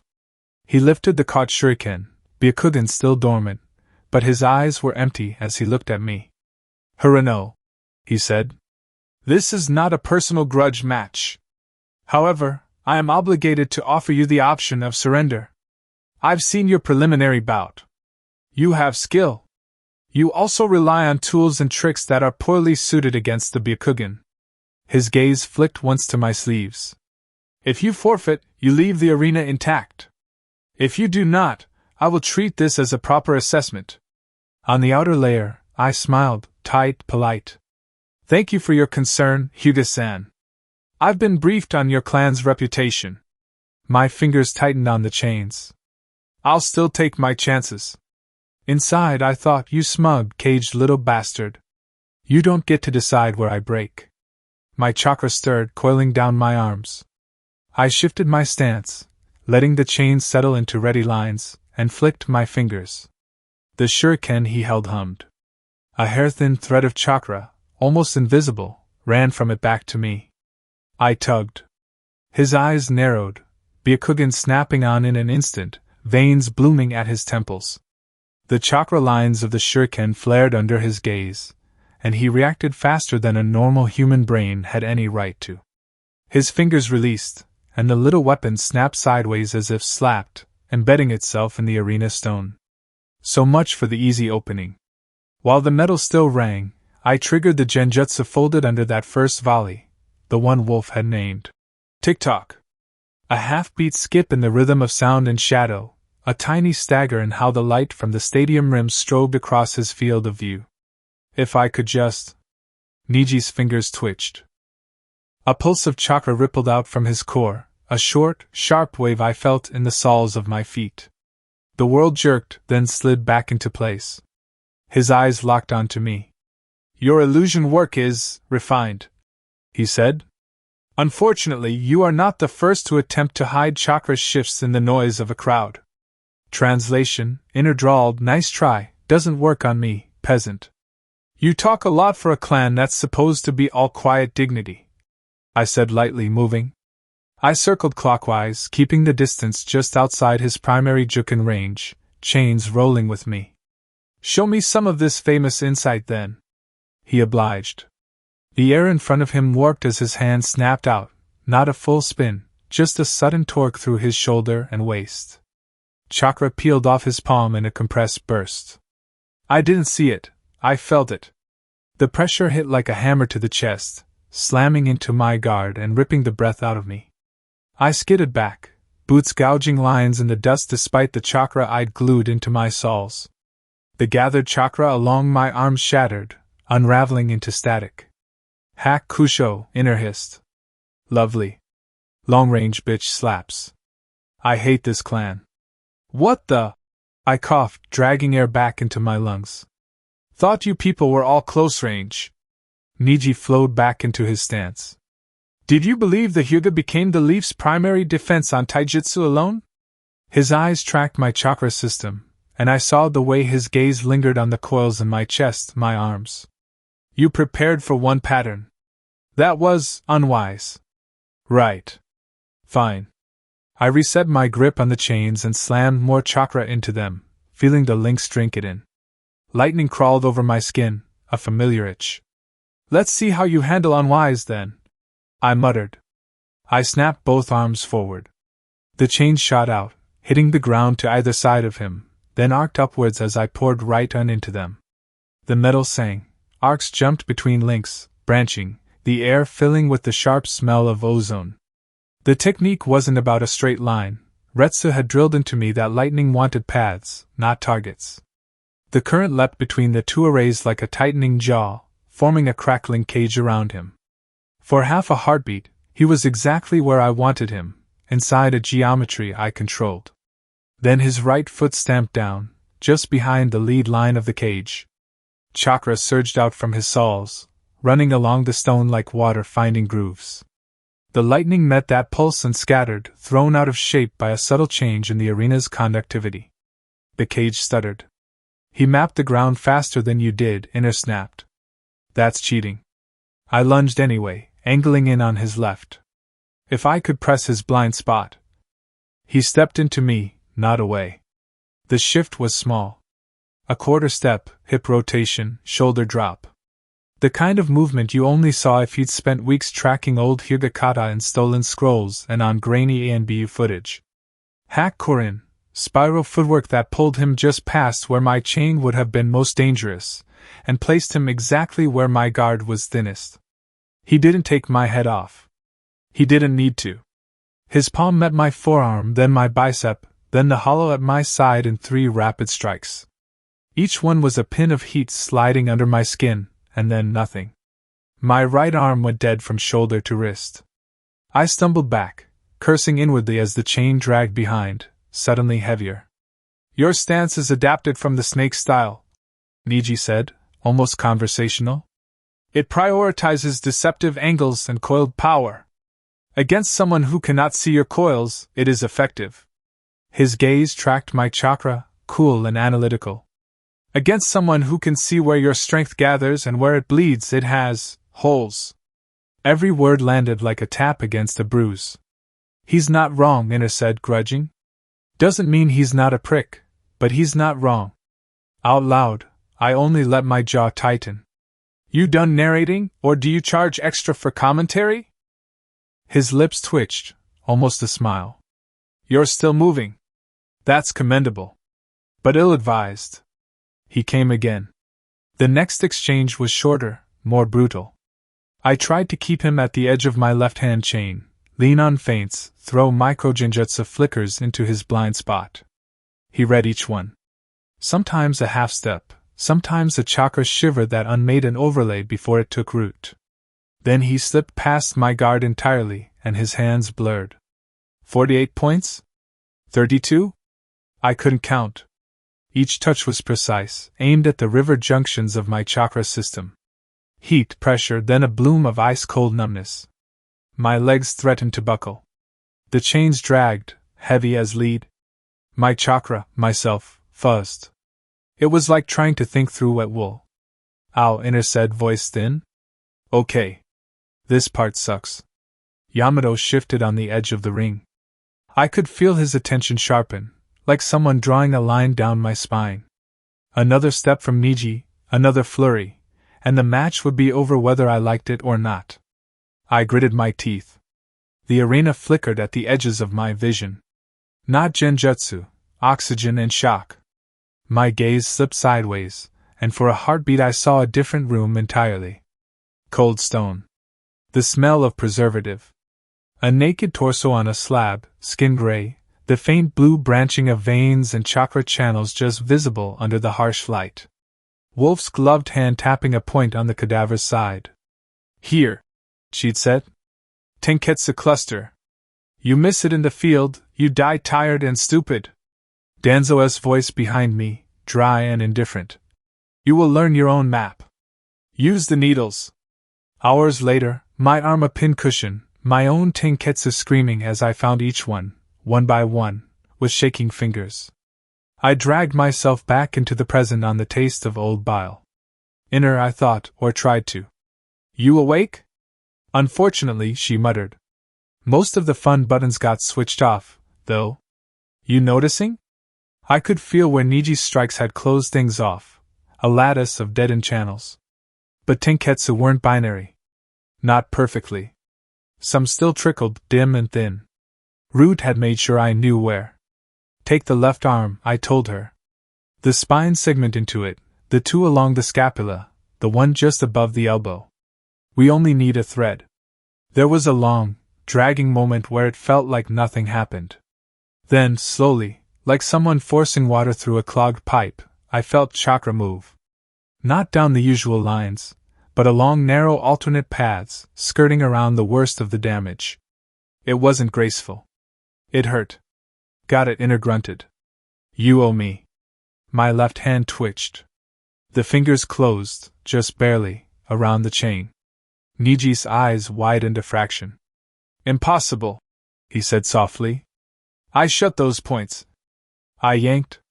The chain snapped tight around his ankle, the last of my chakra flooding into it. Not enough for a full right and blast. Yamato would stop the fight if I tried. Just enough to pull him off his axis. He stumbled.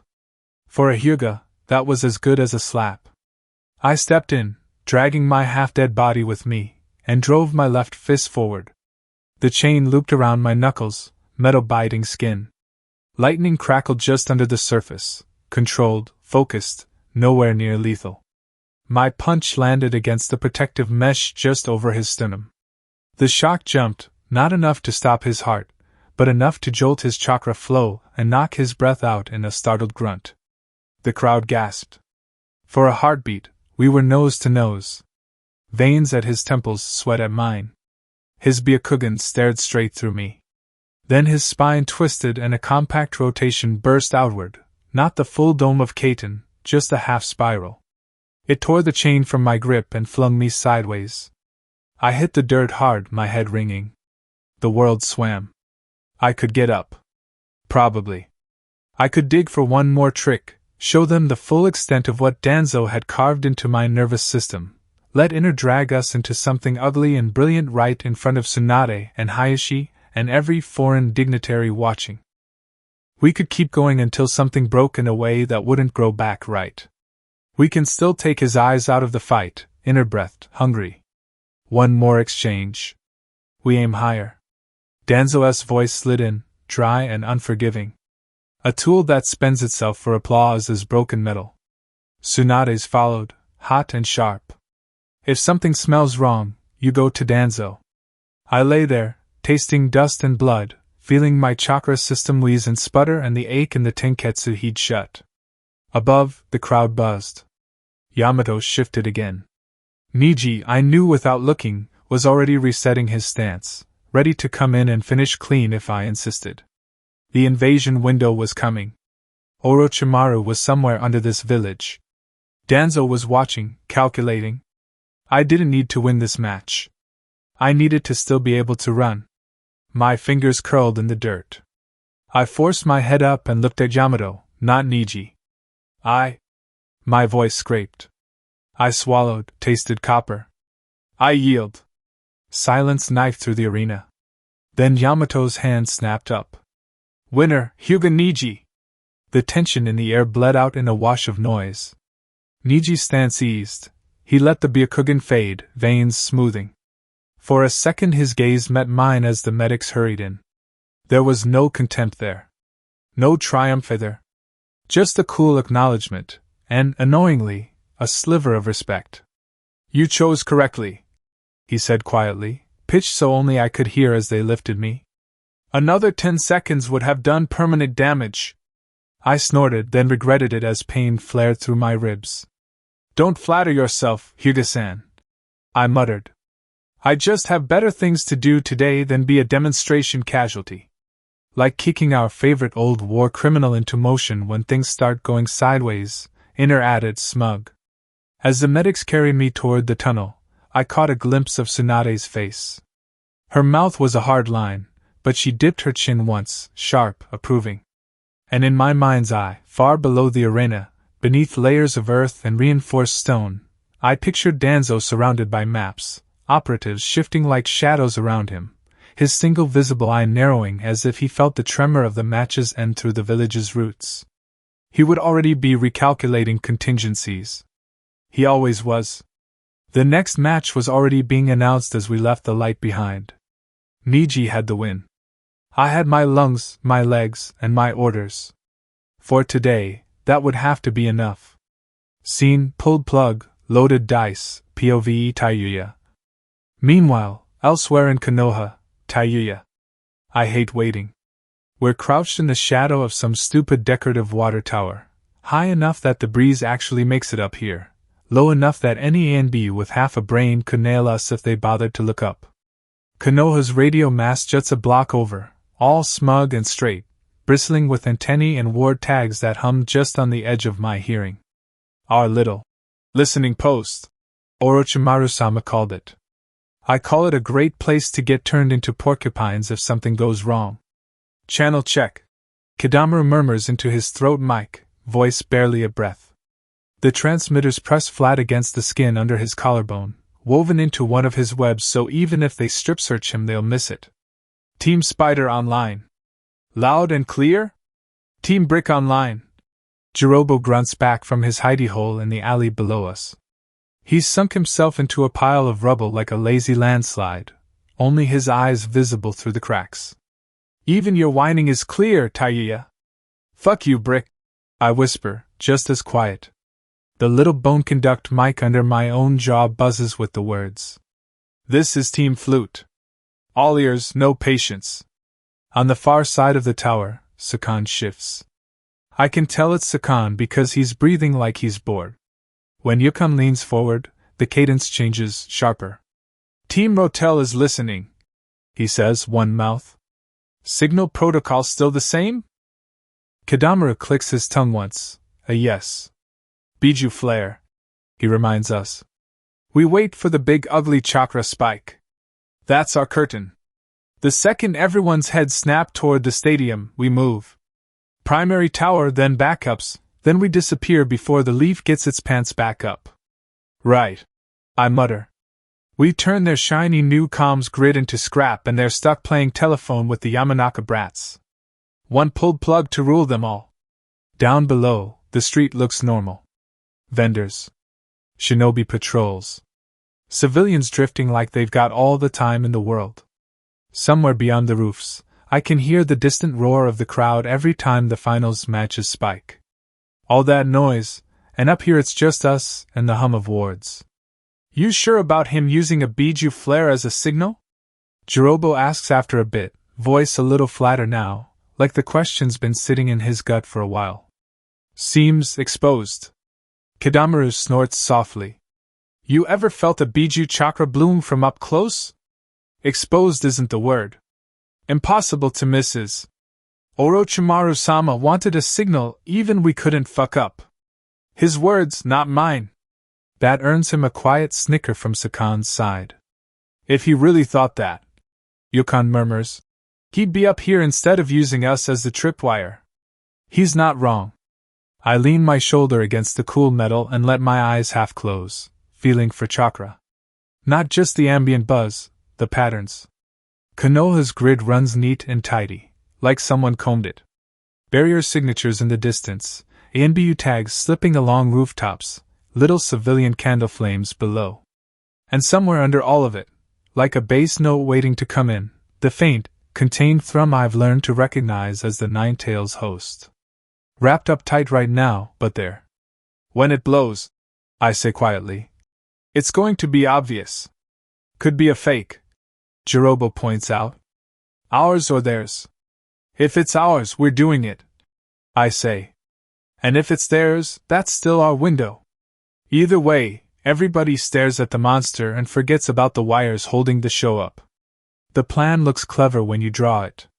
Hit the calms while the whole village is busy shitting itself over the possibility of a rampaging Biju.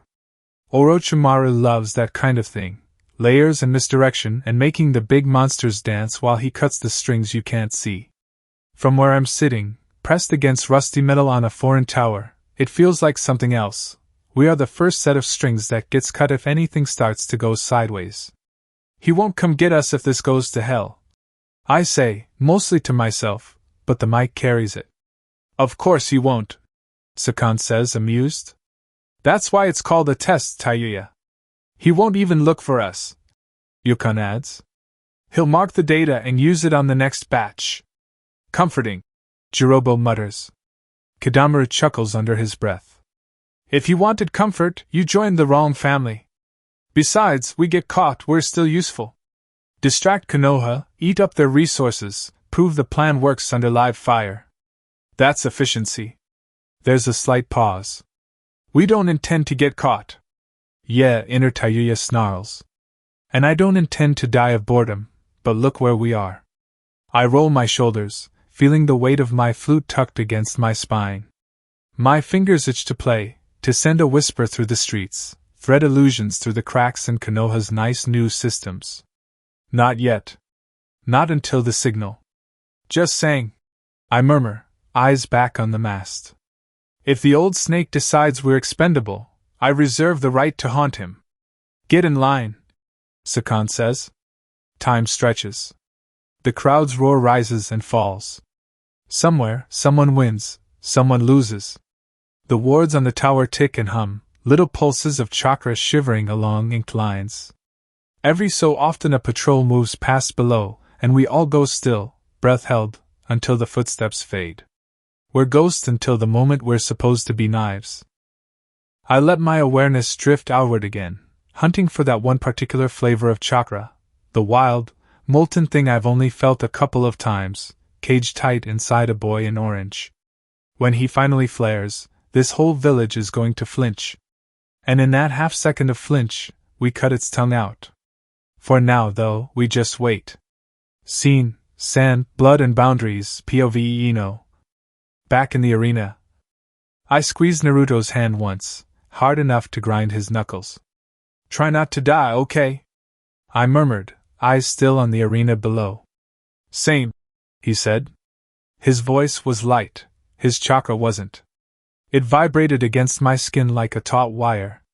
I let him go before I didn't. We weren't that yet, not in public, not with half the world watching. No kissing before the diplomats had finished taking their notes, and sharp little judgments.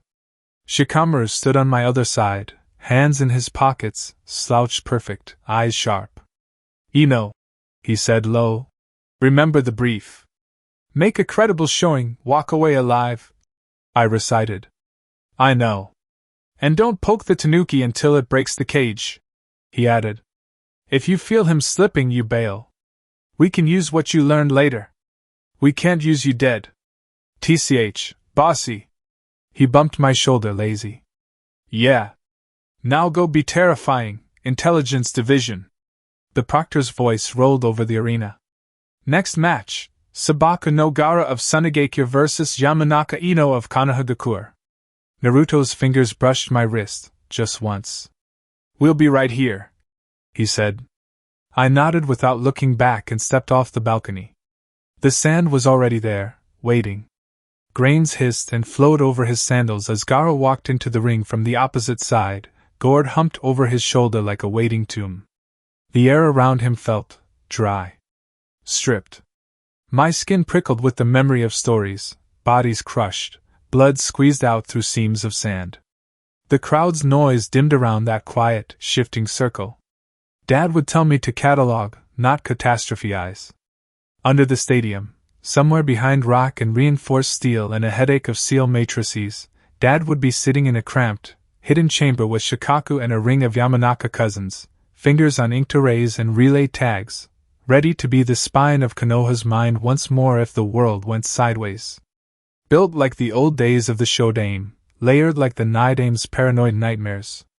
Nobody in the crowd knew that room existed. I did. It helped. The sand at Gaara's feet rose, just a fraction, as if tasting the air. I swallowed and stepped into the center line, ponytail swaying. My mouth was dry. My chakra wasn't. It moved clean and sharp through familiar loops, accelerated by weeks of Asuma's drills and relay work. Yamato stood between us, expression neutral under that stupid helmet. "You know the rules," he said. "Gen and Yamanaka, Gen and Sabaku, begin." He flickered away. For a heartbeat, nobody moved. Then I threw 3 kunai, 2 shuriken, and a fistful of glittering dust in the same breath. The front line of his sand snapped up, a dome shrugging my steel aside with lazy precision. The dust, fine, pale, laced with Yamanaka marking powder, hit the barrier and smeared. Some of it stuck. Good. I didn't need it to blind him. I needed the tags hidden under that dust to touch his chakra. Even a brush. I darted sideways, shoes whispering against stone. "Keep moving. Never in a straight line." Asuma's voice ran in my ears. "You don't outrun a Jinchuriki. You outthink the people watching him." The sand tracked me, ever present. A sheet hovered at Gaara's back like a cloak, another thin veil circling his feet. His pale green eyes followed me, empty and alert all at once. I flared my chakra, just a pulse, enough to run along the motes of tagged powder still clinging to his shield. Mind probe, not full switch, I reminded myself. Shintenshin would be suicide here, a straight line into whatever monster lived under his skin. This was the softer art, thread of thought, a touch and withdraw. A reconnaissance, not a coup. My hands flew through seals. Shinten Kagami. My consciousness thinned, stretched along that glowing filament of chakra. The stadium dimmed, the hiss of sand became a roar in the distance. I reached. And hit a wall. Not subtle. Not human. Blood. The word wasn't a word. It was a claw dragged across metal, a shriek pressed into bone. Something vast and laughing hammered against the inside of Gaara's mind, eager and furious. Crush. Feast. Kill. No. That second voice was quieter, but it hurt more. It sounded like sand grinding down glass, like someone who had been walking forever with a knife in his chest and had decided to keep going anyway. The pressure whipped around, searching along my thread. I snapped back on instinct, cutting the technique so fast it left my head ringing. My knees dipped. I tasted copper, nosebleed. The crowd oohed faintly, thinking it was from nerves. Okay, I thought, panting, note to self, Gaara's seal is a nightmare, Shikaku really is that loud, and there's a no in there that isn't the Tanuki. Naruto, you were right. Gaara's pupils had shrunk to pinpoints. Sand rose like a tide around him, bulging outward in a half-dome. For a moment, I felt the killing intent spike, sharp, metallic, almost feral. Then it flattened, reined in. "You touched mother," he said softly. I wiped my nose with the back of my hand and grinned at him with far more bravado than I felt. "Occupational hazard. I thought we were supposed to be getting to know each other." The sand lunged. It came in from 3 directions at once, a low sweep at my ankles, a lashing tendril at mid-height, a spray of grit from above. Asuma had warned me how it moved, defensive first, then predatory, but knowing the pattern didn't slow it much. I threw a smoke bomb at my own feet. It burst in a dense, acrid cloud, the sharp scent laced with Yamanaka focusing oils. My chakra spiked as I flipped backward through the smoke, trusting my training more than my eyes. Sand slammed where I'd been a heartbeat ago, cracking stone. He's holding back, some analytical part of me noticed. If he wanted a spectacle, he'd have gone for a coffin already. Another sweep clipped my thigh. Pain flared hot. I stumbled, catching myself with one hand. Sand hissed past my fingers like a living thing. Asuma-sensei said, "Survive?" Shikamaru said, "No heroics." Naruto said, "I'll get him if he gets you." I couldn't let it get that far. A biju flare here would be exactly the kind of distraction the worst people in the village and the visiting Kage were waiting for. I bit down on the inside of my cheek and threw myself forward instead of away, straight at the desert. Shinranshin no jutsu! My mind snapped out, not toward Gaara's core this time but toward the ring of sand itself, toward the thin web of chakra threading through each grain. My clan's hallmark technique: control, not overwrite. For an instant I felt the pattern, the swirling lattice, like a set of shogi lines drawn in the air. I yanked. The sand stuttered. A curtain meant to slam me sideways instead jerked 2 degrees off line. It was like trying to steer a rampaging bull with one hand on its tail, but the hitch was enough. I dove through the opening, rolled, and flung a tagged kunai at Gaara's feet. It hit the stone with a sharp chink, paper charm flaring as my chakra primed it, a relay marker, a mental tripwire. If his sand crossed that threshold, the ground exploded upward. A pillar of sand punched from beneath me, catching my mid-roll and hurling me into the air. My breath left in a gasp, my stomach dropped. The world tilted in a dizzy, slow-motion spin, sky, crowd, gourd, blood-red script on the arena walls, and then the sand was everywhere. It wrapped around my limbs in a coarse, suffocating grip. Not tight. Not yet. Suspended midair in a sand cocoon, I could barely twitch. Sand coffin, someone whispered in the stands. The stadium went very, very quiet. My heart hammered against my ribs. I could feel pulses of chakra thrumming through the grains around me, a network of lethal intent one thought away from closing. If I push his mind again, I might trip him, I realized. If I panic, I might trip him. If I play dead, I might still die, but maybe he doesn't have to. I didn't need to see the Kage box to know Tsunade had gone knife-sharp and focused, hovering on the edge of calling this off. I didn't need to look to know Raza's attention would be fixed on his son, or that Naruto was probably one heartbeat away from doing something incredibly stupid. Gaara looked up at me, head tilted. The sand creaked faintly. "Father told me," he said, voice flat enough that only I caught the crack in it, "that this is the moment I show the world why Suna should be feared. Mother, crush her." Something in him howled along the chakra lines wrapping my legs. I could feel it now, a manic, hungry joy. More blood. More. No. The word was quieter this time, but I felt it in the sand. Its grip spasmed, tightening for a fraction of a second, then easing. If I pushed his mind again, I might trip him. If I panicked, I might trip him. If I played dead, I might still die, but maybe he didn't have to. I dragged in as much air as the cocoon would allow. "I surrender," I rasped, forcing the sound out past the pressure. "Proctor!" For a heartbeat, nothing happened. Then the sand shifted. Not in. Down. The grip around my chest loosened in jerks, like someone fighting themselves, and the cocoon cracked open. Sand spilled away from my arms and legs as if someone had opened a fist. I dropped the last half-meter onto my knees, boots crunching grit, lungs screaming as they tried to remember how to expand all the way. I stayed there, hands braced on the stone, blinking against the fuzz at the edges of my vision. "Yamanaka Ino is unable to continue." Yamato's voice cut through, quick and sure. "Winner, Sabaka no Gaara." The stadium exhaled all at once, cheers, curses, the high thin sound of someone who thought they were about to watch a girl die and now didn't know what to do with the leftover fear. I made myself look up. Gaara stood a few paces away, sand falling back into its lazy orbit around his ankles.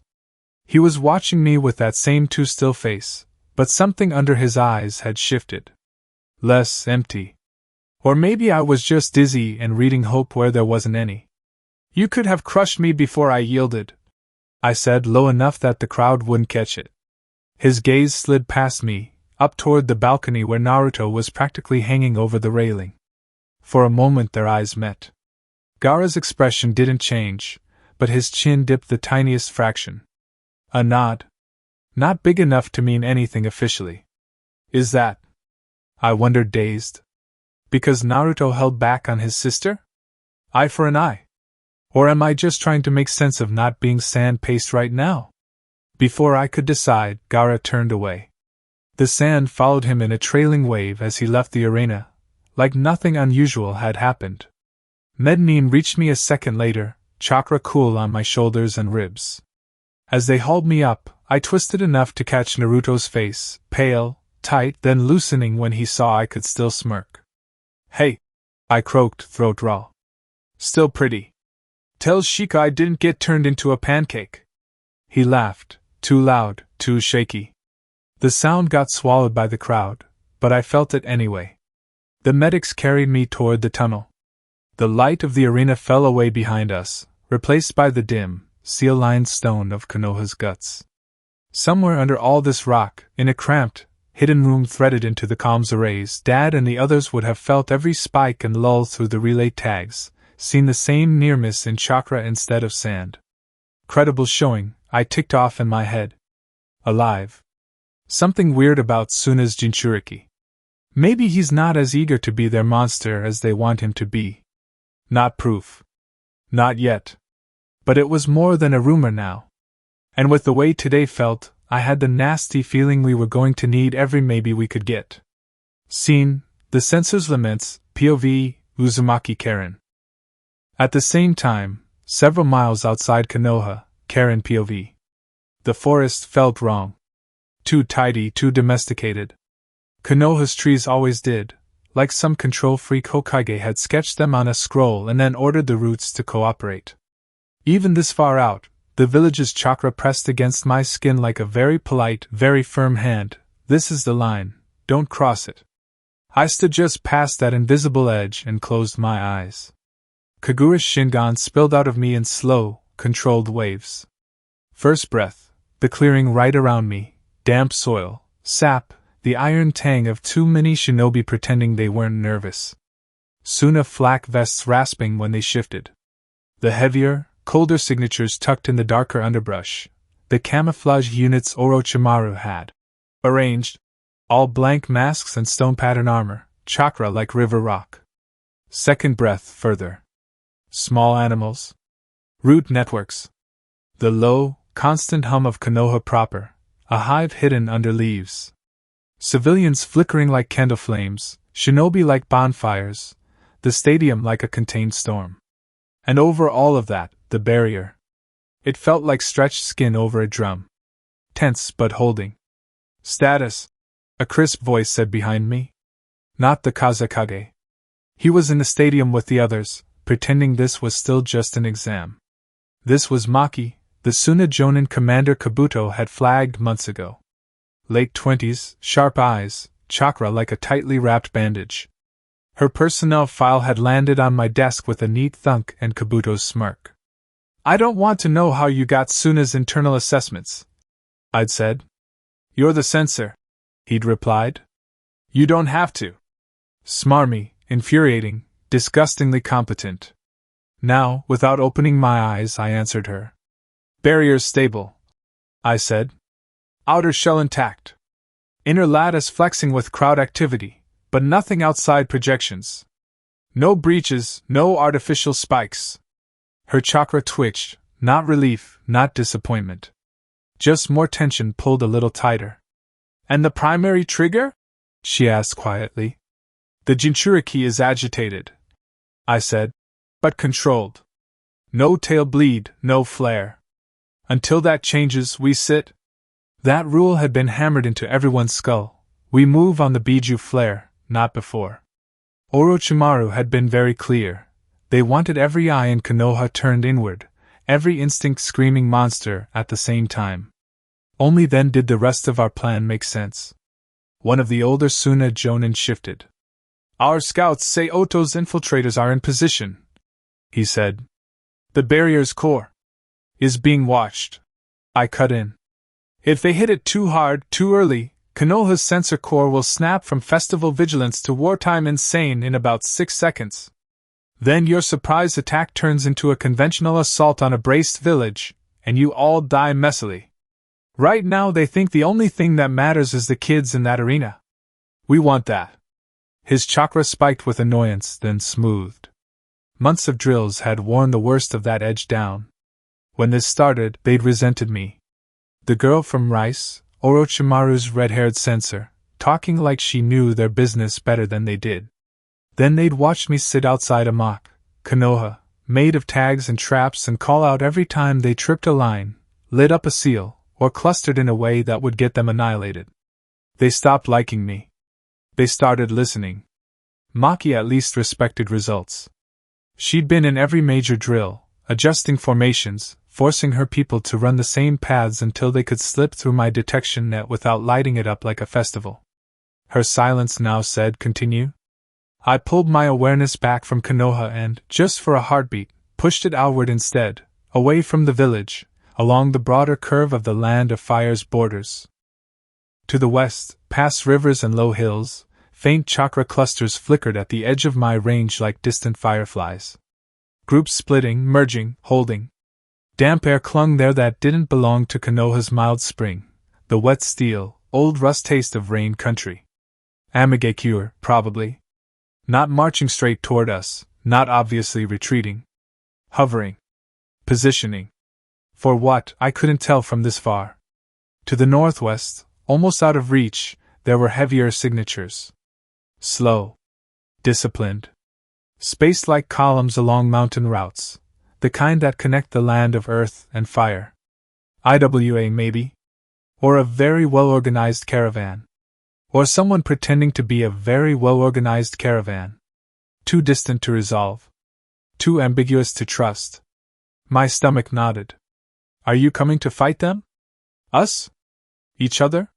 Or just to be ready when everything cracks? I didn't have that answer. It wasn't my job to get it.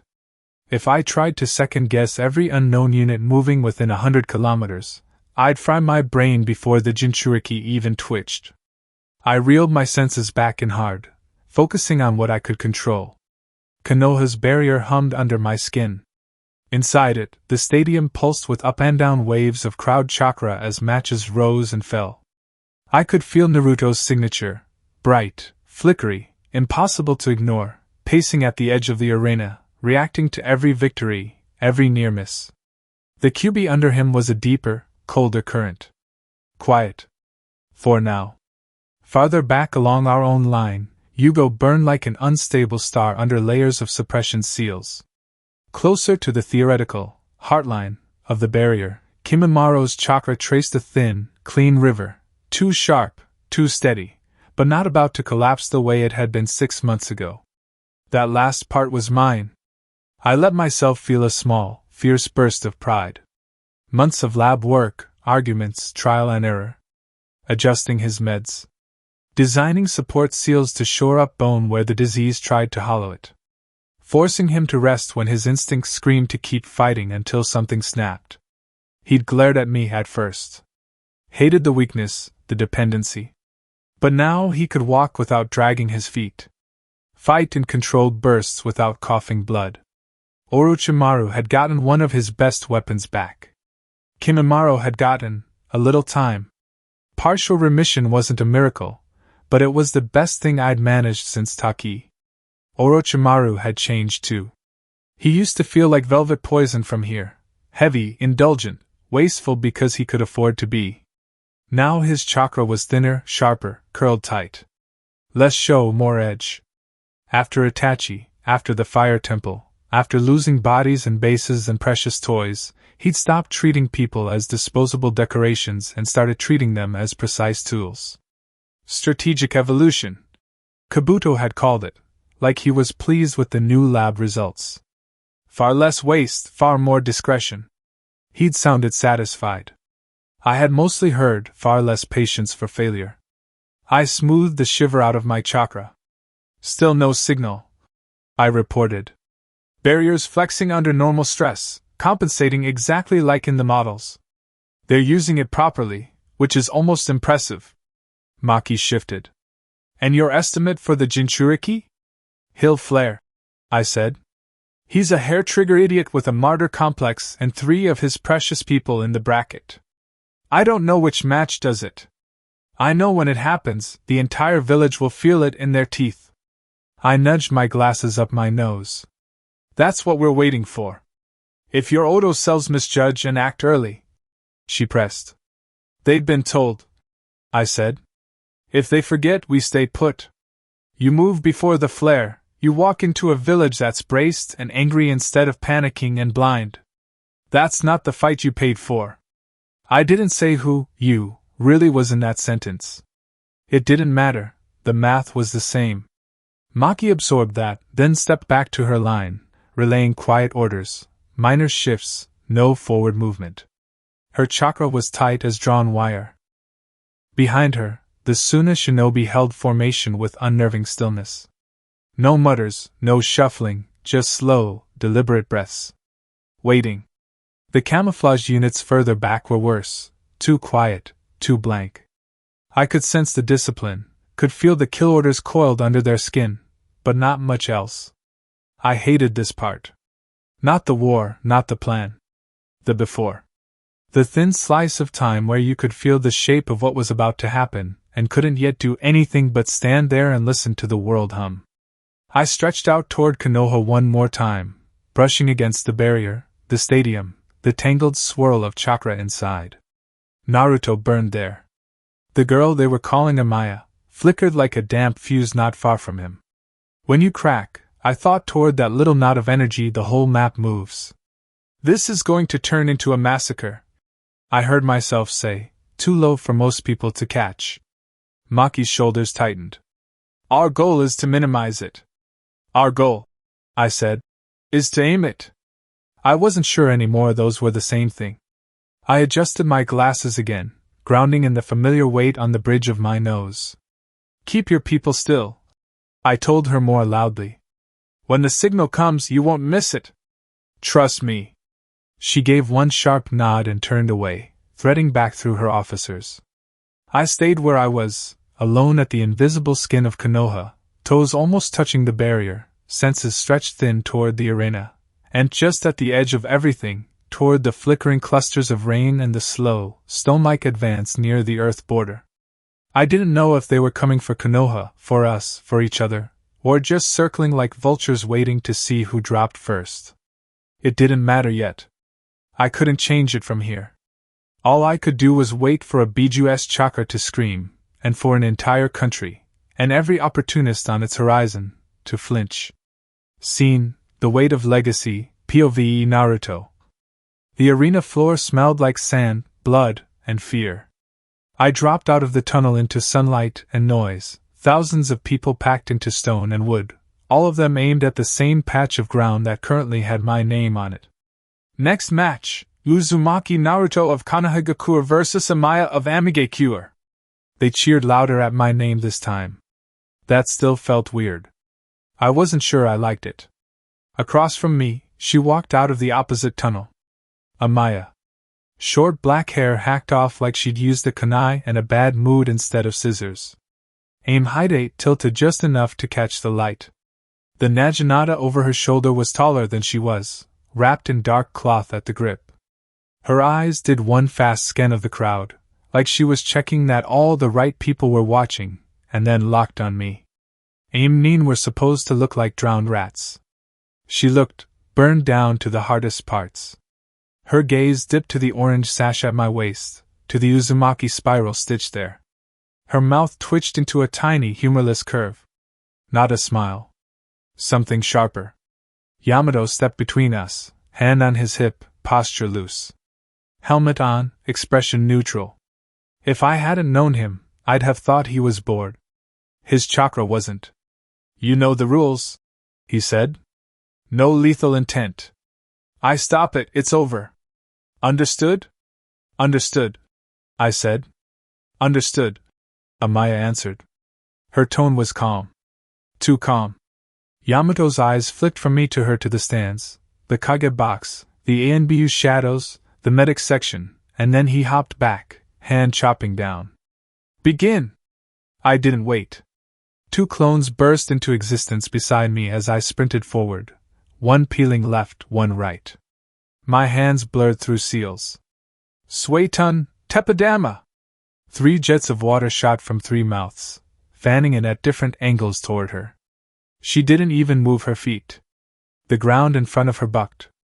3 slabs of sandstone punched up out of the arena floor in a rough triangle, catching my water bullets and exploding them into steam. The air went foggy hot for a heartbeat. When it cleared, she was already in motion. The Naginata's shaft slid in her hands, collapsing in on itself. One moment it was a full-length polearm, the next it had shortened into a staff that spun in a tight, vicious arc.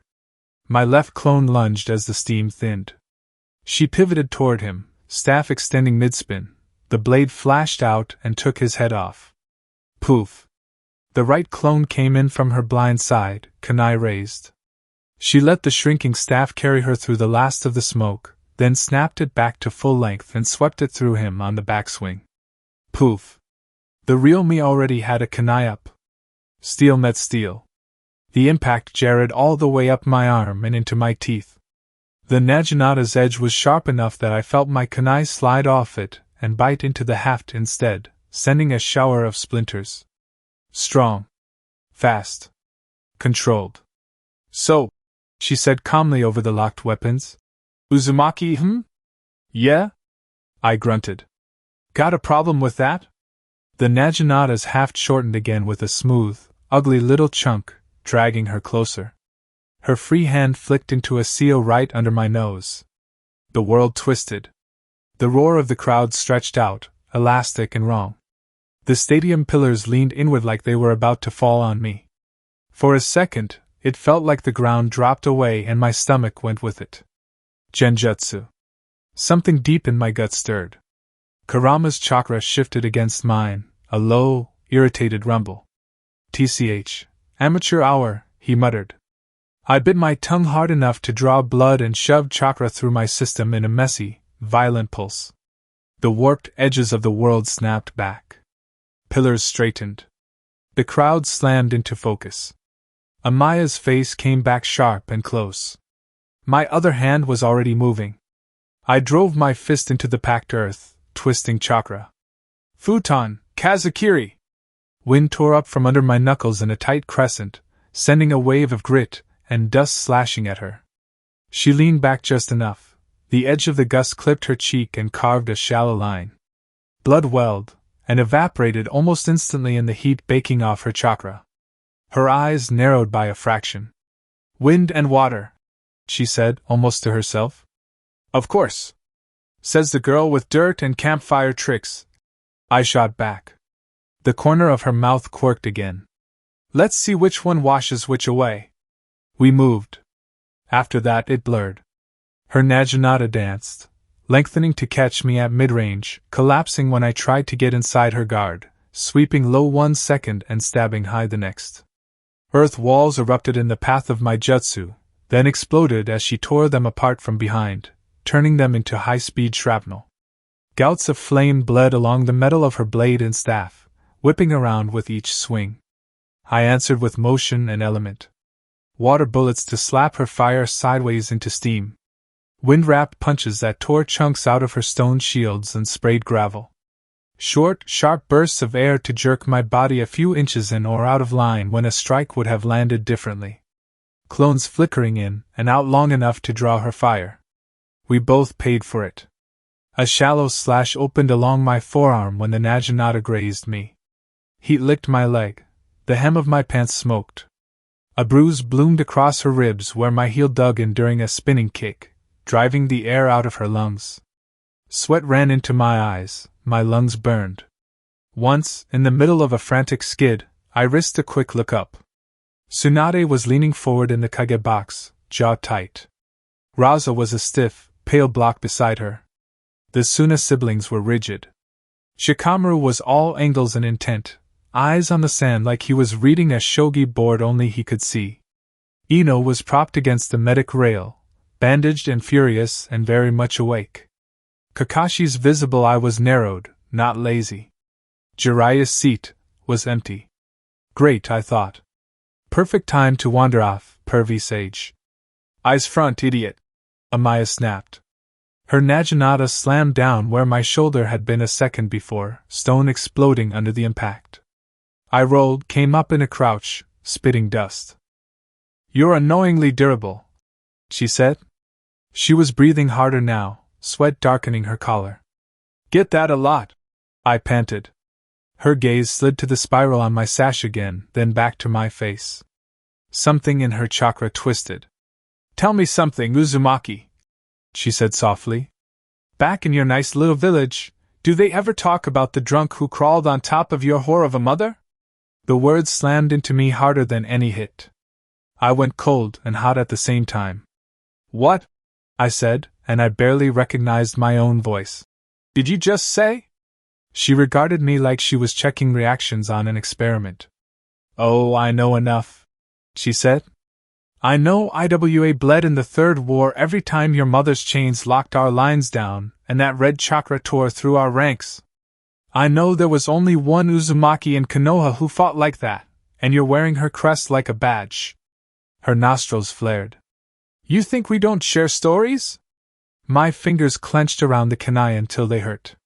In the quiet corners of the tower, weeks ago, I'd sat with Kushina's letter in my lap, tracing the ink with my thumb. She'd written about ramen, and scrolls, and anger, and love, and the kind of shinobi she hoped I'd be, about the people she'd hurt and the ones she'd protected. She'd also written, some will only remember the parts of me that scared them. Don't let their version swallow yours, brat. Jiraiya's voice layered over that now. Enemy stories are always tilted, kid. They leave out the parts that hurt them to admit. I swallowed around the tightness in my throat. You don't know a damn thing about her, I said. Her eyes hardened.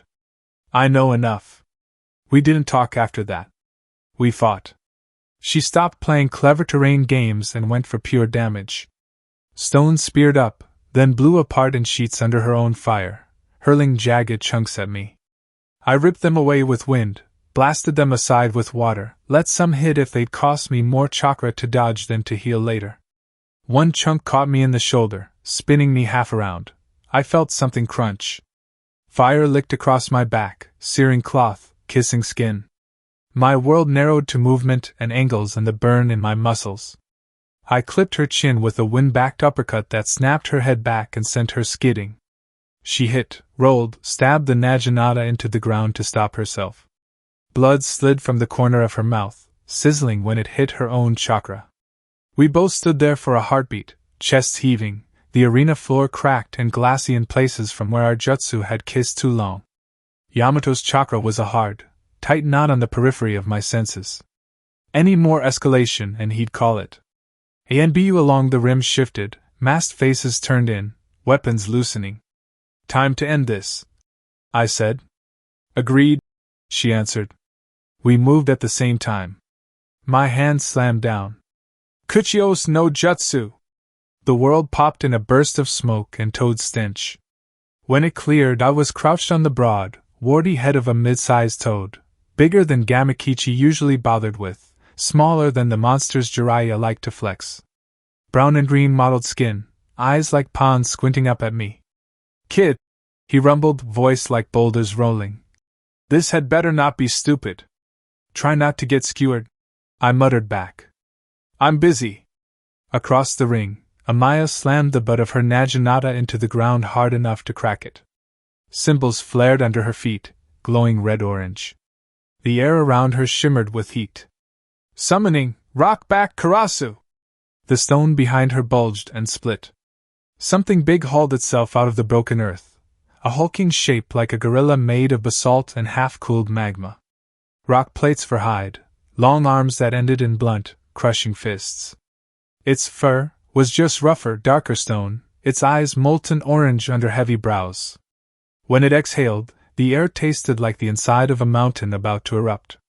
Even my toad swore under his breath. Mountain apes? He grumbled. Those idiots still exist? Figures IWA would drag one along. We faced each other from our summons backs, dust and steam swirling in the space between. Amaya's eyes went from my face to the toad under me, then down to the spiral on my sash, then back up. I saw the exact heartbeat. Something in her snapped into place. I wondered, she said, voice suddenly carrying far too well in the hush, if the stories were true. The whole arena seemed to lean in. They said the demon of IWA actually sired a child, she went on. That the yellow flash didn't just kill half our forces, he took the time to fuck one of Whirlpool's monsters and leave his stain behind. My skin crawled. They said the red-haired whore with the chains laughed when she tore my mother apart in the rain. She continued, and there was something raw under the contempt now. And that he laughed when he turned our home into a graveyard at Canopy Bridge. She spat the name of the place like poison. Up in the stands, chakra spiked in every direction, shock, anger, fear, denial. I didn't have to look to feel Tsunade go very, very still. I didn't have to see Kakashi's face to know his eye would be hard. NBU signatures flickered like disturbed birds. You're that demon's son, Amaya said, voice shaking with fury now. Namikaze scum. The name hit like a hammer. Namikaze. The toad shifted his weight under me, glancing up. Naruto. I know, I said too fast. Jiraiya had told me the truth in his own half-assed, roundabout way. Kakashi had filled in some of the gaps, quiet and careful. I knew Minato's face from the stone on the mountain and the photos Jiraiya carried in his weird old man pack. I knew Kushina's grin from ink and memory, and the way people like Tucci talked when they remembered being young and stupid. I knew my parents were terrifying to half the world. Knowing it was one thing. Having it screamed at me from across a battlefield by someone who believed every worse story about them was something else. I swallowed hard. I'm not him, I said. I'm not her either. I'm Uzumaki Naruto. I'm a leaf shinobi. That's all you need to know. Wrong, she hissed. Her chakra convulsed. The change wasn't gradual. 1 second the air around her was just hot, the next it was furnace hot. The basalt ape beneath her let out a deep, hooting roar as red-orange light crawled up its arms. Wind swirled around us, sucking toward her like the stadium was a bowl and someone had just pulled the plug at its center. Dust lifted and spun. The toad braced all 4 limbs, croaking in alarm. Kid, he barked. That's not just her. The wind didn't just move. It detonated. A ring of burning chakra ripped out from her in all directions, slamming against me like a falling wall. The air went from hot to blistering. Sand and stones skidded back in a circular wave. The arena groaned. Heat climbed, and climbed, and climbed. The chakra pouring off her wasn't human anymore. It was too big, too angry, too old. It pressed down on my skin, on my lungs, on my thoughts, like being shoved face first toward a volcano. The wind that had been swirling dust around our feet now roared up and out as a column of flame-colored chakra, high, wide, oppressive, furious, exploding from her body and the ape beneath her in a burning cloak that made the sunlight itself seem pale. And at its center, something that wasn't just Amaya screamed through her chakra like a monkey god in rage. Scene, blind spot, POV, Kimimaro. Meantime, outside an underground entrance, beneath the Hokage complex. I felt the signal before I heard it. One moment the air outside ANBU headquarters was just heavy with Konoha's chakra and the distant roar of the crowd. The next, a wave of heat rolled through my cursed seal. Raw, volcanic, wrong. Biju chakra, pushed hard enough that even this far from the stadium, even through layers of stone, it set my teeth on edge. So the Jinchuriki had finally been given permission. Or had stopped asking. No, I said. At my feet, 3 ANBU lay cooling on the dark stone, masks cracked, throats opened with a precision that had taken years to perfect. Their blood crept toward the seams between tiles. I stepped over it, and moved toward the reinforced door ahead. We had 10 minutes at most. After that, Konoha's redundancies would come online, Yamanaka relays would kick in, and this neat little control node would stop being the village's blind spot and go back to being one of several eyes. Jugo waited at my left shoulder, hood thrown back, breathing too fast. Karen's timetable still holds, I said. Patrols won't rotate for another 4 minutes. Barrier controllers are inside. No outside reinforcements expected until the first screams reach the right ears. He swallowed. Kimimaro, I use the killer state, I said quietly. I will manage the rest. His eyes flickered, fear and relief tangled there. If I lose control, you will lose control, I said. That is why you're here. For a heartbeat his chakra twisted away from mine, trying to recoil. Then I let a small pulse of my own killer intent bleed through, meeting his gaze without blinking. It wasn't cruelty. It was leverage. Orochimaru had taught me the difference. Bones creaked, flesh shifted. Jugo's body convulsed as the cursed seal woke fully, black markings surging across his skin like spilled ink. His arms thickened, fingers distorting into clawed, cannon-like protrusions. When he lifted his head again, his eyes were a flat, hungry black with burning yellow irises. The sound he made wasn't quite human. I sighed once, quietly, and pushed my forearm bones out through my skin, the familiar white blades sliding free like unsheathed knives. The pain was a distant thing.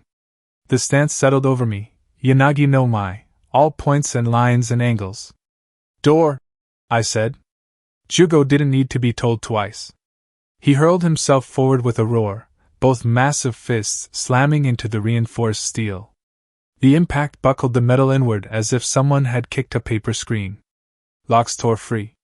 On the other side, someone shouted in surprise.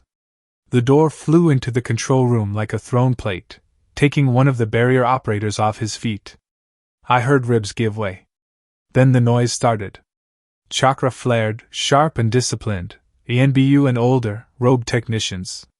Jugo laughed, high and delighted in a way that was not his, and a beam of pinkish-red chakra tore across the room, shearing through consoles and the bodies in front of them indiscriminately. I slipped in his wake. The first ANBU to react was halfway through a seal sequence when I reached him. My arm moved. My forearm blade took him in the throat. Warmth spilled over my hand. I stepped past him before he finished choking. Another shape flickered at my back, shadow coming out of shadow. I pushed an elbow spur through my skin and straight back. Bone met soft resistance, then something fragile broke. The man gurgled once and slid off my improvised blade. Too slow, I told him, out of habit more than malice. Jugo's laughter deepened into something feral. Another of his beams scorched the air above my head, melting a barrier node and the ANBU who'd been reaching for it. The smell of burned fabric and flesh crawled across the room. Jugo, I said, already moving. The machines. Not me. He didn't hear me. Or he did and didn't care. Either way, it was my job to make use of the direction his madness already had. A Jonin with a commander's badge made it to the main radio console. His hand slammed down on a switch, static hissed. I flicked a shard of bone from my fingers. It punched through his palm and the panel beneath it. Sparks jumped. He jerked back, swearing. A second shard took him in the chest when he turned toward me. The radio died with him. From outside, muffled by walls and the hum of the barrier array, came a dull series of thuds. The floor vibrated. Dust shook down from the ceiling. The explosives. Oto's saboteurs had done their work, charges hidden in load-bearing walls, beneath vendor stalls, nested inside the comforting lines of new reinforcement seals. The Sound 4 would be hitting the communications tower, and its backups at the same time, crippling Konoha's ability to shout at itself for the first few minutes. Orochimaru's timing was rarely off. A barrier technician in white robes lunged for a secondary console, fingers already weaving emergency seal patterns. I crossed the room in 3 strides, ducked a wild kunai, and drove my heel into his knee. Bone popped. He dropped with a cry. My hand speared through his chest an instant later, finding his heart by memory. He sagged. The emergency sequence died with him. Jugo roared again. A beam tore across the far wall, severing conduits, and cutting a bank of monitors into molten slag. He turned that hungry gaze on me next, the cursed seal screaming for more movement, more targets. Good. I needed the hardware ruined anyway. Over here, I said. I let my chakra spike and then moved, a white blur weaving through racks and consoles as Jugo's blast followed. Lasers shredded the detection matrices. Control seals burned. Glass shattered. Every time he tried to fix on my body, I broke line of sight at the last instant and let his weapons chew through something Konoha couldn't afford to lose. It was a delicate kind of dance. One misstep, and I would be a smear on the floor along with the consoles. But this was why I existed, to stand in the narrow spaces between death and design and give Orochimaru exactly what he wanted. In under a minute, the control chamber was a wreck: broken bodies, melted metal, dead screens. The hum of the barrier around Konoha shifted in my bones, stuttering as the main node lost its handlers and half its conduits. It didn't fall. Tsunade was not a woman who trusted single points of failure. Somewhere else, in some hidden bunker, a Yamanaka team would already be taking up the slack, rerouting through backup arrays. But the grid was blind here now. Deaf. Slow. We had taken one of the village's eyes and broken it. Jugo slammed into me from the side, claws gouging stone where my head had been a heartbeat ago. His breath was hot and ragged. Black markings pulsed, spreading. "Kimimaro!" he shouted, or maybe the thing sitting in his skin did. "More!" I spun, sliding under his next swing, and drove a bone spike into the wall beside his head. "Enough," I said, putting all the weight I could into the word. For a few agonizing seconds, I wasn't sure it would be. His hand locked on my shoulder, fingers strong enough to crush bone. The curse seal glared at me from his skin. Chakra wavered, half shifted into the monstrous patterns Orochimaru had carved into him, half recoiling towards something gentler. "Listen," I added, voice very calm. "There's nothing left alive here to kill. Our task is complete. If you keep going, you will be working against Orochimaru-sama's plan." That last part always reached him, even through the storms. His grip tightened, then slowly it eased. The black in his eyes retreated, yellow bleeding back toward human. The markings began to recede in stuttering waves. He choked. "The voices." "I know," I said. "Breathe. You did well." Outside, another explosion rolled across the village, closer this time. The barrier's hum shuddered again. I imagined Karen standing somewhere in the trees beyond, feeling every tremor. I imagined the Suna lines shifting, waiting for their own cue. I imagined Orochimaru in some quiet place inside the village, smiling without showing his teeth. Phase 1 was underway. The detection net was crippled. Communication towers would be falling. The stadium was about to become the worst kind of distraction. I looked around the ruined chamber, at the broken consoles and fallen ANBU.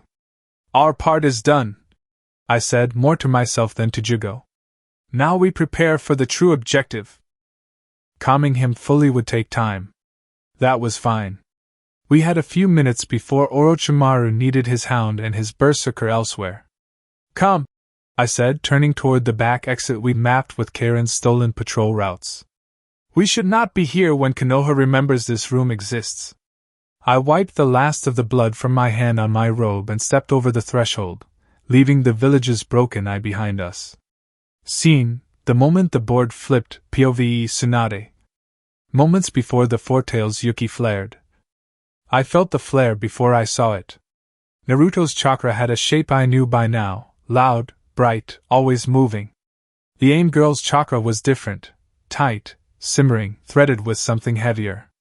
When their clash tipped, when she stopped holding back and that other presence inside her roared up. The air itself thickened. The stadium stilled. Jinchuriki, I realized coldly? Of course. Red-orange chakra exploded off her in a wave, hot enough that even up in the Kage box I felt it hit my skin. The barrier seals around the arena strained, humming like insects. People flinched all around me. Raz's chakra tightened. Somewhere in the stands, 3 ANBUs shifted to new angles. I didn't have time to be surprised. My options were bad and worse. A fully unleashed Foretails rampaging in the middle of Konoha, with a foreign handler? Or my own Jinchuriki, who'd at least been trained somewhat to ride that line, cutting her down before she melted half the village. Jiraiya's warnings, Kakashi's grim little reports, Kushina's letter, those all flashed through my head in one ugly heartbeat. I made the choice I'd been trying to avoid. I stepped to the edge of the box and pushed chakra into my voice. "Naruto!" I shouted.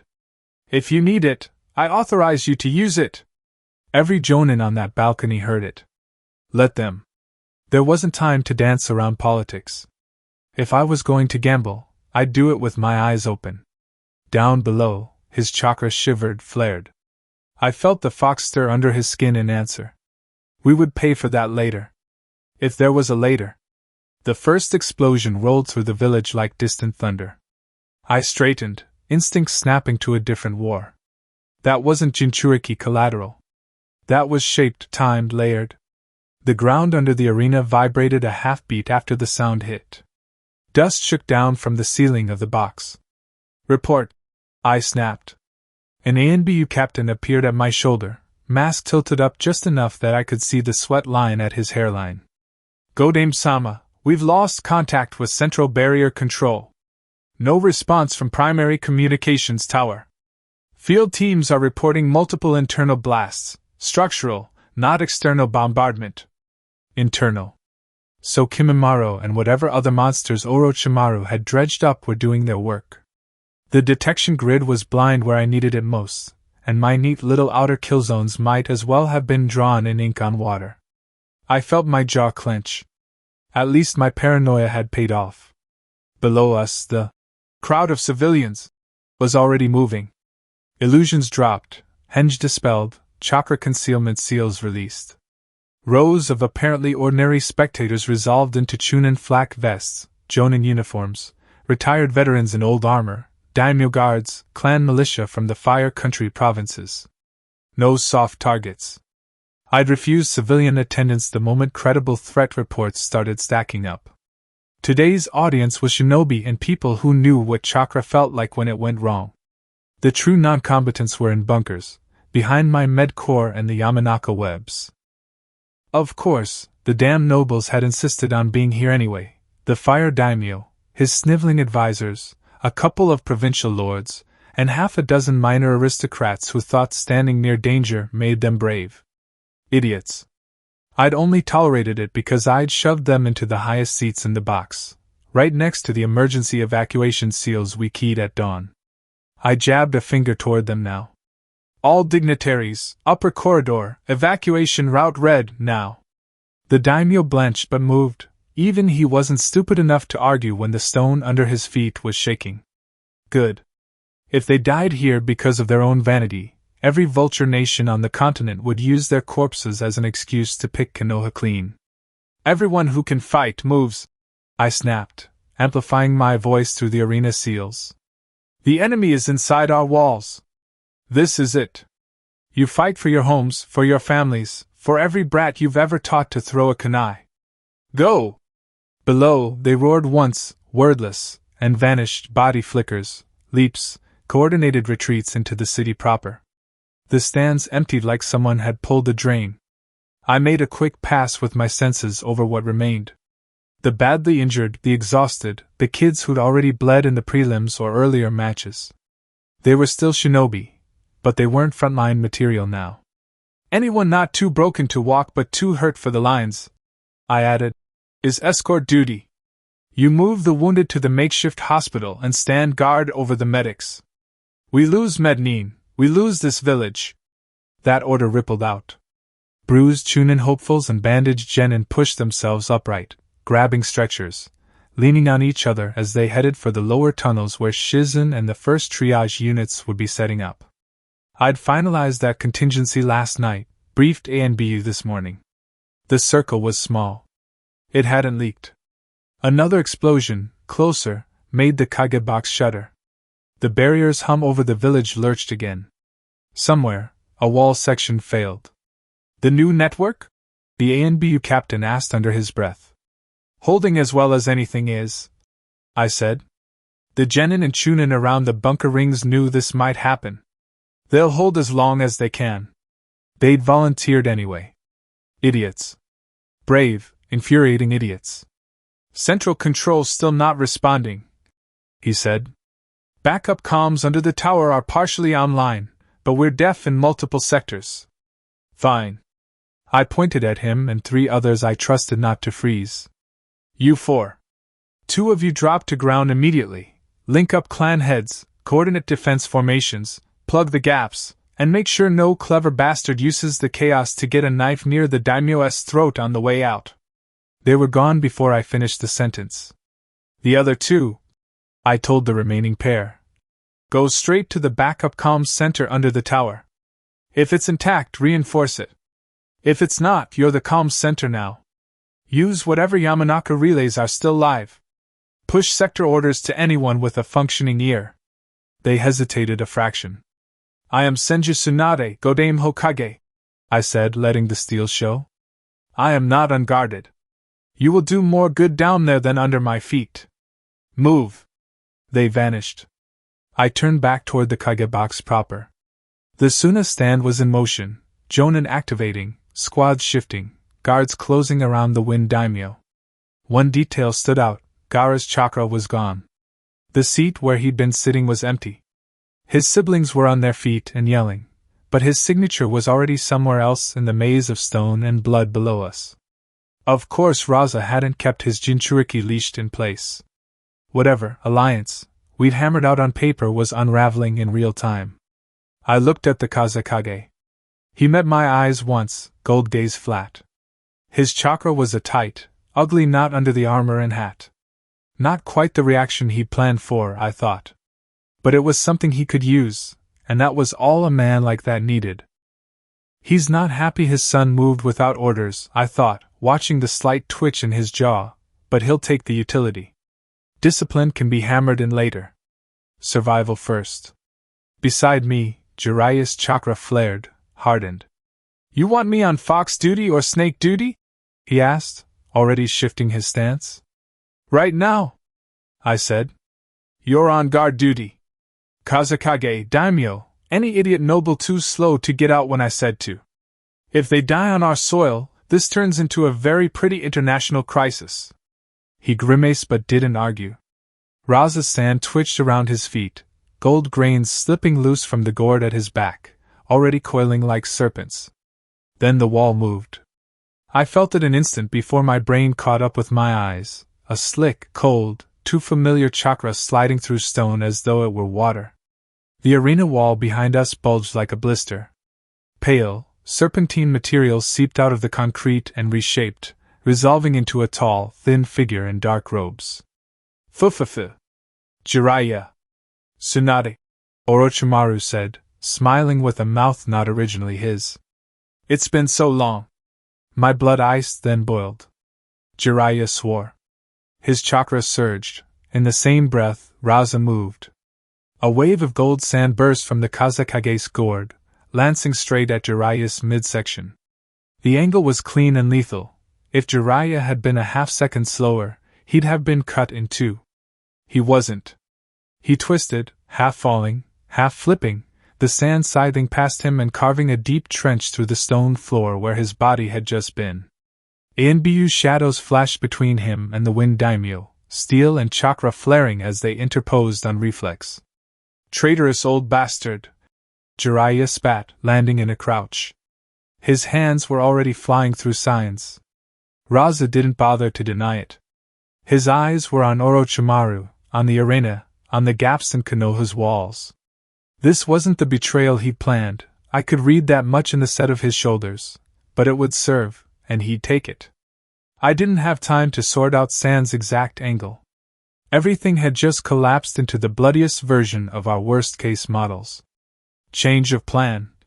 I told Jiraiya, already pushing chakra into my legs, bones, fists. You keep the Kage and the daimyo breathing.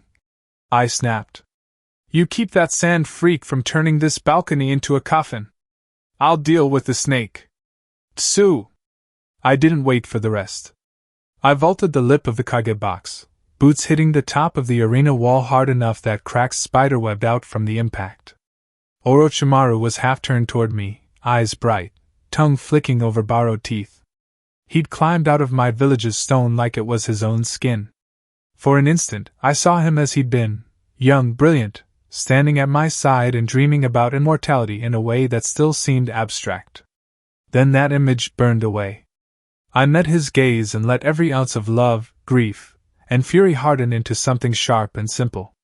I'm not in the mood for nostalgia, snake face, I called, my voice carrying over the rising chaos of explosions, roars, and screaming chakra. My fist came up, chakra flooding bone and sinew until my whole arm hummed. So why don't you cut the theatrics? I snarled, springing off the wall straight at him. And just die. Chapter 29, The Breaking Point. Scene, the price for one tail, POV Naruto.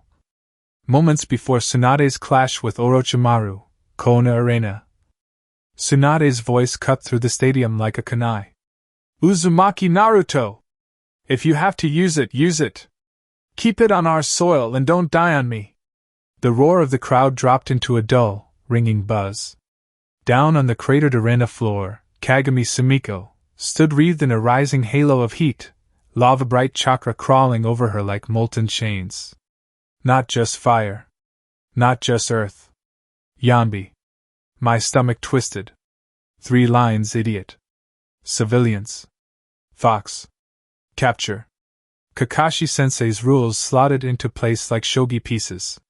Sumiko's head snapped up, eyes locking onto me with a hatred so sharp it almost had weight. I am Sumiko of IWA.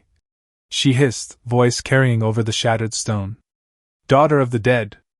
I will take my pound of flesh from you, son of Namake's Minato and the red-haired butcher of Whirlpool. I will carve it from you if it takes my last breath. The words hit harder than any jutsu. For a second all I could see was my parents' faces on Jiraiya's worn photograph, then their smiles drowned under the imagined screams of Kanabi and an IWA woman I'd never met. I'm not him, I said. My voice came out low, steady. I'm Uzumaki Naruto of Konohagakure. If you want revenge, you're aiming at the wrong target. You carry their faces. Their blood. Their stink. Her lip curled. That is enough. Her chakra burst. The Yambi's power boiled out around her, a heavy, volcanic pressure that made the air warp and the barrier seals shriek. Stone under her sandals sagged and glassed. Heat slammed into my skin in a wave. Behind my navel, something old and hungry stirred and smiled. You hear that, Nijen? Kyubi's voice slid up my spine, deceptively smooth. The Senju drunk finally says it plainly. Use it. Be our shield. Be our monster. Chakra scraped against the seal, hot and impatient, like claws raking bars. You want out that badly? I pressed my palm over the ink. Then we do this my way. HN. The laugh rumbling through my bones was all teeth. You come begging, little jailer, and call it your way. What do you offer? Heat pulsed under my hand, rising in thick, scalding bubbles. Sweat prickled along my spine even though the cloak wasn't out yet. You give me one tail, I thought, forcing each word into the seal. I keep my hands on the wheel. You move when I say move. You don't touch my friends. You don't push for more. The pressure inside the seal sharpened, focusing on me like a gaze. You want my claws, my speed, my flesh that knits itself from ash, the fox purred. You want me to feel the stone monkey's brat and answer. That is not free. The bubbling heat climbed, licking up my ribs, searing and sweet at the same time. My fingers trembled. Name your price. Pain. The word rolled through me, heavy as a verdict. You want a steer? Then you will feel every tear, every burn. You will not drown in my hate. You will choke on your own nerves screaming while I keep this body on its feet. You shovel the agony I drive. My throat worked. The idea of the cloak numbing things had always been a temptation. He was offering the opposite. Fine, I snapped. I'll pay it. All of it. But you tried to take more than one tail. I shoved the memory at him, raw and bright. The mindscape, the water, the moment I told him I'd kill myself to drag him down. I drown us both. Again. Silence for a beat. Then hot, hungry laughter shook the seal. You are the worst jailer I have ever had, Kyubi said, almost fond. Very well. One tail. Your mind, my rage? Do not bore me. The ink under my palm flared. Red chakra tore out of the seal in a rush, scalding and alive, latching onto muscle and bone. It wrapped my limbs in a burning second skin that stung like being flayed and dipped in hot water. I bit back a yell as my nails lengthened into claws, teeth sharpened, and a tail of bubbling chakra whipped out behind me. Every nerve lit up. Every breath scraped like glass in my throat. The cloak pulsed with its own twitchy intent, the tail lashing at threats my eyes hadn't even fully tracked yet, little spikes and protrusions of chakra forming and melting along my shoulders like half-grown claws eager to dig into something. Across from me, Sumiko's chakra roared back, Yambi boiling out around her in a molten mantle. The ghost of a massive, ape-like shape rose and collapsed over her shoulders. The air between us trembled with competing hate. Jinchuriki versus Jinchuriki. The Yambi's chakra slammed into the world like a hammer. A heartbeat later, the first explosion rolled through the village, deep, ugly, too big to be an accident. The stone under my feet shuddered. Another blast followed, closer, and the whole stadium seemed to breathe wrong. High above us, the barrier shimmered.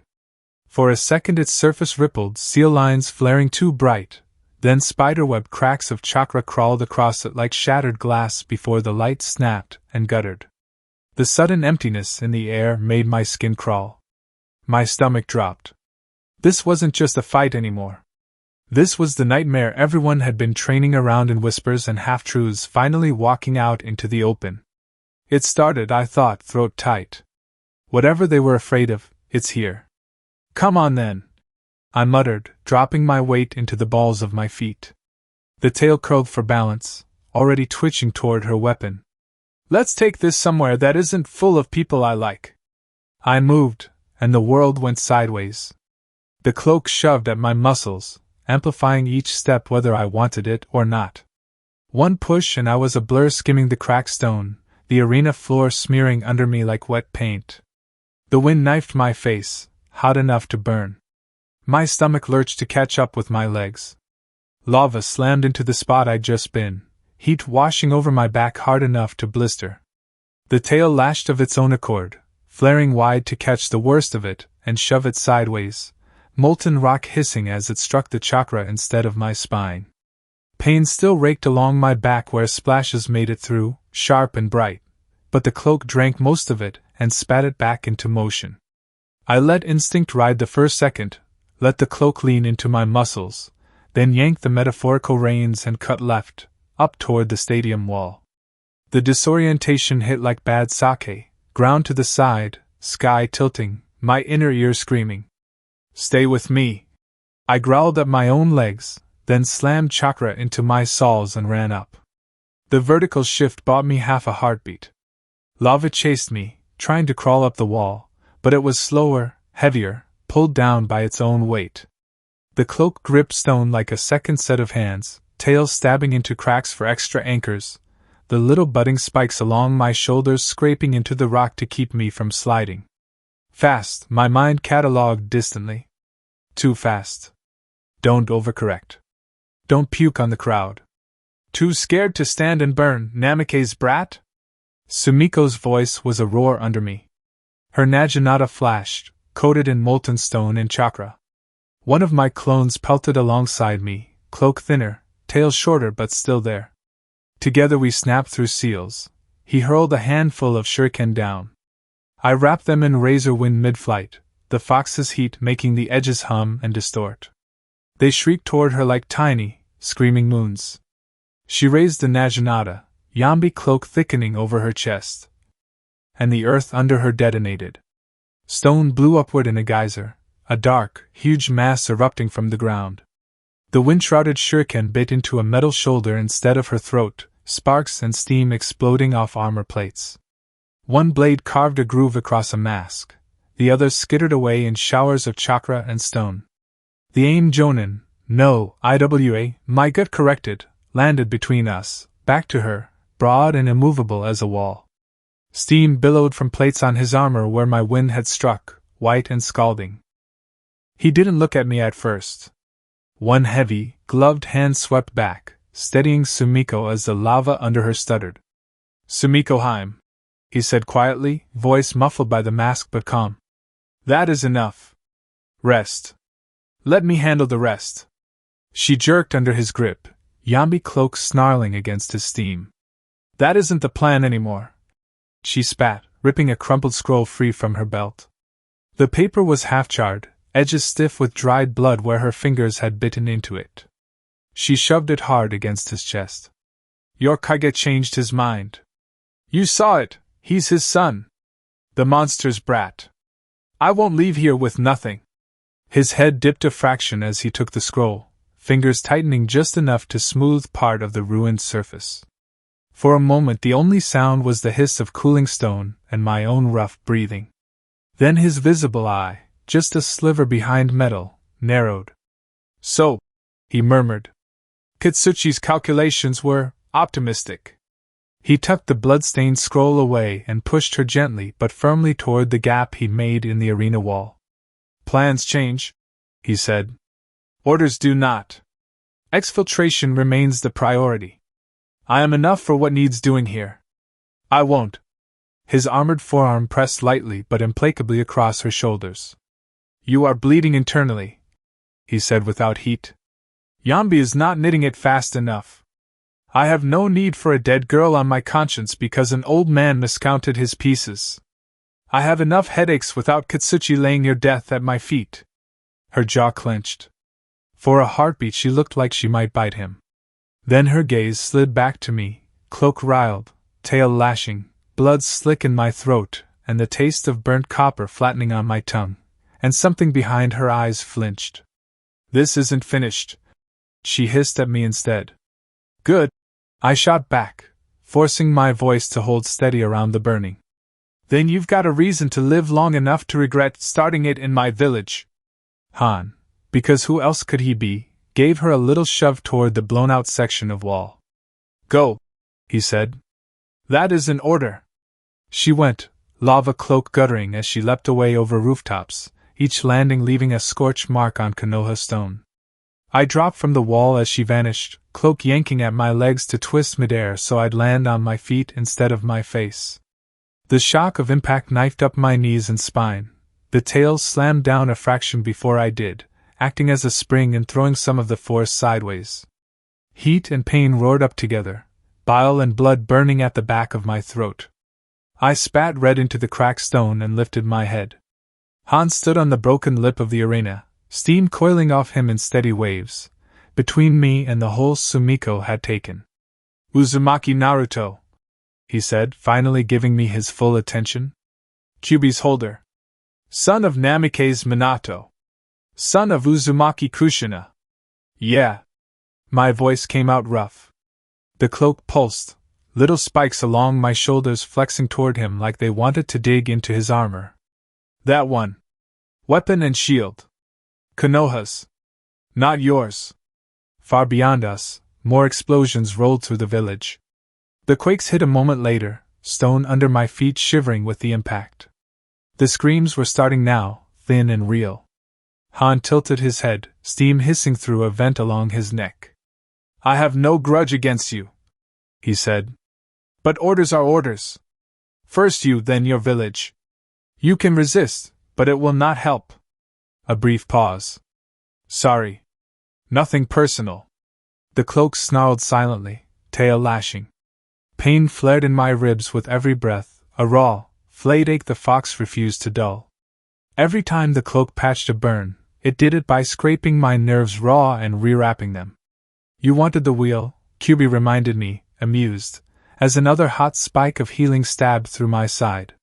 Now drive. I swallowed around the taste of blood and bile, kept my eyes on Han, and shifted my stance, ready for the next brutal, too-fast exchange. My mind was clear. My mission was clear. The rest of me was on fire. Scene: the protectors of the king, POV Shikamaru. At the same time, Shikamaru in the arena. Naruto lit up like someone had taken a brush soaked in blood and fire, and dragged it over reality. One moment he was just Naruto, loud, tense, standing on cracked stone. The next, Fox Chakra tore out of him in a bubbling wave, wrapping him in red heat. My skin prickled from halfway up the stands. People around us flinched back like the air had turned to boiling water. Troublesome idiot. Out of the corner of my eye, I saw Ino's hand fly to her mouth. Her breath hitched. Naru. I know, I said, sharper than I meant to. Eyes on me, not on him. She tore her gaze away from the arena with visible effort. The Yambi girl's chakra surged to meet Naruto's. The two signatures smashed together like thunderheads. The floor down there was a mess of lava, glass, and shattered tiles. If they kept it up, we wouldn't have an arena left, just a crater. Ino's fingers dug into my sleeve. That's the fox. That's all the fox. Shikamaru. It's not all, I said. He's holding it. If it was all, we'd already be paced. Her eyes were too wide, the way they'd been in Fukuoka when the missing Nin had pulled that stunt with the bridge hostages. She was shaking just enough that I could feel it through my flak jacket. I lowered my voice, leaned in so only she could hear. Hey! Look at me! What did we agree on? Naruto's not a bomb, he's a weapon. Our weapon. If you panic every time he draws the sword, you're going to miss the hand holding it. That's a terrible metaphor. She muttered automatically. But it worked, I said. Her grip eased. Color started to creep back into her face. Below us, Naruto changed direction and started dragging the Yambi girl away from the densest cluster of shinobi in the stands, toward the far wall. Of course he did. Idiot. Smart idiot. The first explosion hit before I could finish being annoyed.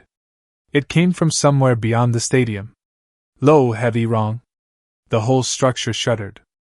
Dust rained from a cracked support beam overhead. A couple of civilians screamed. More followed when a second blast rolled through, closer this time. The air felt thin. Up high, the barrier flickered. For a heartbeat, seal lines flared in frantic patterns I didn't understand. Then they fractured, chakra webbing like broken glass before the light snapped, and the whole thing guttered out. Right. So we were doing this today. Ino swallowed. That wasn't part of the test, right? No, I said. That was the part where the test ends and the war starts. Awesome, she muttered weakly. Really wanted to skip lunch anyway. A shadow dropped in front of us, landing light on the railing. Kakashi-sensei, no mask, I already running calculations. I could see it in the way his jaw set. Shikamaru. Just my name, but the weight behind it was clear. I straightened before my brain finished groaning about it. Yeah. I need a unit on the academy, he said, getting straight to it. Mednin were staged there for the finals. With the barrier gone and the outer grid hit, it's a soft target. You're going to move the Chunin hopefuls and any immediately available genin to reinforce, escort wounded in, and get people from there to the shelters if routes are clear. He didn't say you're in charge. He didn't have to. I felt Ino's gaze swing to me again. Troublesome. Kakashi's visible eye flicked past us, counting without looking like he was counting. Ino. Niji. Hinata. Shino. Lee. Tenten. Kiba. He called, voice cutting through the rising noise. On Shikamaru. You move now. They converged on our section fast, pushing through the confused crowd, faces tight, eyes already in fight mode. Sakura was with Niji and Lee, pink hair a jagged flag in the chaos. Kakashi didn't waste time. Short version, he said, when they formed up in the aisle. We are under attack. Sound at minimum. Sooner likely. Maybe more. Stadium is no longer primary concern. He jerked his chin toward the exit tunnels. Your objective, reach the Academy Med Center. Priorities, secure the medics, fortify the building, and escort any wounded you can safely move deeper into the bunker network. You are not front line. You're runners and shields. Clear? Kiba's jaw was clenched so hard you could hear it grind. What about? Jonin and ANB will handle the main assault, Kakashi said, not letting him get momentum. Your job is to make sure we still have a village when they're done. If you see non-leaf, you do not stop to introduce yourselves. You kill them or evade and keep moving. I'd prefer the second option unless it's a straight line through you or the medics. Niji's pale eyes were already unfocused, Byakugan starting to spin. Routes? Main fan route is probably compromised, Kakashi said. Take side streets, alley vectors. Shikamaru will adjust on the fly. He knows the grid. Hyuga front and rear, Inuzuka forward with them for scent and immediate intercept. Aburame mid for coverage. He finally looked directly at me. Formation's yours, he said. Don't play hero. If Naruto loses it, you get these people underground, understood? I wanted to say, troublesome, or why me, or you have a perfectly good Hokage over there. Instead I nodded. Yeah, I said. Understood. Kakashi's gaze softened for half a heartbeat, then snapped back to hard. Good. Now move. He was gone a second later, flickering away toward the cluster of higher-ranked chakra signatures gathering near Tsunade. I exhaled slowly, then turned back to the others. Okay, I said. You heard the man. We've got maybe 30 seconds before this section starts filling with panicked people and falling masonry, so let's keep this simple. Lee's fists were already clenched, eyes shining with too much energy for this kind of day. Yosh! We will protect the medics with our lives and we're going to try very hard not to die, thanks. I cut in. Save the speeches for when we're not walking through an active invasion. He deflated a fraction, but nodded. Front, Niji Kiba, I said, pointing as I arranged them in my head. Niji, eyes out, give us a running scan on hostiles, traps, anything off. Kiba, you and Akamaru run the nose. If you smell sound or sand that isn't already screaming, we adjust. Got it, Kiba said, rubbing at Akamaru's head. The dog whined, nose already twitching. Center me, Ino, Shino, 10-10. I went on. Ino, you're our comms and emergency control. If someone goes down, and we can't drag them, you do the ugly brain stuff. Shino, bugs for perimeter, especially rooftops. 10-10. Supply drop, she said, already checking her scrolls. Wire tags, Kanai? Got it. Rear, Hinata, Lee, I said. Hinata, you watch our backs like your life depends on it, because it does. Lee, you're the hammer. If something gets through, you hit it, and we keep moving. Hinata's hands were clasped tight at her chest, but her eyes were steady. Yes, she said softly. I can do that. Lee nodded sharply. I will be a youthful wall. Sakura, I said, finally turning to the last piece. You're mid with us unless. I have separate orders. Her voice was level, but her jaw was tight. From Hokage-sama. Priority objective. Everyone's eyes snapped to her. Ino's, especially, sharpened in that way that meant trouble if we were not currently being invaded. Since when? Ino demanded. And where exactly are you going? Sakura's mouth thinned. Since before the finals, she said. And I'm not at liberty to say. Sorry. That was a lie and the truth at the same time. Classic Sakura these days. My brain filed it under root, Tsunade, Danzo, headache for later. We don't have time for this, Niji said, frowning. If you break formation, you increase the risk for the whole unit. I increase the risk if I don't. She shot back, eyes flicking toward the Hokage's box and then away. This is about route infrastructure. If I can cut one of Danzo's tunnels or bunkers out of the enemy's hands before they get there, it changes the equation.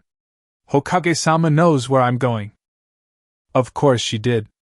Of course Danzo's mess was bleeding straight into our invasion. Around us, the stands shook again. A section of the upper ring caved in with a groan of stone and metal. Screams climbed a few octaves higher. Ino's face closed down a little, old friend warmth colliding with new distrust. Shikamaru, she said quietly. I rubbed at the bridge of my nose, feeling the beginnings of a war-sized migraine. I'm not happy about it, I said. But I'm not going to waste time fighting Tsunade's orders I can't see. I met Sakura's eyes. You're not with us, I said. But if you cross our path again and I see you dragging this unit into something suicidal, I'll knock you out and carry you to the bunker myself. Clear? Something like amusement flickered, fast and mean, behind her calm. Clear, she said. Good luck, Shikamaru. Yeah, I muttered. Try not to die in a corner where no one can find your body. She vanished into the flow of bodies, already moving with purposeful, predatory efficiency. Tenten watched her go with her mouth a thin line. Lee frowned like someone had told him the springtime of youth involved poison now. We didn't have the luxury of unpacking it. Move, I said. Niji, Kiba, take us out. We're heading for the east tunnel, then cutting across the second ring toward the academy. If the main road looks like a slaughterhouse, we take alleys. If we get separated, drop low, avoid rooftops, prioritize regrouping over kills, Shino supplied quietly. His Kikaichu were already seeping out from under his sleeves, ghosting over the rail. Yeah, I said. That. We started running. The moment we hit the exit tunnel, the noise doubled. The stone floor vibrated under my sandals with each distant impact. Somewhere ahead, the distinct crackle of tags going off, answering jutsu, and the screams that did not sound like training echoed down intersecting corridors. Niji's voice, calm and clipped, cut through it. 2 squads, Konoha flak, engaging sound signatures 3 blocks north. No immediate hostiles on our path. Possible collapsing structure to the right if we take the main road. Then we don't, I said. We cut left at the first side street, parallel until we're past the worst of it, then back and toward the academy's south wall. Akamaru barked once, sharp. Kiba grunted. Smoke and burning mortar ahead, he said. And blood. Not all human. Fantastic, I muttered. Just 30 degrees left then. We spilled out into the street. The first thing that hit me was the smell, smoke, dust, and the metallic tang of blood, stirred under a layer of ozone and scorched paper from blown tags. A shopfront across the way had its whole facade peeled off. Someone's laundry was burning in the middle of the road. We weaved through it, staying tight, just like drills. Shadows flickered on the rooftops. Ienbu leaps, Suna flak, I couldn't tell which, and I didn't try. Not my board quadrant. Not right now. Ino ran at my shoulder, a little too close, as if physical proximity could keep me from stepping into a trap. Her chakra was sharp and bright against my senses, jittery under the surface. You okay? I asked, without looking at her. No, she said. But I'll manage. Good, I said.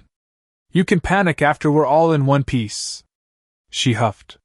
You sound like my dad. Your dad doesn't make you do this much cardio, I said. Focus. We turned into a narrow side street, half choked with rubble.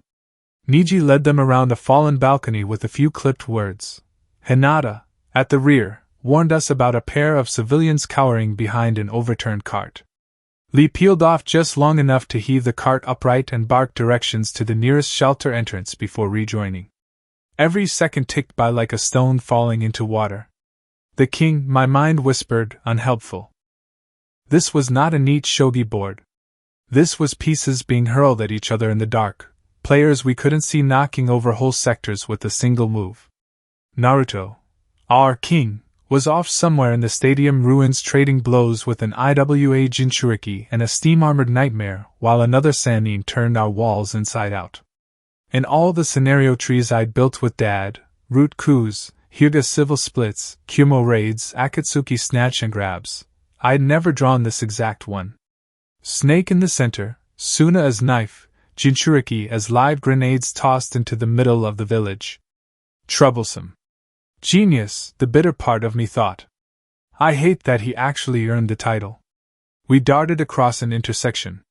Shino's bugs buzzed a warning. A breath later, a sound kunoichi dropped onto the spot we just vacated, only to take a kunai to the throat from Niji and a kick from Lee that sent her body crashing into a wall. No time to stop, no time to check the hit. We moved. How many pieces can we lose and still call it a village? The thought came unbidden, cold and too clear, as I lagged half a step to check our rear. How many rookies, how many clan heads, how many medics before the board isn't worth playing on anymore? I didn't know. There was no tidy number scribbled in the margins of my head. All I knew was that as long as the king stayed on the board, Naruto breathing, Hokage standing, some semblance of command holding, the game wasn't over. And my job, right now, wasn't to reinvent the strategy. It was to get 7 troublesome, loud, irreplaceable pieces to the academy alive so someone would still be around to have a strategy tomorrow. Another explosion rolled across the rooftops, closer. The academy's towers tipped into view between 2 rows of houses, smoke curling from one wing. I clenched my teeth, pushed the ache in my lungs aside, and shoved my brain harder into the groove it needed. No more what-ifs. Just routes, angles, numbers. Orochimaru, I thought as we ran. You really are a snake. I hope the other 2 Sannin turn you into a pair of boots and a wallet for this, you bastard. Then we turned the corner toward the academy, and there was no more time left for thinking at all. Scene, Eye of the Storm, POV Kakashi. Streets of Konoha, Kakashi. Blood and dust have the same smell if you stand in it long enough. Sound Ninja came in waves. Too many flak jackets in the wrong colors, too many Hittite that didn't belong on my streets. The first wave hit the outer ring with the sloppy enthusiasm of people who thought the barrier going down meant the village was theirs already. They learned otherwise. Fire style, ash pile burning. Asuma's chakra rolled up beside me, heavy and hot, a cloud of glowing cinders that swallowed a whole platoon of sound in the alley ahead. Their silhouettes thrashed inside it for a heartbeat, then dropped, smoking. Guy blurred past them as they fell, green jumpsuits snapping in the wind. Dynamic entry! He came down feet first on an unlucky Jonin's face, the impact cracking stone. The man didn't get back up. 2 more tried to tackle Guy from the side. He slipped between them with obscene grace and sent them into walls with sharp, economical kicks. No wasted movement. No cheering. Not this time. Kurenai stood a little back from us, red eyes half-lidded, fingers weaving. 3 sound kunoichi who had been trying to flank us froze mid-step as invisible threads wrapped around them. You're tired, she murmured, voice low and close in my ear even from 5 meters away. Your eyelids are heavy. They slumped, kunai slipping from suddenly slack hands. Shino's bugs were already there to finish the work, drinking them dry before they could even hit the cobbles. Move through it all, lightning and steel, 1 more piece in the machine. Raitun Reikoken. Lightning snarled down my arm and burst from my hand in the shape of a half-formed hound.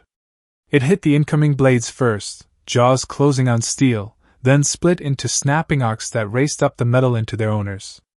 Their muscles locked, their eyes rolled back. I stepped in and finished it with 2 short, clean strikes. Easy. Too easy. For a heartbeat, the smoke shifted, and the street was not Konoha anymore. It was Canopy Bridge. Fire and oil in the water. IWA Shinobi in the twilight, endless shapes charging again and again only to break themselves on yellow light and flying kunai. Minato's back in front of us, cloak snapping, the world slowing whenever he moved. A body slid off my kunai and hit the ground with a wet, heavy sound. The blood on my glove was too dark, too bright all at once. This time, Minato wasn't here. Asuma! I called, shaking my head clear. Left flank! He was already moving. A sound squad had tried to duck around through a half-collapsed courtyard. His trench knives caught the leader in the ribs before I finished the warning. Wind chakra shrieked along steel. The man split from sternum to hip and toppled. Kind of busy, Kakashi, Asuma said around his cigarette, which hadn't managed to fall out yet. You think you can handle your half of the apocalypse without getting sentimental? Apocalypse is troublesome, I said. I ordered miso this morning, not end of the world special. Yosh! The springtime of Konoha will not be ended so easily! Guy shouted, elbowing another Otonin into unconsciousness with a flurry of precise strikes. He glanced back at me, eyes fierce. Kakashi! This is our chance to show our youthful students the true power of their teachers. They're not here to see it, I pointed out, parrying a wind blade and driving my knee into its owner's gut. They're busy not dying at the academy. Then we must survive long enough to tell them, he said, utterly earnest. Kurenai snorted softly, then snapped a kunai into the throat of a sound shinobi who thought rushing a genjutsu specialist at close range was a good idea.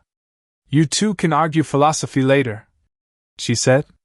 "We still have 3 blocks to clear before we're anywhere near the central bunkers." She was right. Tsunade had pulled the civilians in early, thank every ancestor who'd ever held a hat, but the network of shelters and medical hubs meant nothing if we let enemy squads set up nests in the streets between. Another distant boom rolled through the village, closer to the tower this time. Smoke from that direction was starting to spiral into the sky in earnest now. "Naruto," I thought, unbidden. "Don't make me regret letting you use it." We pushed forward, step by step, sector by sector. Asuma's ash and my lightning worked in ugly harmony. He choked them, I cut them, Guy and Kurenai sealed whatever cracks we left by being too human. It was easy, in the way that made my gut knot. Shinobi had been like this at first, too. Small victories, clear streets, piles of enemy dead. Until the dam broke and the river under the bridge ran red and Minato bled himself white to keep us from drowning in it. A shout went up from the wall ahead. "Summoning!" The voice was wrong. The chakra tastes worse.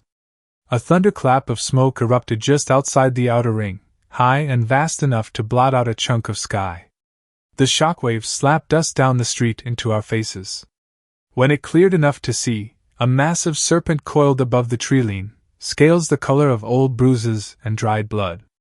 Its head swung toward the village, tongue flickering. "Well," Asuma said around his cigarette, which finally fell and hit the ground. "That's new." "Not really," I said. My stomach tightened. "We've seen his taste in pets before." Orochimaru's snake opened its jaws and hissed. The sound crawled along my spine. Its tail lashed once, smashing a cluster of outer buildings into rubble with obscene, casual strength. Before I could swear, a second tower of smoke erupted further along the wall, answering the first. This chakra I knew. Brown scales the color of fresh forged kunai split the smoke, followed by a hooded head crowned in jagged spines. Enko's queen, Dokuikyuhi's lineage, rose to meet the invading summons, fangs bared, body coiling protectively along a section of the wall as if daring anything to pass under her. A tiny figure stood balanced between 2 of the great serpent's neck plates, cloak snapping. "Hey, snake bastard!" Enko's voice carried all the way to our street, bright with vicious delight. "You bring one ugly worm to my village, I bring a prettier one to bite it in half." The 2 snakes crashed together with a sound like mountains grinding. Stone and dust rained down from the impact. The ground under my feet shuddered again. Guy whooped. "Yosh! Enko-san's flames burn brightly today. Remind me to buy her a drink if we live through this." Asuma muttered, already turning back toward the next cross street. "And remind me not to be in the same bar when she starts talking." We started moving again, angling inward, toward the district where the main bunker access points were buried under mildly boring, administrative buildings. Smoke was spreading in that direction too. The whole time, a quiet, needling thought kept chewing at the back of my skull. "Where are you, Danzo?" We'd spent months being wary of invisible route patrols in our own shadowed streets. Seal-signed ANBU who technically didn't exist. Files that didn't line up. Tunnels under civilian blocks. Now the village was actually burning and I didn't see a single route mask. Waiting for us to bleed out so you can swoop in and declare yourself the only necessary evil left? I wondered, slashing through a sound nin's hamstrings and finishing him before he hit the ground. Do you really plan to sit on your little pile of ghosts until there's nothing left to rule? No time for answers. No time for the luxury of being properly angry about it. "Kurenai," I said, dropping into a brief crouch behind a shattered low wall as a volley of samban whistled past overhead. "How's your chakra?"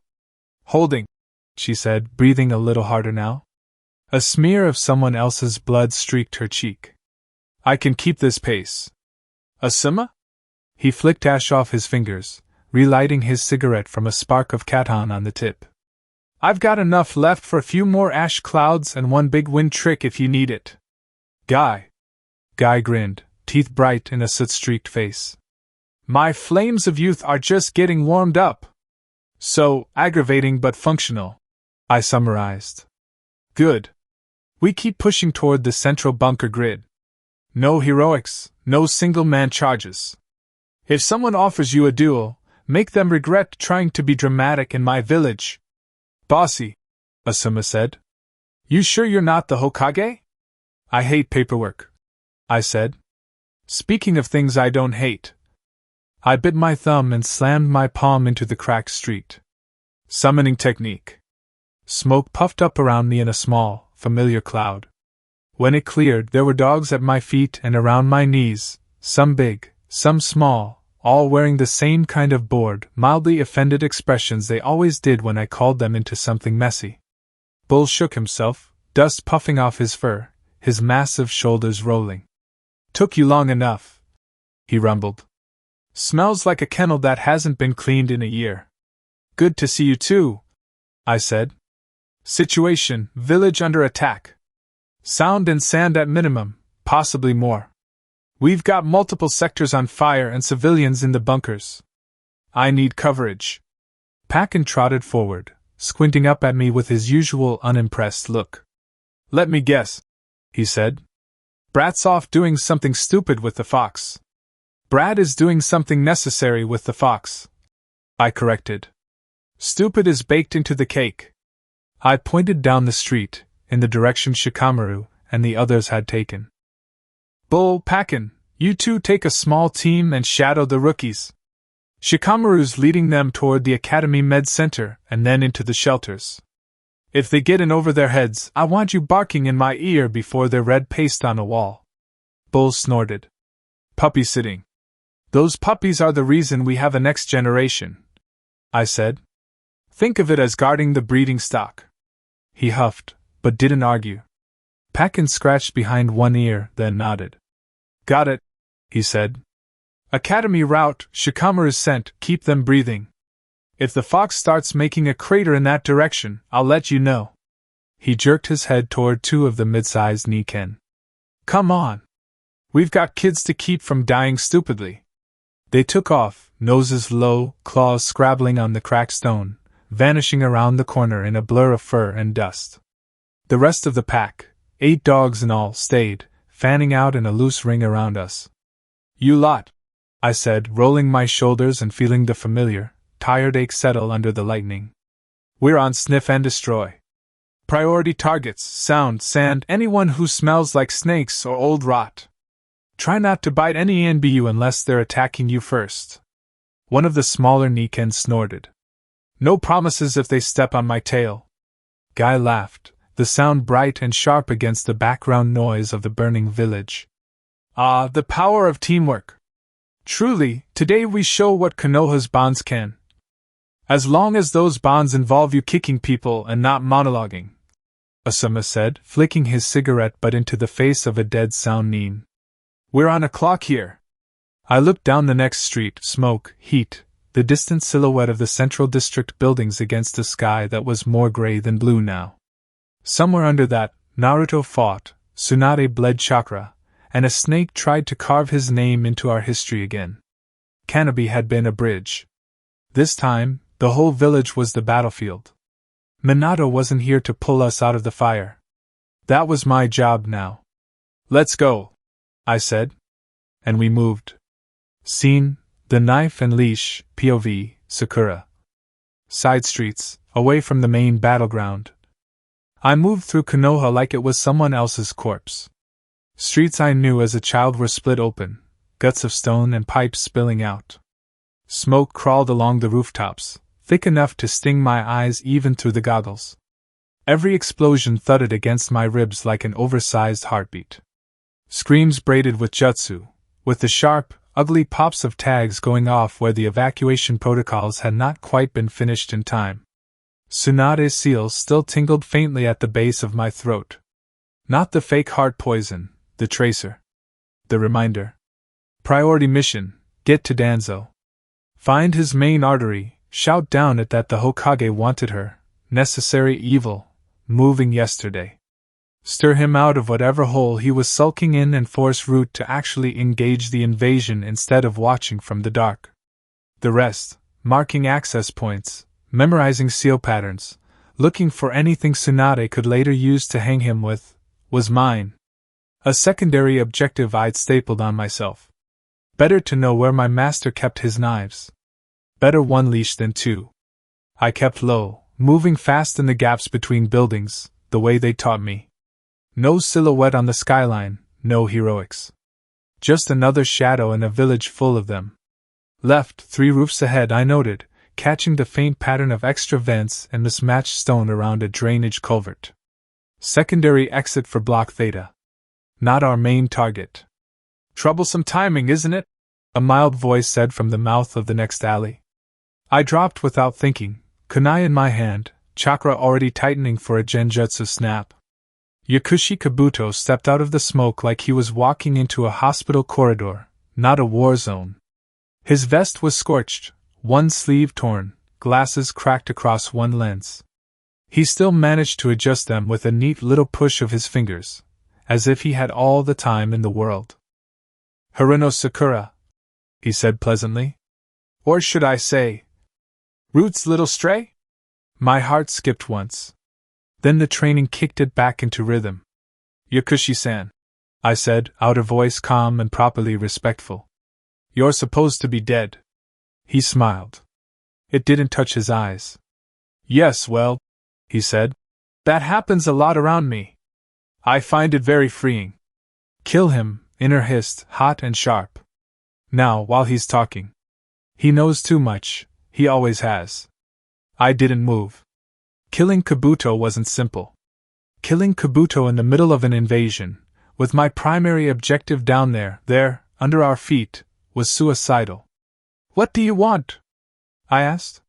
He tilted his head, as if considering how honest to be. An entrance, he said. A very particular entrance. I'm sure you can guess where. My fingers tightened on the kunai. You're standing on a village stuffed with tunnels, I said. Pick one. Sakura-chan, he chided gently. We both know they're not all equal. I don't want a little side cell or a burnout test wing. I want the main artery. The place your Danzo-sama crawls back to when the lights go out. He took a step closer. I didn't back up, but my muscles sang at me to move. You're going there anyway, he went on. Tsunade-sama's leash is very efficient. Cortex, heart, spine. Clever woman. I'm almost impressed. The tracer under my skin pulsed, a phantom itch. How long have you been watching? I asked. Kabuto shrugged lightly. Long enough to see a pattern, he said. You keep finding yourself between Danzo's rot and Tsunade's pruning knife. I assume that's not a hobby you chose.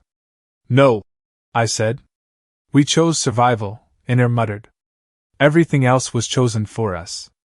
He adjusted his glasses again, cracked lens flashing.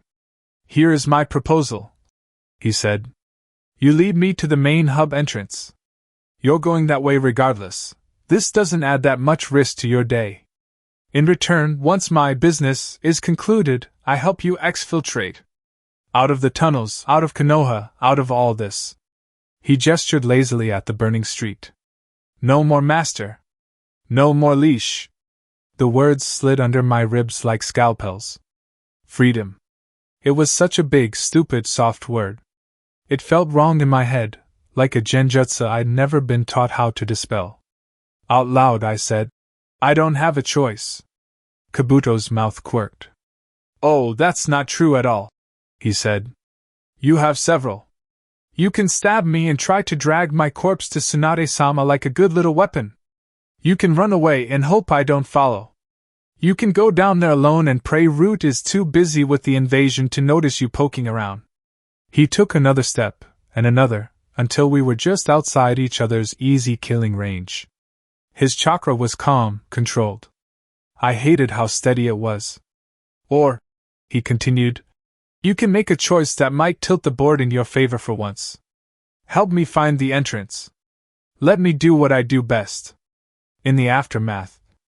I make sure you're not here when Danzo or Tsunade start counting corpses and assets. He smiled again, almost kind. Nobody is coming to save a rookie rootling in the middle of an invasion, Sakura-chan. he said softly. Not the old Warhawk, not the new Hokage. You know that. The worst part was that he wasn't wrong.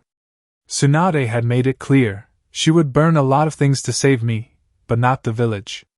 Danzo would burn me to save a tunnel entrance. If I went down there and got pinned between them, I would be one more line item in a report, one more asset lost in the fog of war. We don't have a choice, Outer said automatically. We always have a choice, Inner whispered. It's just that most of them are bad. I watched Kabuto's face, the tiny muscles around his eyes, the way his fingers rested near the hilt of a scalpel instead of a kunai. Calm. Confident. He wasn't bluffing about killing me if this went wrong. He wouldn't enjoy it. He would just do it neatly and move on. If I said no, he would find another way in eventually. He always did.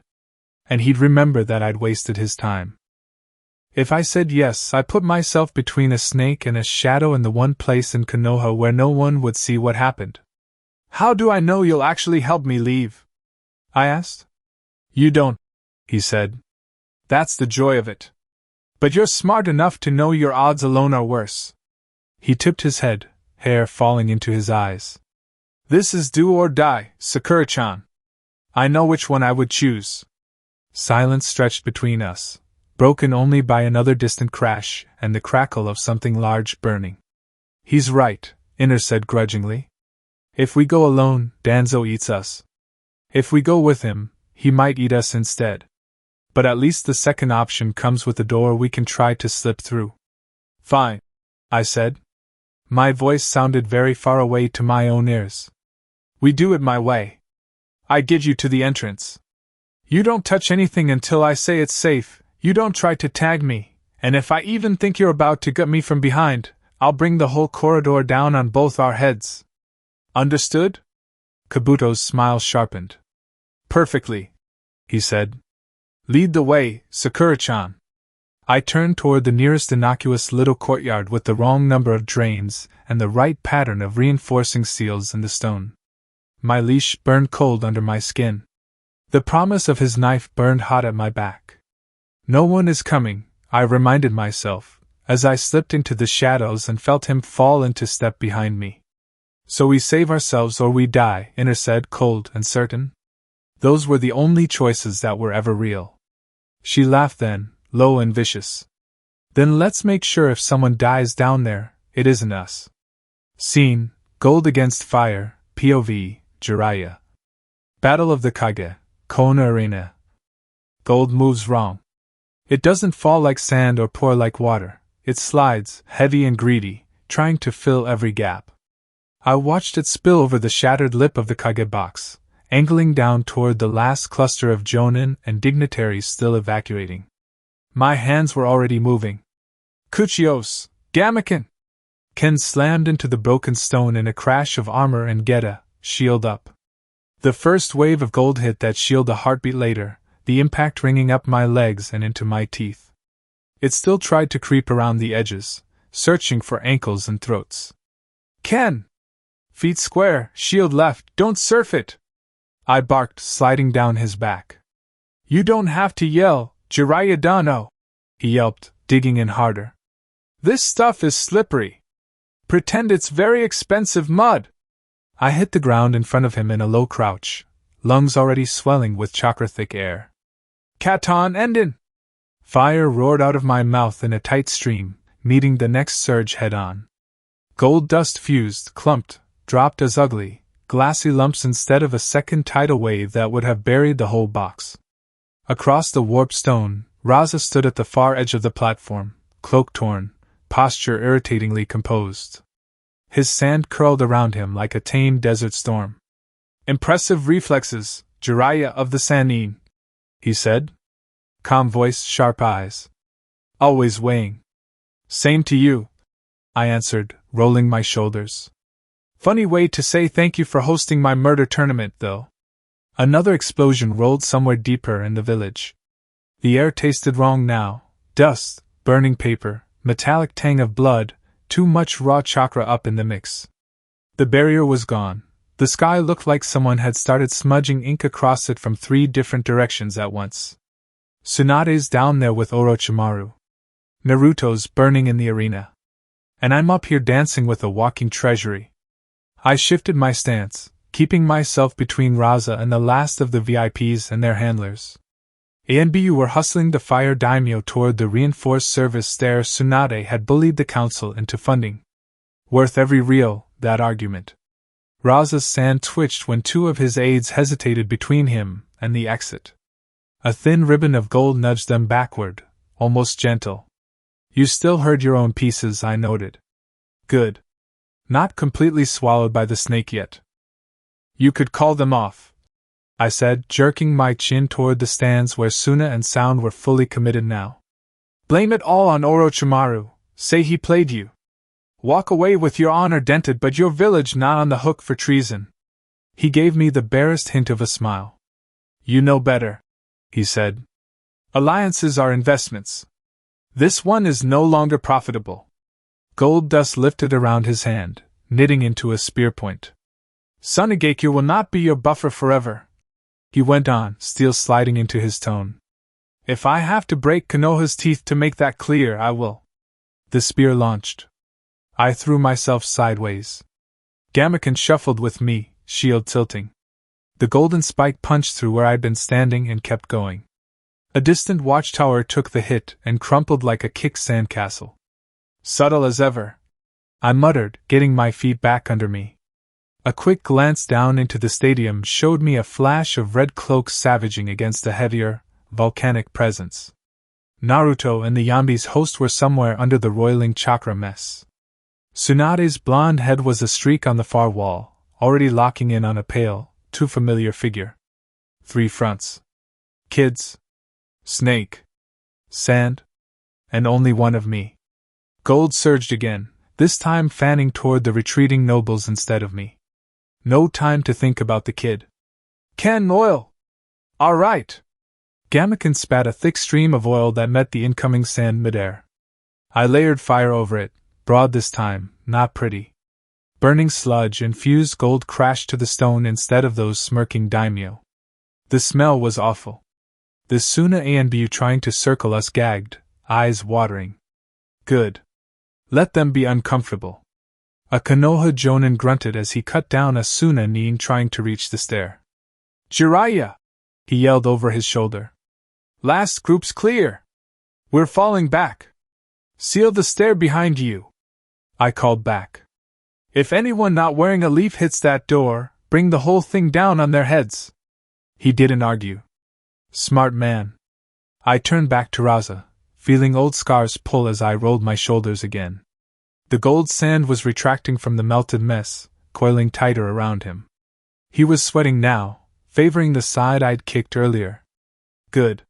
He was bleeding for this choice. Your Jinchuriki isn't in play, I said. My godson got to him. That alone should have warned you off this mess. Raza's jaw tightened. Gaara is unreliable, he said. The Shikaku is a blade with a hand that trembles. You, on the other hand. Gold rose up, forming a thick dome. Do you know, he asked quietly, how much I could demand for your corpse? What Kumo or IWA would pay to know the Toad Sage died on Konoha soil while I watched? I snorted. You're not the first to think you can cash me in, I said. Akatsuki got in line before you. You're late to the party. His eyes narrowed at that, but he didn't rise to it. Irritatingly disciplined, this one.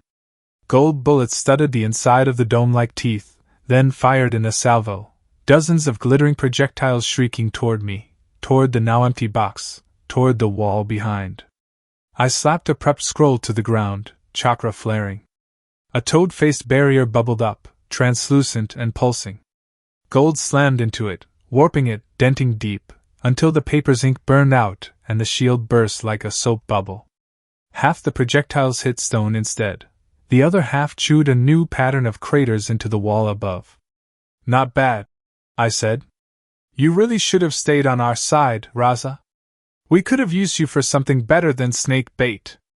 I drew chakra into my palm, spiraling it, forcing it tighter.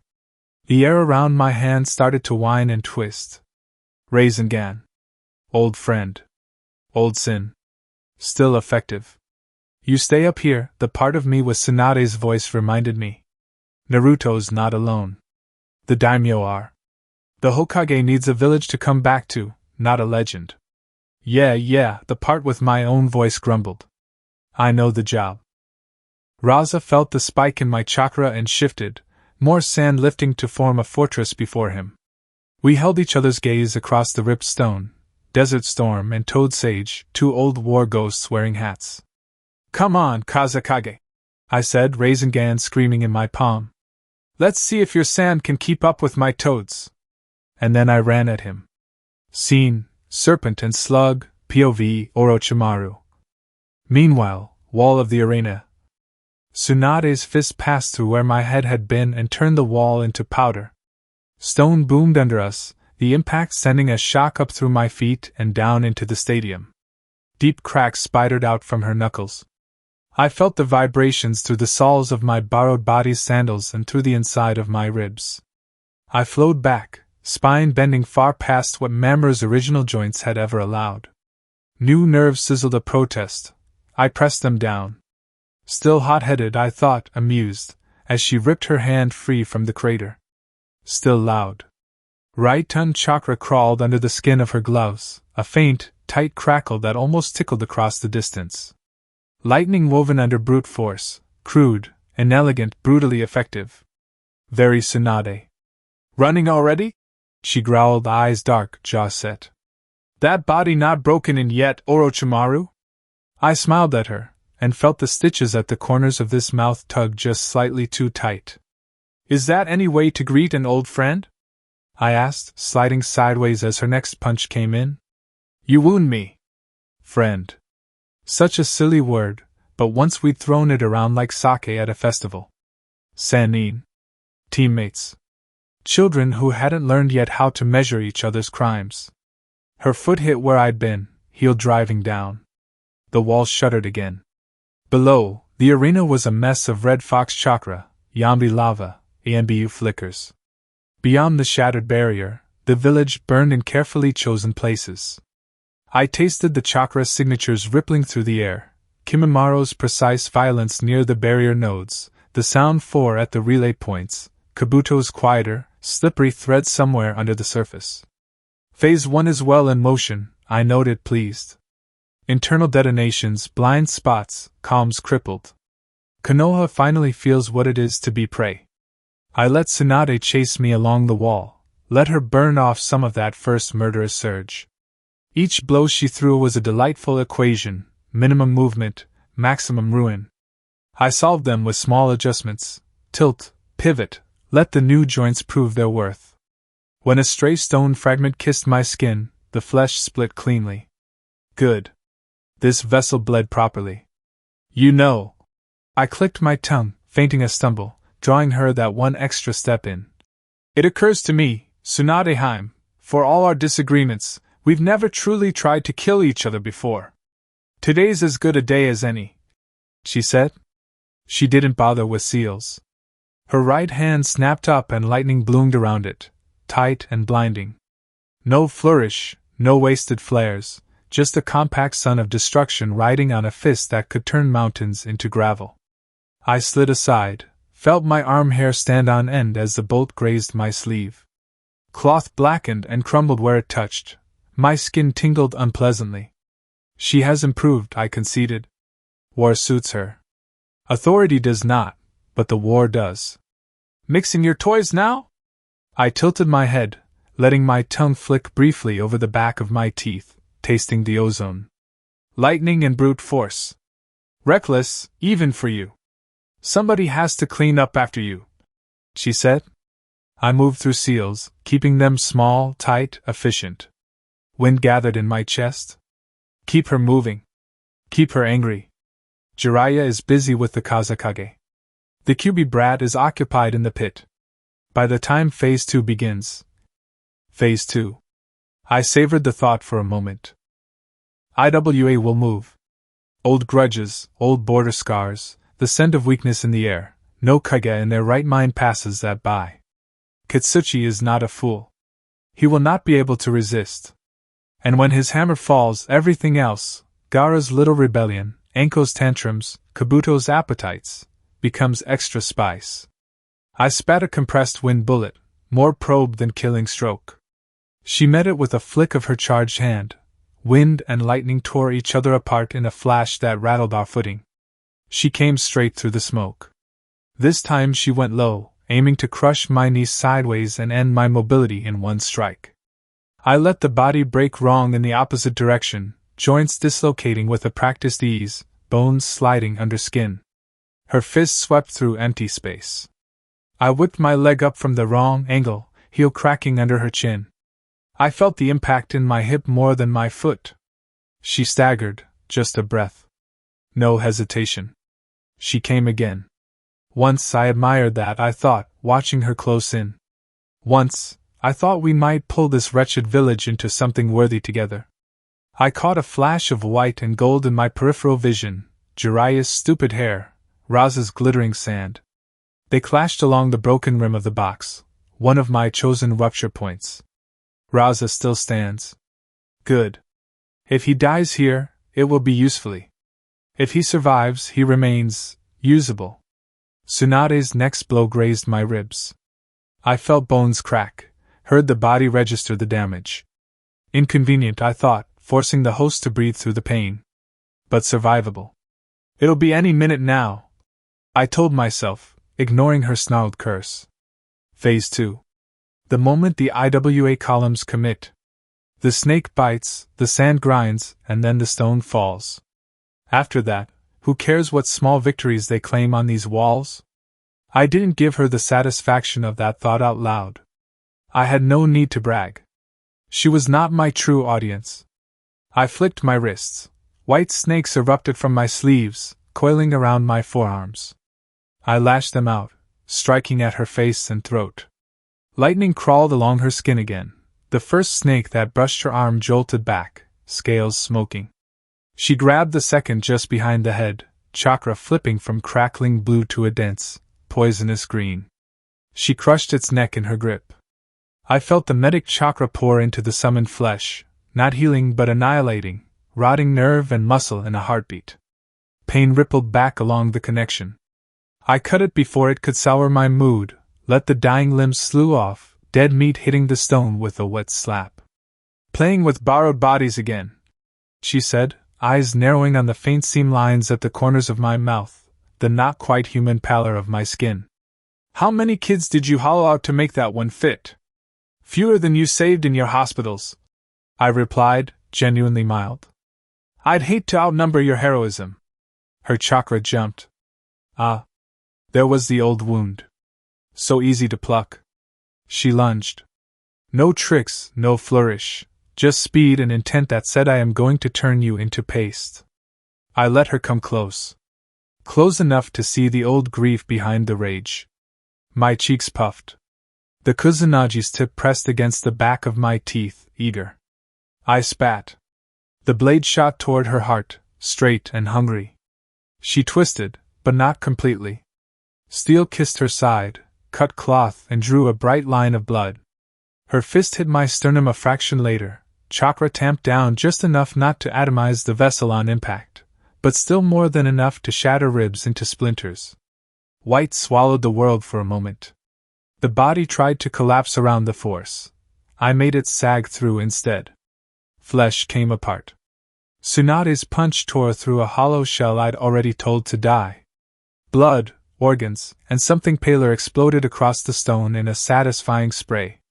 Somewhere off to our right, Jiraiya shouted, fire and wind roared.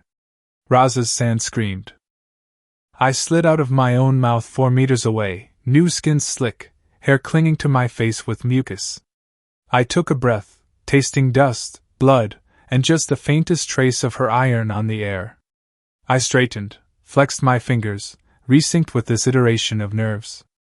She spun, tracking me, eyes like chips of amber glass. Still a snake, she said. Lightning climbed her hands again. Still a coward. Still predictable, I said. I reached 2 fingers into my own stomach and drew Kusanagi back out, wiping a smear of false viscera off the blade with my thumb. Her blood slid down the metal, bright and hot. I stepped forward to meet her, smile thin. Let them spend themselves, I thought, feeling the IWA signatures on the far horizon shift. Not yet, but close, like a storm front rolling into position. On me, on each other. When the rock finally hits, none of them will remember who threw the first stone. Only whose design survived the landslide. Come, Tsunade, I invited, as her fist came up again. Show me what your precious village has made of you. We collided. Slug and snake, war chief and traitor, trading blows on a cracking wall while Konoha screamed around us, and the real game waited, just off stage, in the silence before the stone fell. Scene, roots in the dark, POV Danzo. Meanwhile, emergency in the control center, underground, northern Konoha. I do not watch my village burn through glass. Glass shatters. Ink does not. The northern node is stone, seal paper, and old blood, my blood, in the lines and in the walls. Arrays layered 3 and 4 deep hum quietly around me. The air smells of ink, dust, and the copper tang from where I've dug my nails into my palm without noticing. In front of me, the map. Not a pretty shogi board like the Nara Brat favors. This is Konoha rendered in black veins and red pulses, tunnels, choke points, kill zones. Each small ink circle flickering on the paper is tied to a seal, a watcher, a silent root cell under some unsuspecting street. Some dots are steady. Too many flicker. I keep my breathing slow. I learned patience long before most of these children learn to stand. Orochimaru's little opera reaches me in fragments. One array shows the arena wall, green ink lines jut as the detection seals register Biju level stress. Another panel stains red where internal charges collapse a market street from below, blowing our own buildings inward to bypass Tsunade's outer traps. A third pulses erratically near the main barrier node, Kimimaro and the unstable one carving through my ANBU and technicians with surgical, obscene precision. The snake does good work, when he isn't trying to amuse himself. I can almost see him as he was, a 6-year-old in the academy yard, cross-legged in the dust, calmly tying a Chunin instructor's logic in knots while pretending not to understand what he'd done. Half our age and already twisting everyone around his finger. I never trusted his theatrics then. I certainly don't now. So, you have committed, I murmur, watching another fan of red strokes bloom along the barrier grid. Sound inside the walls? Suna pretending surprise. Our own outer lines blinded just long enough for the first bite. That is still only the first layer. The girl's Biju flares in the arena. Tsunade throws herself at Orochimaru. Jiraiya is dragged into a dance with the Kazekage. Sound and Suna break things inside the tree. The outer predators are what matter. I tap the northern arc of the map, a smudge of dull brown ink along Fire's border. Those are not my seals, only estimates, weight marks from pre-invasion reports. Presumed IWA columns moving along northern and northwestern routes. Heavy, slow discipline, ANB wrote. Karen of Odo reads them as distant fireflies. I see a hammer being drawn back. Phase 2. When the stone falls. I have been listening for that sound since dawn.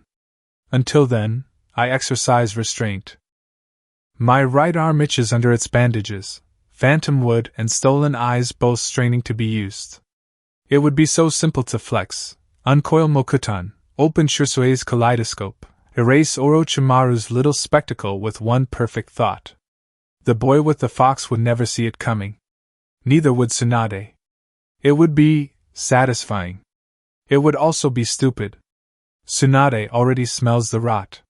Fu's corpse is cooling in her morgue. She has seen too many of my tattoos, read too many half-redacted reports. Jiraiya laughs loudly and watches me more quietly now. If I bare my teeth openly, if I show wood where there should be scar, if I unleash Kodoarm at Tsukumi in the middle of this circus, every Hyuga and Nara within 100 li will turn their gaze down. Root survives by being a rumor, not a banner. So, no grand displays. No mass deployment. Not yet. I brush a seal on the wall with 2 fingers. Chakra hums. 2 ink birds peel off the paper, beating tiny wings. They hover, waiting. Directive, I say, conversationally. The room is warded. I don't need volume. Cells Zeta through Kappa, authorized to remove isolated enemy shinobi only. Suna and sound targets of opportunity. No engagement with Leaf Command assets. No mass reveals. Strike, vanish, return. The birds shiver, then streak away into the tunnels, carrying my will into the dark. Assassinations of strays, yes. Tsunade may even thank me for the bodies, if she ever looks far enough into the shadows to count who killed them. But I will not spill my entire root system across the battlefield just to show a man that I am still strong. My cane is solid in my grip. The wrappings over my arm feel too tight. My hidden eye burns with that old, hungry itch. Use me. If I flex you now, I tell it, we both burn sooner. Another detonation rolls through the village. The stone around me vibrates, a fine rain of dust drifting from the ceiling. On the map, 3 red strokes appear in quick succession east of the stadium. The underroads there are gone. Those self-destructs were older than the boy with the fox. Tsunade will gnash her teeth over the lost infrastructure, the merchants will whine. They were already compromised. Now they are simply buried. A small tag near the southern ring flickers twice, then goes dark. I watch it for a slow count of 10. Theta South? I prompt. A linked relay charm pulses. A faint chakra thread carries a voice to my ear. Contact lost. The operator reports. All ward stones in that tunnel went dead within 3 breaths. No registered evacuation. Presumed collapse or hostile breach. No further chakra detected. Haruno Sakura was moving through that quadrant. Kabuto, if he still lives, will be sniffing at my doors. Too many variables. Too much noise. A younger me would have sent 3 squads to retake and purge. That version of Danzo died with the Third War. Mark Theta South as burned. I say. No retrieval. Reroute any survivors from adjacent cells to deep storage. Juniors hold and await further orders. No one breaks cover for that sector. Wasteful, abandoning a base in the middle of an invasion. Necessary, when the Hokage is tugging at my threads and the snake gnaws at my foundations at the same time. A thought cuts through the calculations, bitter, old, and still sharp. I should have put a seal on Haruno Sakura years ago. A quiet tether, a limiter, a simple compliance brand. Hiruzen would have balked, of course, soft eyes, soft heart, soft rules. I let his sentimentality stay my hand then, unwilling to push him further when he was already watching me too closely. Now? Tsunade carves through my departments like a kunai through wet paper, demanding audits, dragging skeletons into the light, and the girl has been under my tutelage and command for months, walking my corridors, learning my rhythms. If I tried to brand her now, Tsunade would smell the ink before it dried. I cannot afford to leash the girl when every move I make is dissected by a Hokage who remembers every corpse I left her in the war. Young wood bends, I murmur. Old roots shift, or crack. On the northern curve of the map, the brown smudge thickens. My fingers still. That is not my ink. The vibration that follows is not the hollow boom of a charge, or the keening of barrier seals. It is deeper, heavier, like someone taking a hammer to the bones of the earth. The sound rolls through my sternum. Dust trickles down my face from a fine fracture overhead. Lightning crawls along one wall, thin and white, as a relay tag picks up a massive right on discharge. The pattern is wrong for Konoha. Too blunt. Too heavy-handed. Of course. The hammer has finally started to fall. IWA does not move fast, but when it moves, it does not do so by halves. Old grudges, old border scars, Minato's legend, Kushina's fox, Suna's betrayal, Orochimaru's madness. No Tsuchikage worth the title would ignore such bait. I had hoped for another hour. Hope is for Genin. I open my visible eye fully. Relay, I say. Update to all deep cells, external stone-based signatures confirmed in northern quadrant. Presumed IWA columns committing. All standing orders remain. You will not engage foreign Kage-level forces without direct countermand. We are roots, not branches. We endure. My hand tightens on the cane until the old wood creaks. I curse, carefully and with precision, not Tsunade, though her meddling has forced my timing, not even Orochimaru, though he has always delighted in forcing others to dance to his music. I curse myself. If I had moved sooner, if I had cared less about Hiruzen's will of fire, fable and more about cutting out infection at the first sign, perhaps we would not be here, balanced on a knife edge, waiting to see whether snake, sand, or stone tears the village apart first. If I could flex, I say quietly, tasting the bitterness on my tongue. If I could show them all. But showing is for men who need to be seen. I am Danzo Shimura. I am the root in the dark. I will watch a little longer. I will wait for the full shape of the hammer as it falls. Then I will decide where to bend and where to break. Overhead, thunder rolls in a clear summer sky, and under that sound I can almost hear the Third War laughing. Scene, the horn that turned the wheel, POV Kimimaro. Top of the Hokage Tower, Central Konoha. From the Hokage Tower roof, Konoha looked like a body mid-autopsy. Smoke bled out of open streets. Fire flared and guttered where the arteries of traffic had been cut. The arena was a broken bowl behind me, red and volcanic chakra gnawing at each other in its depths. Further out, the places Karen had circled on her map burned in exactly the right sequence. Below, someone screamed. It cut off too quickly to matter. I had already killed 3 Leaf Shinobi up here. 1 Anbyu who came to check the relay hatch, 2 Jonin who thought the tower top meant safety. Their bodies lay in the shadow of the stairwell, cooling, returned to quiet. The blood on the stone was already drying in a pattern no clerk would ever see. Jugo crouched on the far side of the roof, back pressed to the base of an old signal mast, arms wrapped around himself hard enough that his fingers sank into his own skin. I didn't mean to, he muttered again. They just wouldn't stop screaming. I didn't want to hear them scream anymore. Shard splinters from the barrier consoles still clung in his hair. There was a strip of warped metal fused into his shirt where one of his beams had grazed him. His pupils were too wide, his chakra crawled and snapped in ugly, jittering waves. The crash after. Killer mode. Withdrawal. Self-disgust. Paranoia. Normally, I would press my killing intent over him like a weight, give his mind something solid to push back against until he remembered his orders. Up here, with the tower still thick with Konoha Anbu signatures, I couldn't risk flaring that kind of bloodlust. Someone like Hatake Kakashi would look up and see me. So I let him shake. I kept my voice low.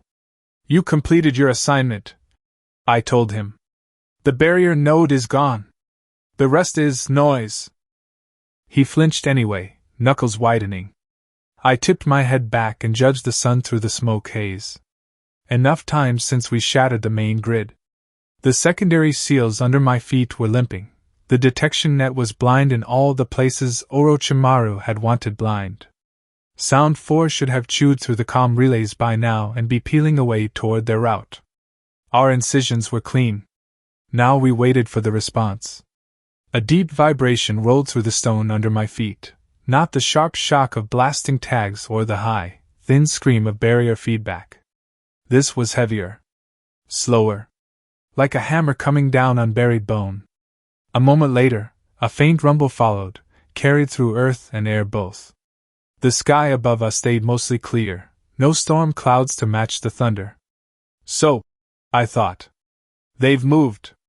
Iwa's chakra signatures were distant, but distinctive. Dense. Stone-heavy. Karen had called them lurching stars, when she listened at night, slow, ugly, inevitable. When those stars crossed a certain line, Phase 2 began. Orochimaru hadn't bothered naming the village, he hadn't needed to. Predators didn't introduce each other before closing their jaws on the same wounded prey. He had told only a few of us the whole shape of it. Orochimaru himself, obviously. Kabuto, with his fingers in too many internal veins to count. Karen, who charted all our paths by other people's chakra. And me. One last look at the board from the center of it, and then extraction. The point was never to crush Konoha. It was to break lines. Suna's trust. Fire's borders. The illusion that the leaf's roots reached everywhere. Stoke the fire until other hands started throwing in their own kindling. I reached into my robe and drew out the scroll Karen had handed me before we left camp. Her annotations in the margin were small and precise. Expected range, resonance behavior, recalibrated after our tests in the hills. On this signal, Orochimaru had said, fingers loose and clean, as if he were discussing a lesson plan instead of a war. Sound moves to withdraw. Our mercenaries follow secondary instructions.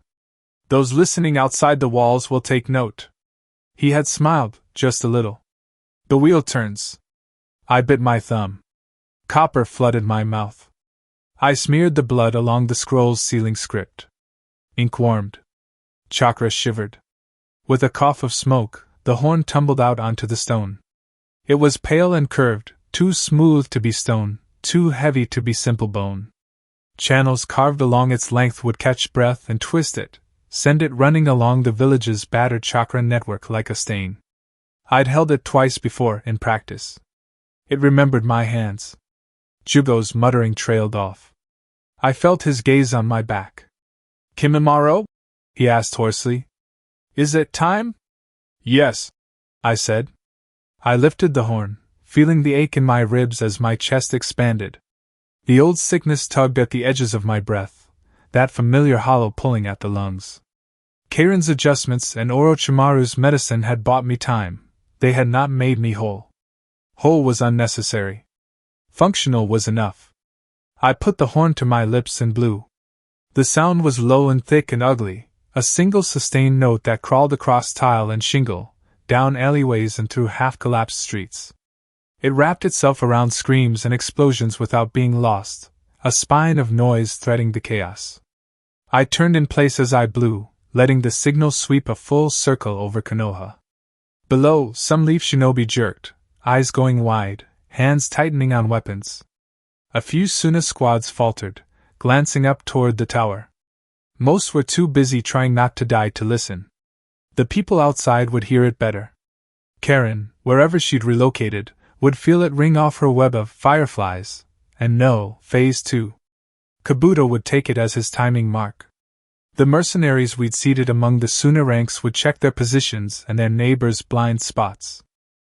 Those mercenaries were not Otonin. Not truly. They were men and women who owed Orochimaru coin, favors, blood debts. They wore Suna colors today. When the moment came, they would be the knife in the sand's spine. I let the note last until my lungs burned and my vision tinged at the edges. Then I let it die. The horn came away damp from my mouth. The village roared on. Our part here is finished, I said quietly. Jugo's shoulders were still stiff, but his breathing had evened out. His eyes were clearer. He stared toward the horizon, where distant rumbles answered the horn. What now? He asked. Now sound withdraws, I said. The barrier is down. The signal is given. Sound 4 should already be moving. Kabuto will be busy below. The mercenaries know what to do. I rolled my shoulders, and my bones answered. Spurs pushed through the skin along my forearms, white and clean, hardening into plates and blades with familiar ease.